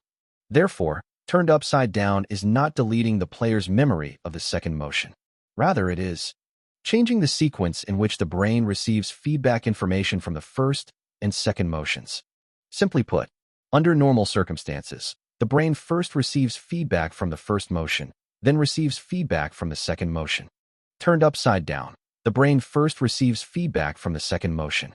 But at that exact moment, you have not yet performed the second motion, so the brain cannot receive any information. It can only receive the feedback from the first motion, RAS. The logic behind this is that it does not delete the memory of the second motion, but rather prevents the brain from receiving the feedback of the second motion. The difference is, to delete a memory, the second motion must be completed first before its memory can be deleted. Not receiving the feedback means that you will not have any memory while in the very process of performing the second motion. It is just like downloading a file. The former is deleting it after it finishes downloading. The latter is unable to download it at all. If one does not figure out the underlying logic here, they are very likely to fall into a massive trap. Chen Ran took out his cigarette case, and a cigarette appeared out of thin air in his hand. He pulled out his lighter, and in the next moment, his actions automatically skipped right to the state of igniting the flame. He had just lit the cigarette when he realized the smoke had already filled his lungs. Damn, this skill is interesting. It is like a time skip. But the problem lies right here. If someone else is speaking at the same time I am performing the second motion, then my brain will not receive the contents of what that person is saying either. This skill is an absolute counter and a perfect match for Long Hui's silent seal. As long as this skill is active, the players present have absolutely no idea whether they have spoken their deductions within the 5 minutes, engaged in conversation, or if their common sense has been erased. It is a perfect match. And it is an absolute counter because Long Hui cannot determine whose common sense has been erased. Therefore, he cannot premeditate and target them with a common sense lie. What is even more fatal is that raising the gun and speaking the command count as exactly 2 motions. Without the memory of the motion of speaking the command, the player will proceed to speak the command again, and then fire the gun, which once again satisfies the condition of 2 motions. Upon firing the gun again, they will find themselves unable to pull the trigger. Unable to pull the trigger, wouldn't the player start to doubt if there was a flaw in their own deductions? What the fuck? 3 skills. 1 requires you to speak within 5 minutes. 1 triggers an unknown effect upon 1 or 3 successful deductions. And 1 prevents you from receiving feedback from a second motion. How is anyone supposed to play this? At this moment, a sense of despair welled up in Chen Ran's heart. Were 3-star players truly an insurmountable chasm? Countdown, 35 seconds. He turned his head and said to Chiu Yinong, "You should have deduced Dorj's skill by now too, right?" "You already asked me that." Chiu Yinong replied faintly without even turning her head. Neither of them felt surprised. Conversing like this was a way to bypass Long Hui's skill. But suddenly, Chen Ran noticed that the reset countdown on his arm had changed to 6 minutes. What does this mean? Oh right. It must be Diwu Zhui's Emperor emerges from the 3 rivers, weakening Long Hui's silent seal skill, changing the 5 minutes to 6 minutes. That means, during the time I first asked Chiu Yinong, Diwu spoke his secret room deductions, triggering Emperor emerges from the 3 rivers to weaken the effect of silent seal. If Diwu Zhui asks me what he just said, I cannot answer, and I certainly cannot say I do not know otherwise. It would trigger a common sense lie. Thank goodness it didn't weaken my intelligence, or else I feel like I might as well write my will right now. Fuck. These 3 skills are enough to make anyone's head spin. The slightest misstep will result in death. I must deduce who the liar is. The one who constructed the deceiver's tongue is either Long Hui, Li Zhitong, or Lin Shuyuan. It's one of those 3. Long Hui can be ruled out. As for the other 2, Chen Ran thought quietly, occasionally glancing at the countdown on his arm. A short while later, he completely froze in place. His expression turned bizarre, and his gaze became incredibly complex. The liar got screwed over by me this badly. My name is Chen Ran. Right now, I am furious. If the gun at my waist wasn't restricted, I wouldn't hesitate to shoot these sons of bitches dead. Simply because I was completely fooled by them. 3 skills, 1 deceiver's tongue, 1 secret room, and 5 layers of interference. Eternal Kingdom could break through these 5 layers of interference, but to do so, I had to deduce the identity of the liar. But I, Fat Tiger, simply cannot do it. Looking past the surface to see the essence, those 3-star ghost whisperers were so eager to use their skills, yet I was the only one capable of breaking them. They were obviously coming for me. They wanted to kill me, trick a lie out of me, then kill me. In short, they wanted me dead. Therefore, the trap was the deduction of who the liar was. Simply put, as soon as I started deducing, I would fall right into their snare. I felt like they were deliberately making things difficult for me. Fat Tiger. Hilarious. Am I the kind of person to casually jump into a trap? If anyone out there thinks, yes, then I can only say, you are an excellent judge of character. I was tricked straight into the pit by these sons of bitches. Fortunately, I realized it in time. However, before I restart my deductions, I need to review exactly how I was deceived. First, to deduce who the liar was, I had to determine the exact time the deceiver's tongue was subjected to lie breaking in order to narrow down the scope. Ea Bio. Xiao Yinong had used the Wheel of Time. If the deceiver's tongue had undergone lie breaking before she used the Wheel of Time, the liar would have been singled out and killed by Qiu Yinong, meaning they would have been named and subjected to judgment one by one. Di Wuzui stated that he had deduced who the liar was and successfully used his skill. This proved that before Di Wuzui used his skill, the deceiver's tongue had already faced lie breaking. Thus, the exact time of the lie breaking was after Qiu Yinong used her skill and before Di Wuzui used his. What happened during that interval? Long Hui used his skill. In other words, Long Hui's skill unintentionally caused lie breaking on someone's deceiver's tongue. Long Hui's skill branded a countdown onto a player's arm. To put it another way, anyone with a countdown on their arm was a player. The evidence: the corpse on the floor inside the carriage did not have a countdown on its arm. Therefore, I reached this conclusion. Someone's identity was problematic. Perhaps they were not even human. However, Long Hui's skill gave everyone's identity a unique attribute: player. The problem was, all 10 people in the carriage had countdowns on their arms. They were all players. A non-player simply did not exist among us. I had to blame myself for this, simply because I had used Eternal Kingdom before Long Hui used his skill, completely shattering the Ghost Whisperer's skill. That is to say, Eternal Kingdom shattered the skill, forcing the person with the problematic identity to reveal their true form, and then Silent Seal branded that true form with the unique label: player. The deceiver's tongue was broken. This also explained why the liar managed to avoid being singled out and killed within Qiu Yinong's Wheel of Time. Next, it was time to deduce. Who was the Ghost Whisperer that fabricated this deceiver's tongue? I thought of Lin Shuyuan. His slave had provided a lie to Li Jitong. Was it possible that the slave had also provided a lie to him? For a slave, providing a lie to one person versus providing it to 2 people really made no difference. After all, apart from those 2, no one else could deduce that he was the one providing the lies. Unfortunately, he ran into Qiu Yinong. For Lin Shuyuan, having a chance at judgment that could be discarded at any moment was simply a god-tier opening hand. Therefore, Lin Shuyuan's slave definitely would have provided a lie to Lin Shuyuan. But, from beginning to end, I had never seen Lin Shuyuan use a skill in a situation where no one had lied. This was highly illogical. Unless he had already used his skill. Exactly. Entering the venue 1 minute early. He had already used his skill during that 1 minute. So the question was, what was his skill? Earlier, when Li Jitong prepared to use Mount Tai crushing down for the 2nd time, we were all terrified by the mental bludgeoning, so we scrambled to use our skills first. Because I activated my skill preemptively, the others failed to unleash theirs. However, they still shouted their activation phrases. Among them, one phrase was, Ghost Whisperer, Substitute Doll. At that time was incredibly tight, and the person who shouted this phrase didn't bother to disguise their voice. It was Lin Shuyuan. Lin Shuyuan had used his skill right at the very beginning, and that skill was the substitute doll. A conclusion could be drawn from the moment I first saw Lin Shuyuan in the supermarket, up until the moment I used Eternal Kingdom during that entire period. The Lin Shuyuan we saw wasn't actually Lin Shuyuan, but his substitute doll. In the supermarket, before Lin Shuyuan began his deduction about the pirates splitting the gold coins, he had said, "My name is Lin Shuyuan, and I am going to begin my deduction." A deceiver's tongue was formed. From this, it could be deduced that Lin Shuyuan's skill had 2 effects. First, the substitute doll transformed into him and appeared before us. Second, his true body turned invisible.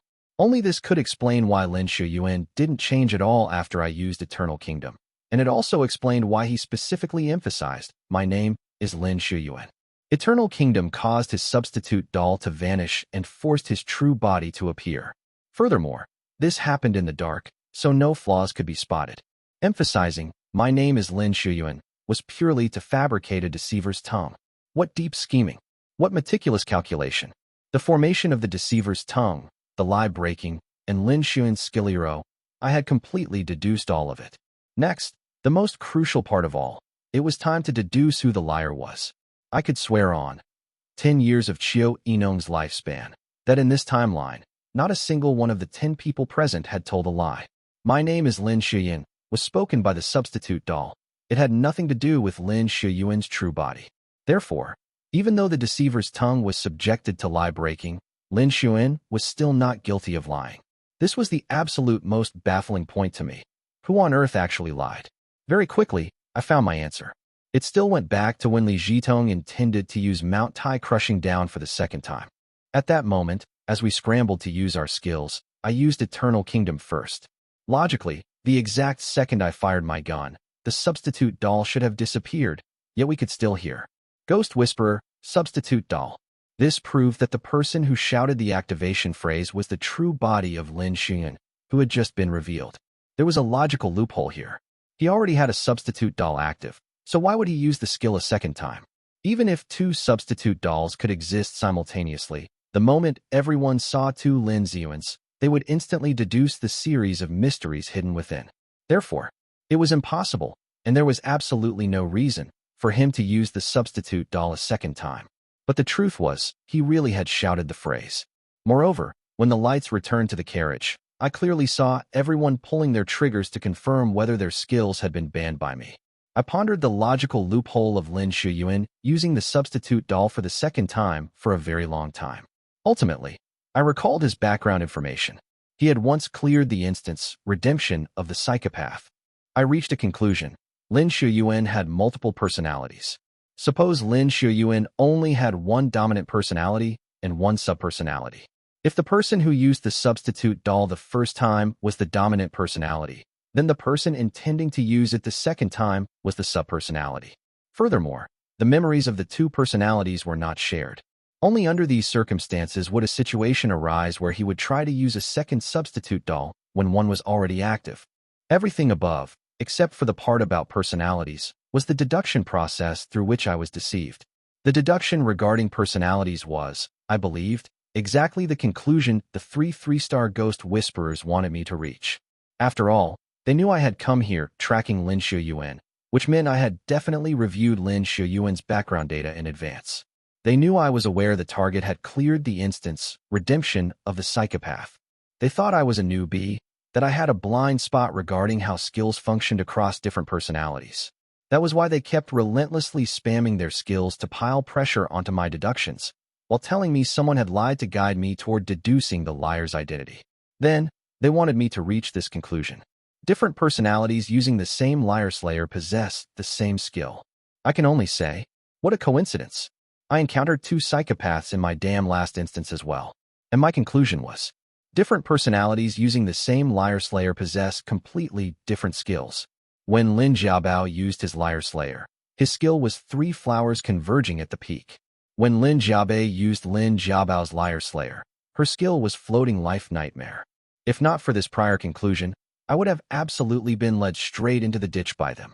I dare to bet 10 years of Qiu Yinong's lifespan that the moment I reached the wrong conclusion, they would definitely spend the following time tricking me into voicing that flawed deduction out loud. You want to kill me? In your damn dreams. Now, everything deduced above is completely overturned. I will start again from the very beginning to find the liar hiding among these 10 people. Hello, everyone. As we wrap up this video, I want to share a quick note. I have a Patreon account. If you'd like to support me and enjoy on-demand audiobooks, you can become a Patreon member. Alternatively, you can check out my Google Drive link, which has 500+ novel audiobooks available through my Ko-fi or Patreon shop. I appreciate your support.